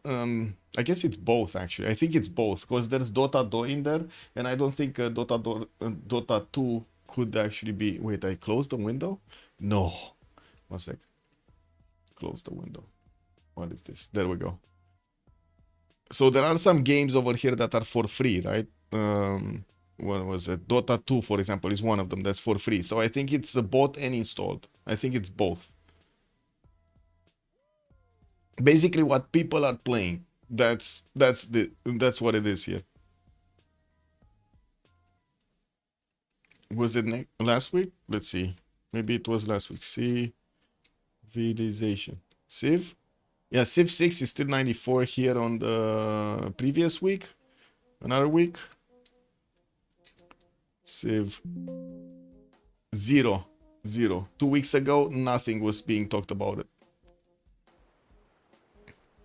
Anyway, Rome did manage to cut up a few units next to Ravenna. Not that it matters anymore. Gaul has cuirassier armies to defend with, and is returning them from Divodurum. I do see also some other cities are starting to make them. We did see the military. Oh, that doesn't have an encampment. That's the problem. Intervana. He doesn't have that much population. Usually with Gaul, you do want very high pop cities, like 15 at least, so you can get all of your districts done. Otherwise, it's gonna be quite a pain over here to try to micromanage them.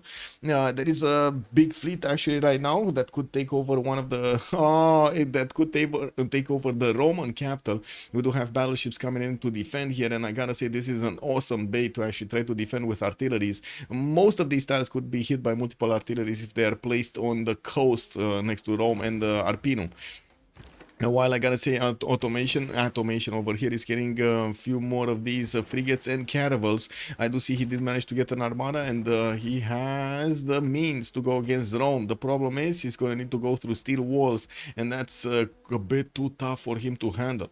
Rome did manage to get combustion. I do see the first tank is getting produced in Dure Cortorum, and will have tank upgrades on these units on the right side, while automation is still trying to get his refining. He's just gonna go combustion afterwards. He's also 3 turns away from getting fascism, which is gonna be faster than Rome and faster than actually Harald. Harald is still on Merchant Republic. Mass media coming up in 1 turn there. Well. I do also see Norway finally getting some of these railroads going. I think, well, I guess he does want to reinforce Salzburg, but that's not going to give him that much yields. That many yields for his traders. The traders are all going through either Oslo or Nidaros directly, from what I do see over here in the, I would say in the water. He did need to upgrade this. This was the needed upgrades. Like from Radom, the route that goes like this towards Getsno. Anyway, doesn't matter right now. Okay, Polish Bunkers finally starting to push through the south. The last city still didn't get placed. India still needs to move quite a few turns to get it to the southeast of Ottawa. And in the meantime, I do have to say Lucknow doesn't seem like it's going to go down.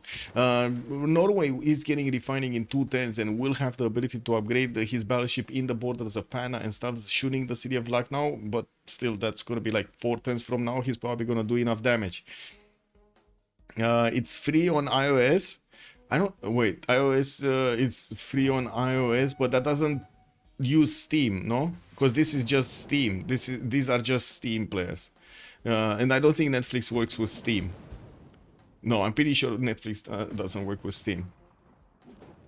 Corinth got taken out. Olympia is also getting attacked. The bombard is slow chewing, but he has a lot of wall defense to go through. He barely touched it. 5 points. The bombard shot just took away 5 points from the fortification health. Amazing. Field cannons here from Rome, stabilizing Athens, Sparta. It shouldn't be a problem right now with Corinth going down. There's no more extra pressure from this city to the southwest. And this one, Olympia, seems to be a bit far off, no? Wait a second. Yeah, he's on 0 right now. He's stabilizing. He's on 0. Okay. First tank came out from Rome. We do have him also with Chikanitsa finish. He's getting the extra culture and extra production on all of these tiles with Rainforest in his empire, jumping up to 658 points of production. Actually, he has right now more than Ambiorix on 570. Badger is also 330 science with 160 culture. Still needs to catch up in the culture screen to Ambiorix to get that fascism, which I gotta say, Gaul will have a significant advantage from having tanks and fascism at the same time on his units. And he will also have the gold from his teammates to upgrade all of the tanks he wants, while there's not going to be that much gold on the Roman side. There still is enough. Like the Badger here does have 700 gold in the bank, 210. Schofield is also 117 to the north of him. And he will get the ability to hard build some of these units. He's trying to defend his coasts. Arpinum and Rome, both of them making battleships. Cole here did make a fleet, but is not moving forward, which is kind of meh. I'm kind of sad about this. I think on Steam is €4. Oh, really? Oh, that's perfect, actually. Yeah, get it now. Get it now. Wait, really? Is it? Civilization. Oh, it's €3. Get it now, boys. Get it now. It's €3. €3. Let's get it now. Huh? Wait, how much is the pack? Anthology is 17, 1666. Yeah. 1666 euros. Perfect. Amazing.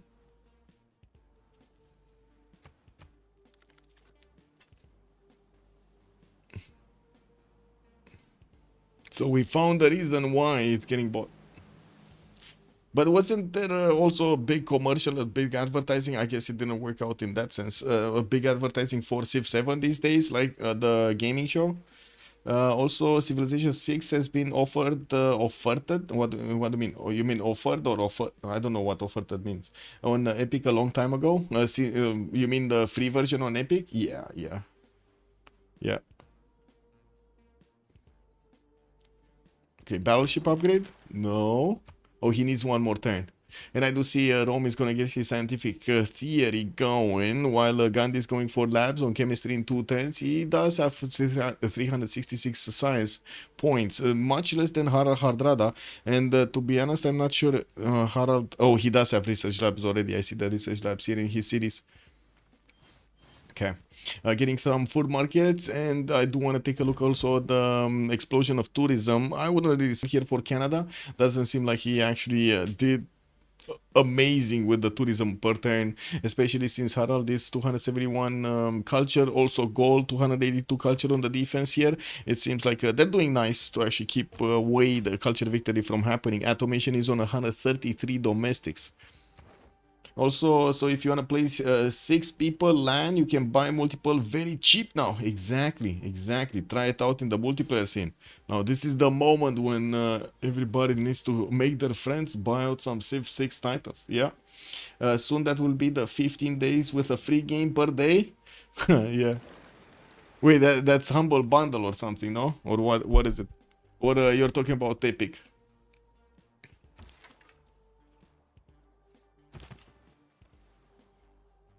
No upgrades here. What's happening here? Knossos, no more Mounty. Whoa. 1 sec.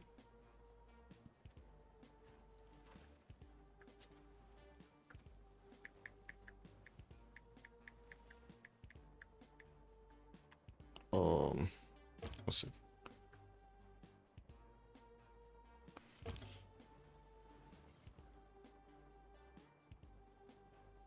There we go. Those games will never play. Yes, I mean, to be honest, I really liked Humble Bundle as an idea. But then, after multiple promotions, how do you call them, on Humble Bundle, when I didn't find a single game that I liked, I stopped watching. I stopped looking at Humble Bundle. And when I do really like a game, I actually search all over the place. I like all over the internet for the stores that have the best price. It is what it is. That's just drilled into my brain, basically. I don't know if you do. Do you do the same, by the way? Do you actually do the same? Do you, like, whenever you see a game that you really want that's coming out or something, do you try to search it on multiple platforms? Like, I don't know. You search for Steam, you search for Epic, you go for Microsoft Store, you try to go for CD keys, or try to go for something else. I don't know, some others. It's true, how quality is pretty random. Yeah, this month is pretty bad. Ooh, you don't play games anymore. I see. Yeah. I mean, you know, yeah. You're getting all the fun out, and you let the others pay, basically, Tidos. That's what you're saying there. Civ6 on the PS4 is the best way to play. Oh my god. Okay.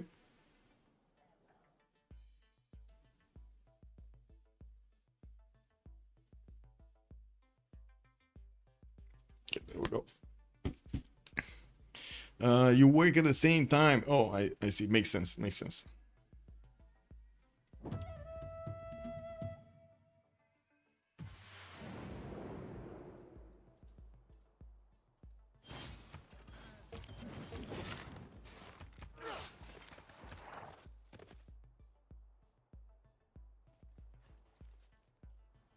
Well, it looks like Poland did manage to push back the Indian troops back to Lucknow. We do need to see the Norwegian frigate upgrade into a battleship and start shooting down the walls there. While I do see the Polish field cannon corps finally made his way towards the southwest of Mumbai. Looking here, we don't have actually a military engineer. I'm waiting to see if he's going to get a military engineer in the city of the west side, so he starts putting down airstrips, if that's going to be the plan. It's just like my mental question that if that's going to be the plan or not. We do have some more privateers coming in. Oh, beautiful Huey Teokali to get him the extra points of culture production and of course food on these tiles. He did also build fisheries to get more out of each of those tiles. In the Canadian cities, we do have more bounties and more of these national parks are getting built, but still he's on 294 of these tourism points per turn. It doesn't seem like he's acquiring them quickly enough. And I do see the settler is free. It's free. He can actually settle at any point. He's even trying to get further ahead. Uh-oh. He's taking a chance, a big chance, actually, getting closer to Rome. That's a very big chance. Actually, wait a second. That's his big brother over here. It's fine. That's his big brother, Rome. Now, we do have the battleships finishing Arpinum and Rome, getting another wave of them. Is this a core? No, it's not. Well, I do notice he didn't actually upgrade his tanks here. We don't see gold upgrading his tanks either. He does have gold, does have 1400 gold in the bank, and I do see 1, 2, 3 of these 4 cuirassier armies could take shape here. Has some battleships that are also upgraded and could take out in 2 shots any of these cuirassiers on the coast. There are 3 units that could be actually attacked from the coast by the battleships, with the tanks having the ability to punch through immediately afterwards. We're gonna see if Automation is gonna upgrade these units last second over the turn over here so he can attack next. I meant impossible, not best. Always mix up words. Wait. Best. Oh, the best. Impossible. Wait, it's impossible to play Civ6 on PS4. You mean? I mean, trying to do a sequence of moves, especially if it's like fast, it's not gonna work on console. Anyway, War Department coming up on goal here. He did manage to switch to fascism, so he has those extra points of damage on him of +5. While on the cities of Norway, we don't actually have the production here. Theater Square festivals. Oh, he needs to get noble. Can he get noble? It's 840 points, and he's on 316 at the moment. Making 38 per turn. Needs to get the projects, and he's making Theater Square projects, not actually campus projects. If he is not gonna go for the projects, I would actually think he might actually not want to get the deploy anymore. He might be thinking of directly GDRing his opponents here or something. He does have the science, he has the culture, he has a lot of faith, and I'm pretty sure he has the gold. He's on 847 gold a turn. Man, every 4 turns, boom, 1 GDR. Another 4 turns, boom, another GDR. Another 3 turns, boom, another GDR. And that's it. It must be hard to play on the vanilla version after playing to the BBG version. I mean, it's hard even from vanilla version to play without expansion versions. Like going full vanilla, like the base game without the 2 expansions, it's criminal. Actually, when you get the 2 expansions, it starts to be better. You know, it starts to be better. It's a lot more fun. The problem with the fun is when I guess there's a time, right? There's a time until each player realizes that the game doesn't offer him any more challenges, and he wants to look for challenges somewhere else. And that's when they come into the multiplayer community, or they come directly for the challenge in the multiplayer community. We do have also Poland managing to get his research labs, also some Wing Hussars armies. We're going to need to see if he's actually going to go against India on the right side. Oh, I see Norway is actually putting a city here also. So he's getting cities everywhere. And this is my question, because he's getting cities in the front of his opponents on one side and on the other. So check this out. On India, he already got Karmoy over here that could help him paddle jump all of those units like bombers or planes to Lahore, and then keep on going towards the cities of India. And then he got another one here on the western side. So is this like gonna be like a nuke fest or something? Because this is how it looks right now. It's either jet bombers or nukes here. That's when you get the deity plus mod. Oh my god, man. Yeah.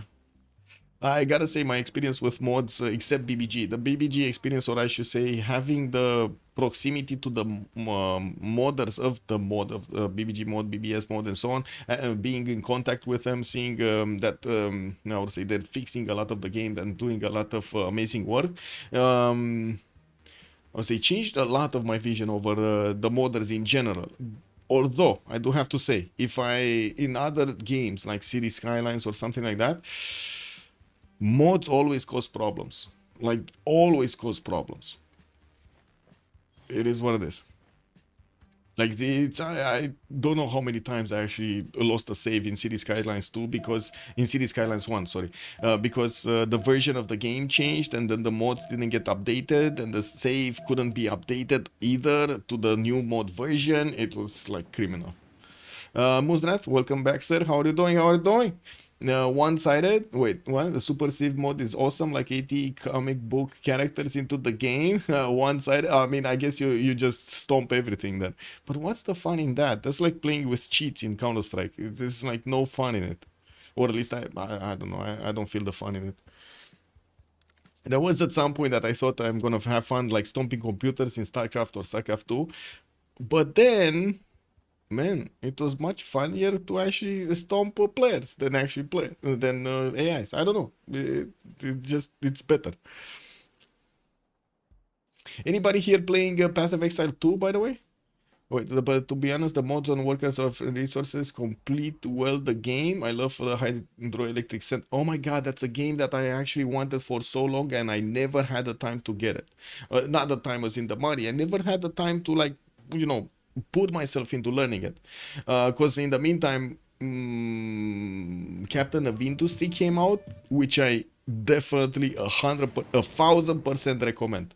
Rafifi, if you want a very good game, management game, resource management game with, I would say basically like a Factorio / Satisfactory, but with a bit of a twist, a real twist, Captain of Industry. It's insane. It's amazing. I did a few movies last year, I believe, or this year, with on YouTube with it, like a few updates, a few like, well, taking a look at how the game is. But to be honest, I never actually had the patience of going through a full tutorial scene. It just takes way too long.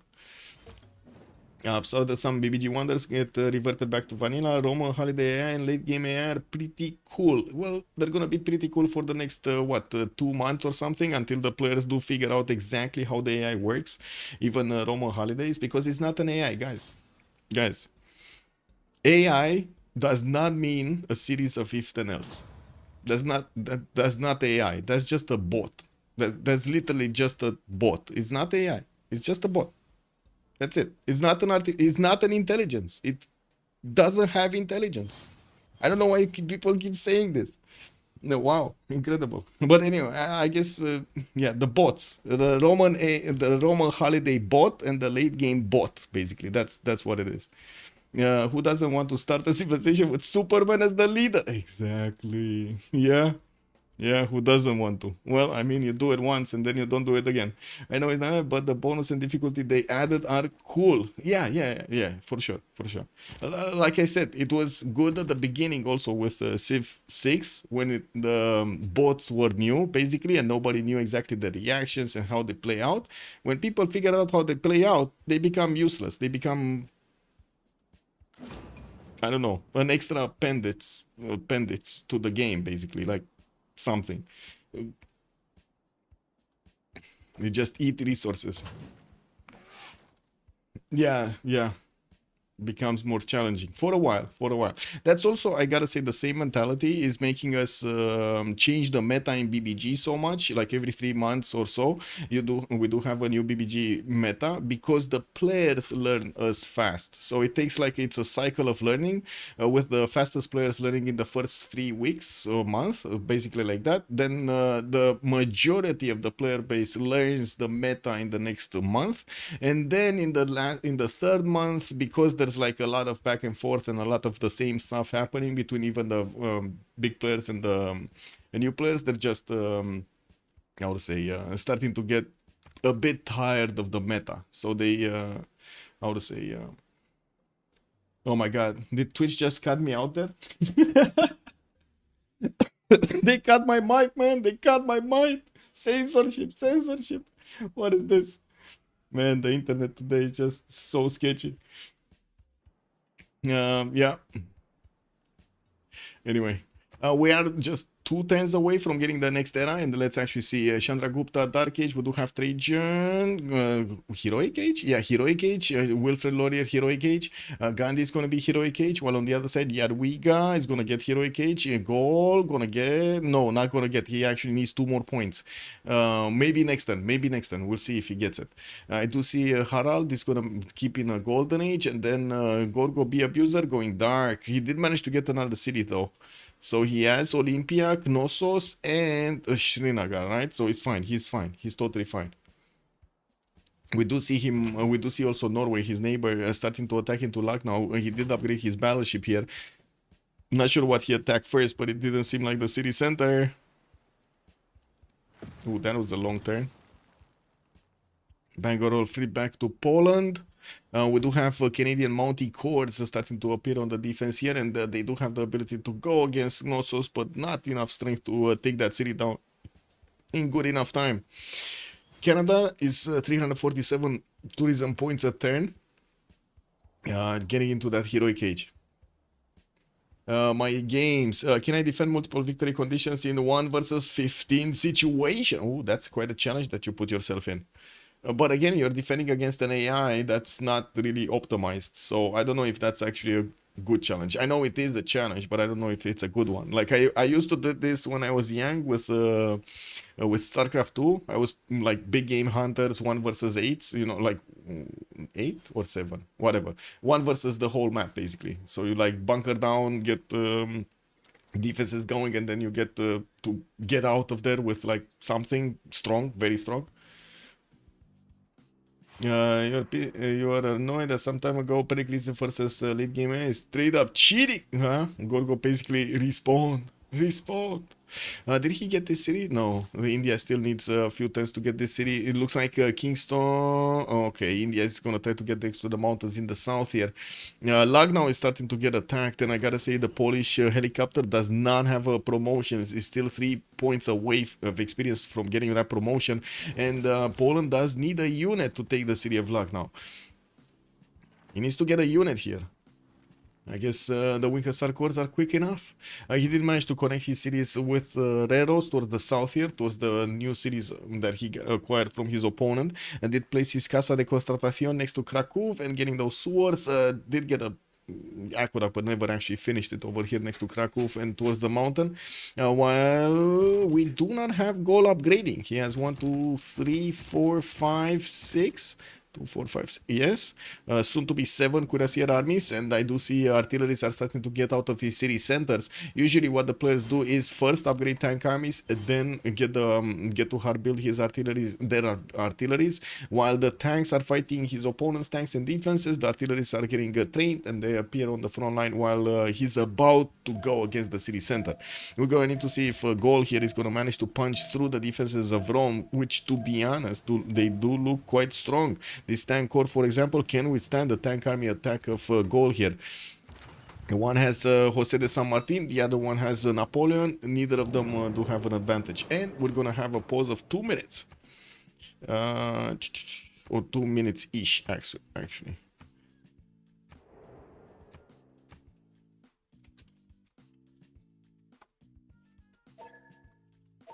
Okay, well, better back. Gorgo has a city in each continent. He's very happy, yeah. Oh, no. Yeah.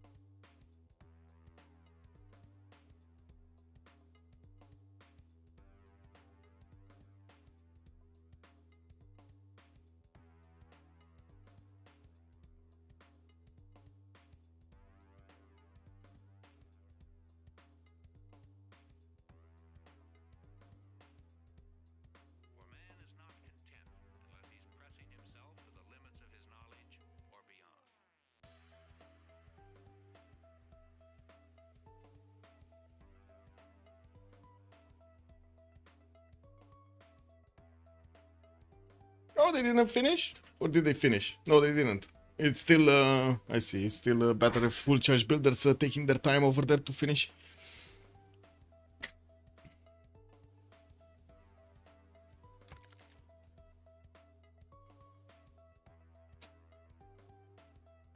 Okay, Rome still started to get his biplanes out. We would expect also Gandhi to start to get his biplanes out. We got aerodromes starting to appear here.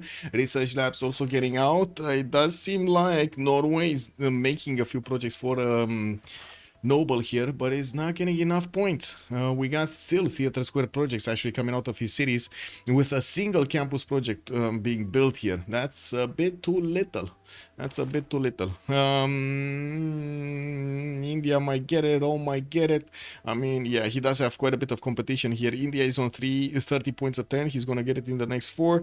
Rome, it was 671 out of 840.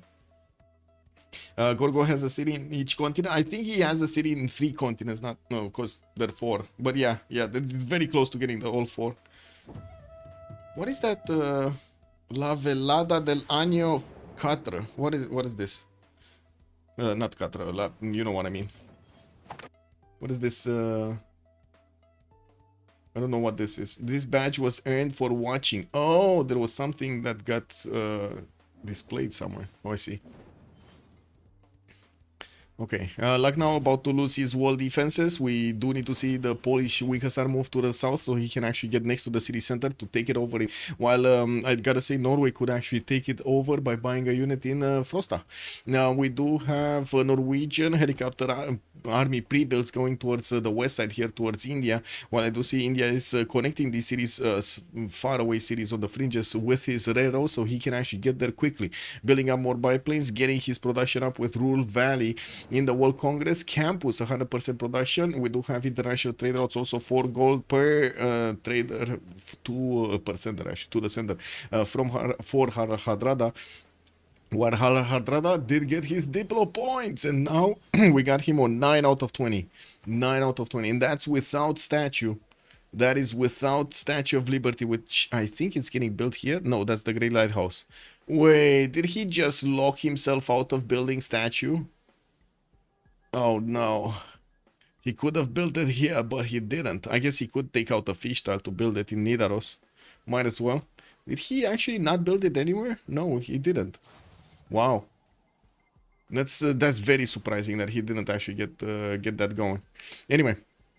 We do need to see the attack here. We do also need to see what's going on here. Looks like Olympia is getting smashed slowly but surely by the bombards. It just takes time to chew through that defense. And we do have India next turn about to settle his safety settle while it... There might be enough damage next turn to take that city down entirely. This is a battleship armada that's attacking the city of Lucknow, and it will shave off all of the health of it. Even this low HP helicopter, which does need actually 2 turns to get in there, might get in there and take it down immediately. He does need to last move though. He does need to last move, first move. Wait, what? Did that just happen? So the helicopter moved off, the field cannon core got attacked by the Indian piking shots, and the helicopter just went freely around those piking shot defenses. And this is the big moment if Norway does manage to take out Lucknow, or India is just gonna spam B. Is he gonna spam B, or is he gonna lose his city? Yeah, India is about to die. Norway, 18 cities, Norway 2, I can't build Statue of Liberty. No space, yeah, no space, man.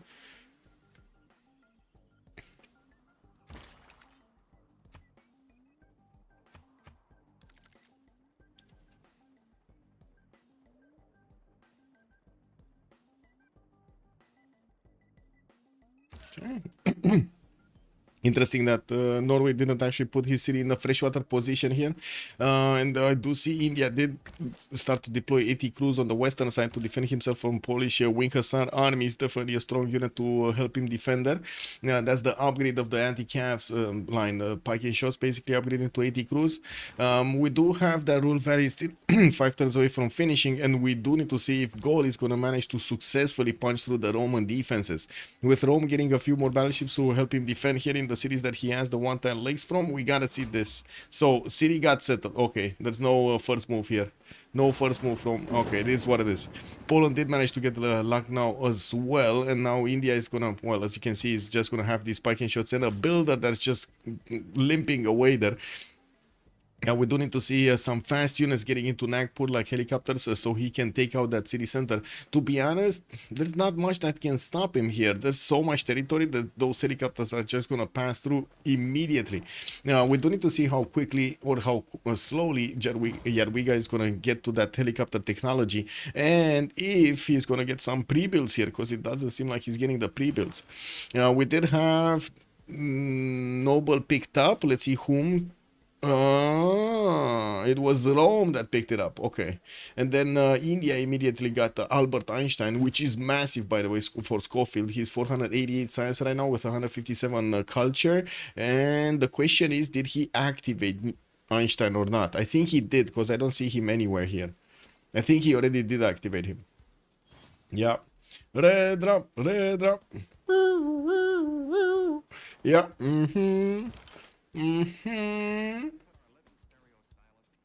Wow, this bombard just this. Can you imagine how the siege of Olympia would have happened in real life? This is like 100, 200, maybe even 300-year siege on the city of Olympia. Wow, that's a lot of years, man. That's a lot of lifetimes. That's so many generations back then. Like, what was the average lifespan of a human back then? Like in the 1300s? Wasn't it like 40 years or something like that?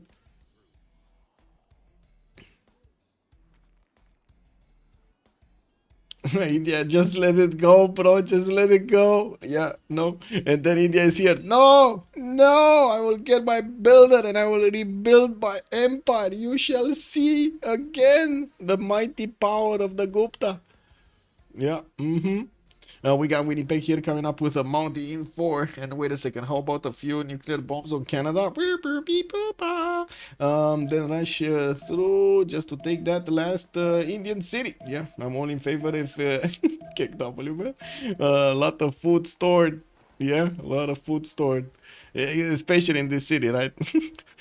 Population stagnating. One population and it's stagnating, guys. Wow.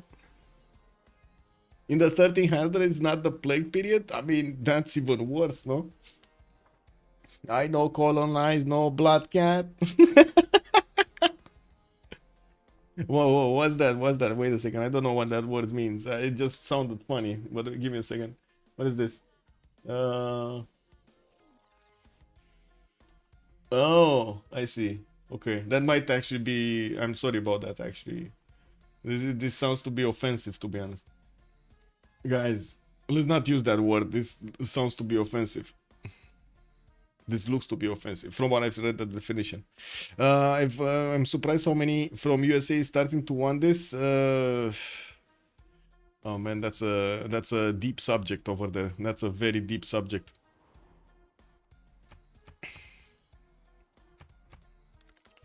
We shall see.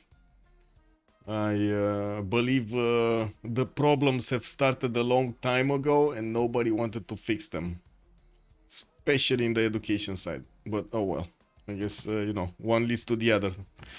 It is what it is. Black Death 1346 to 1353. Natro, good evening, sir, and welcome. Also between 25 minutes, almost the same amount. Yeah, problem with taking over Canada is everyone in Canada would vote for the left. Kick. Yeah. Oh, Potala Palace is getting taken away by Rome, but I gotta say, I'm pretty sure Norway does not want to get the Diplo anymore. He wants anything else other than the Diplo. We do have him getting some more cav armies for those helicopter pre-builds, getting also his railroads to the west side, so he can connect his cities quickly with the westernmost city over here, Karmoy, where he's starting to put his defensive units, also starting to deploy biplanes there, which I'm pretty sure are gonna turn into fighters, and then we're gonna see some jet fighters and we're gonna see some bombers next to them and so on. We got two of them right now deployed in that airstrip, and of course the airstrip does need to get the airport in it, and of course the hangar. GDR diplomacy, exactly. And looking at the text here, we do have automation going for nukes. We see him upgrading, but we don't see him moving against his opponent. Rome does have a two of these tank armies. Just two tank armies, could actually get a third one. And I do notice a fourth could be made, but unfortunately he has kind of a low HP tank here. Yeah, more tanks need to come out from his cities. Doesn't have in the build queues any army though. Only like normal tanks that are coming around. Anyway, you would make a state bigger than all other countries combined. Yeah. Canada, wait, make Canada a territory, maybe not a state? Kick W, man. Wait, wasn't Trump laughing about this? That he's gonna integrate Canada and Mexico into the United States? Like the kick W, 52 states soon? Are you getting some new brothers and sisters?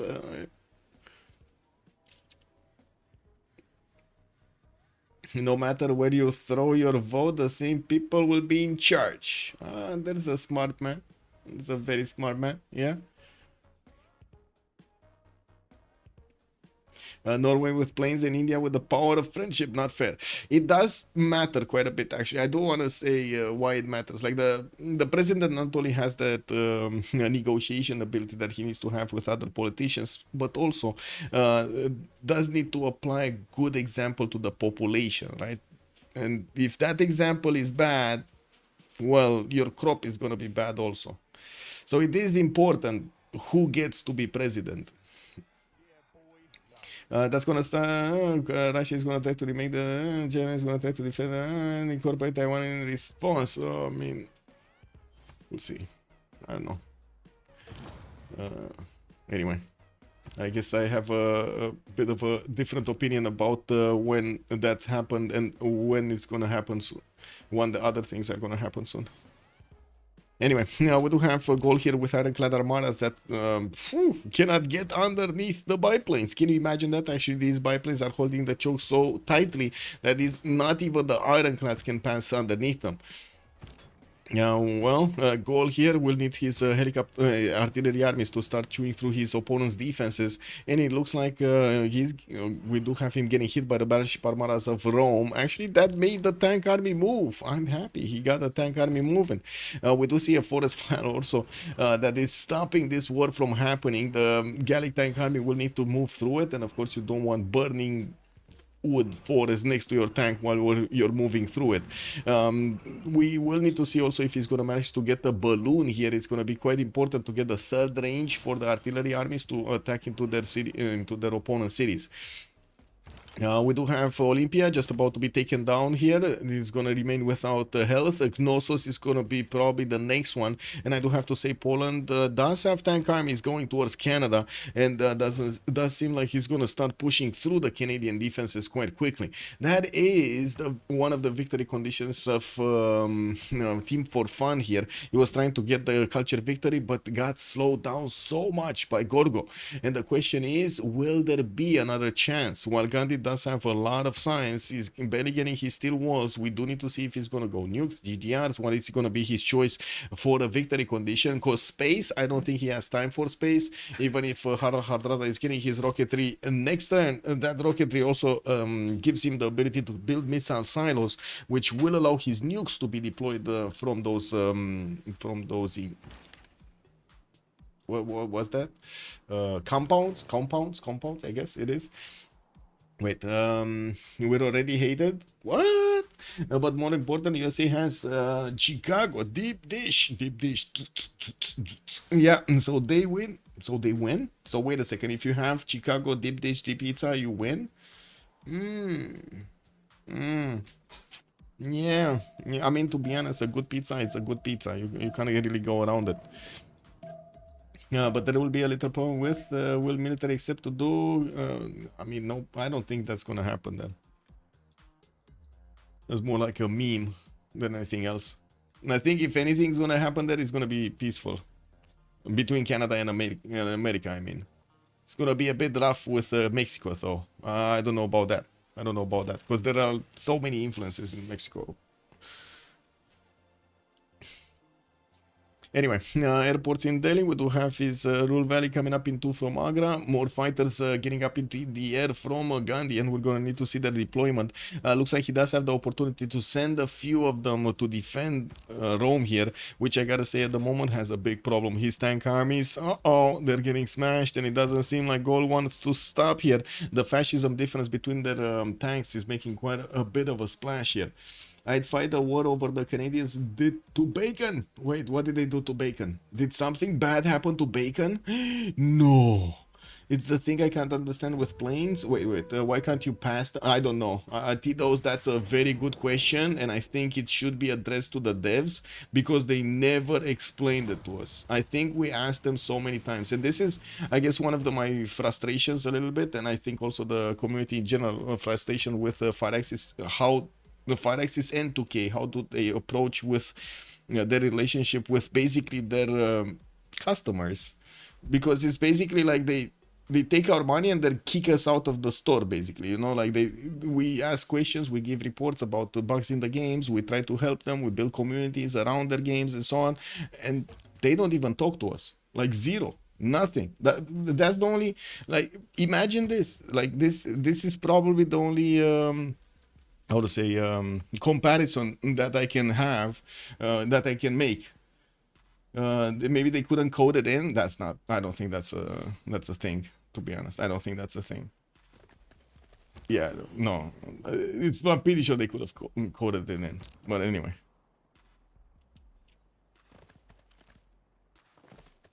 Okay, we got more mounties trying to get a defense on Bradford, and I gotta say at the moment, Poland doesn't seem to know where his opponent's last city is. They should actually take a look at the tiles over here. They see a sliver, they see 2 points. 2 of these pixels are actually white-blue, light blue.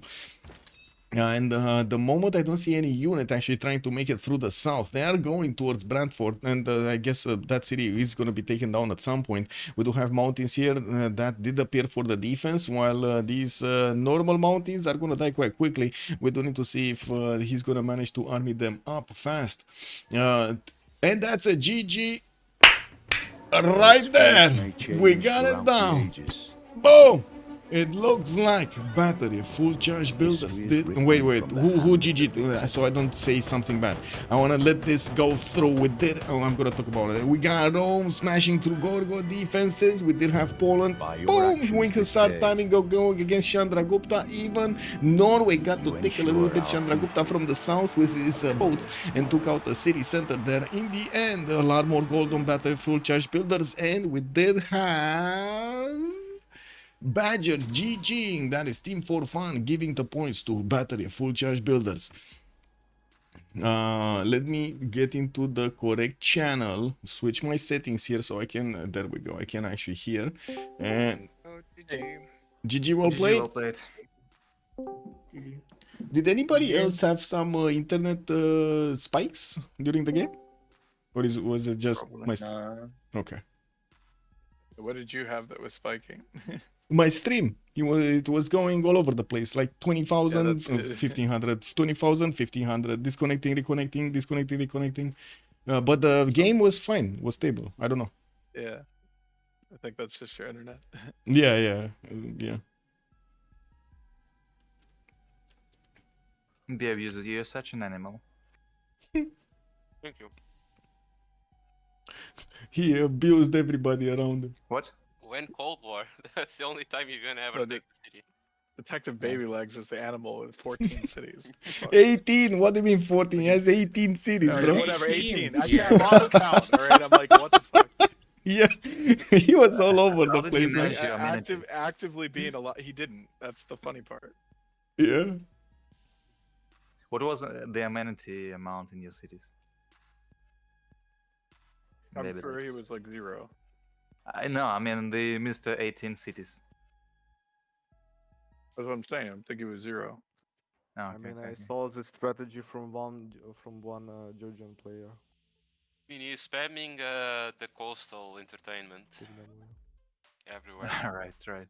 So probably it's +5 now. But... I wish Chandra didn't go for Poland though, it would probably be a different game a little bit. I agree. I was very surprised that he just decided to go all in and then stop. So he ended up doing And he neither. just wanted to go for it, so he went for it.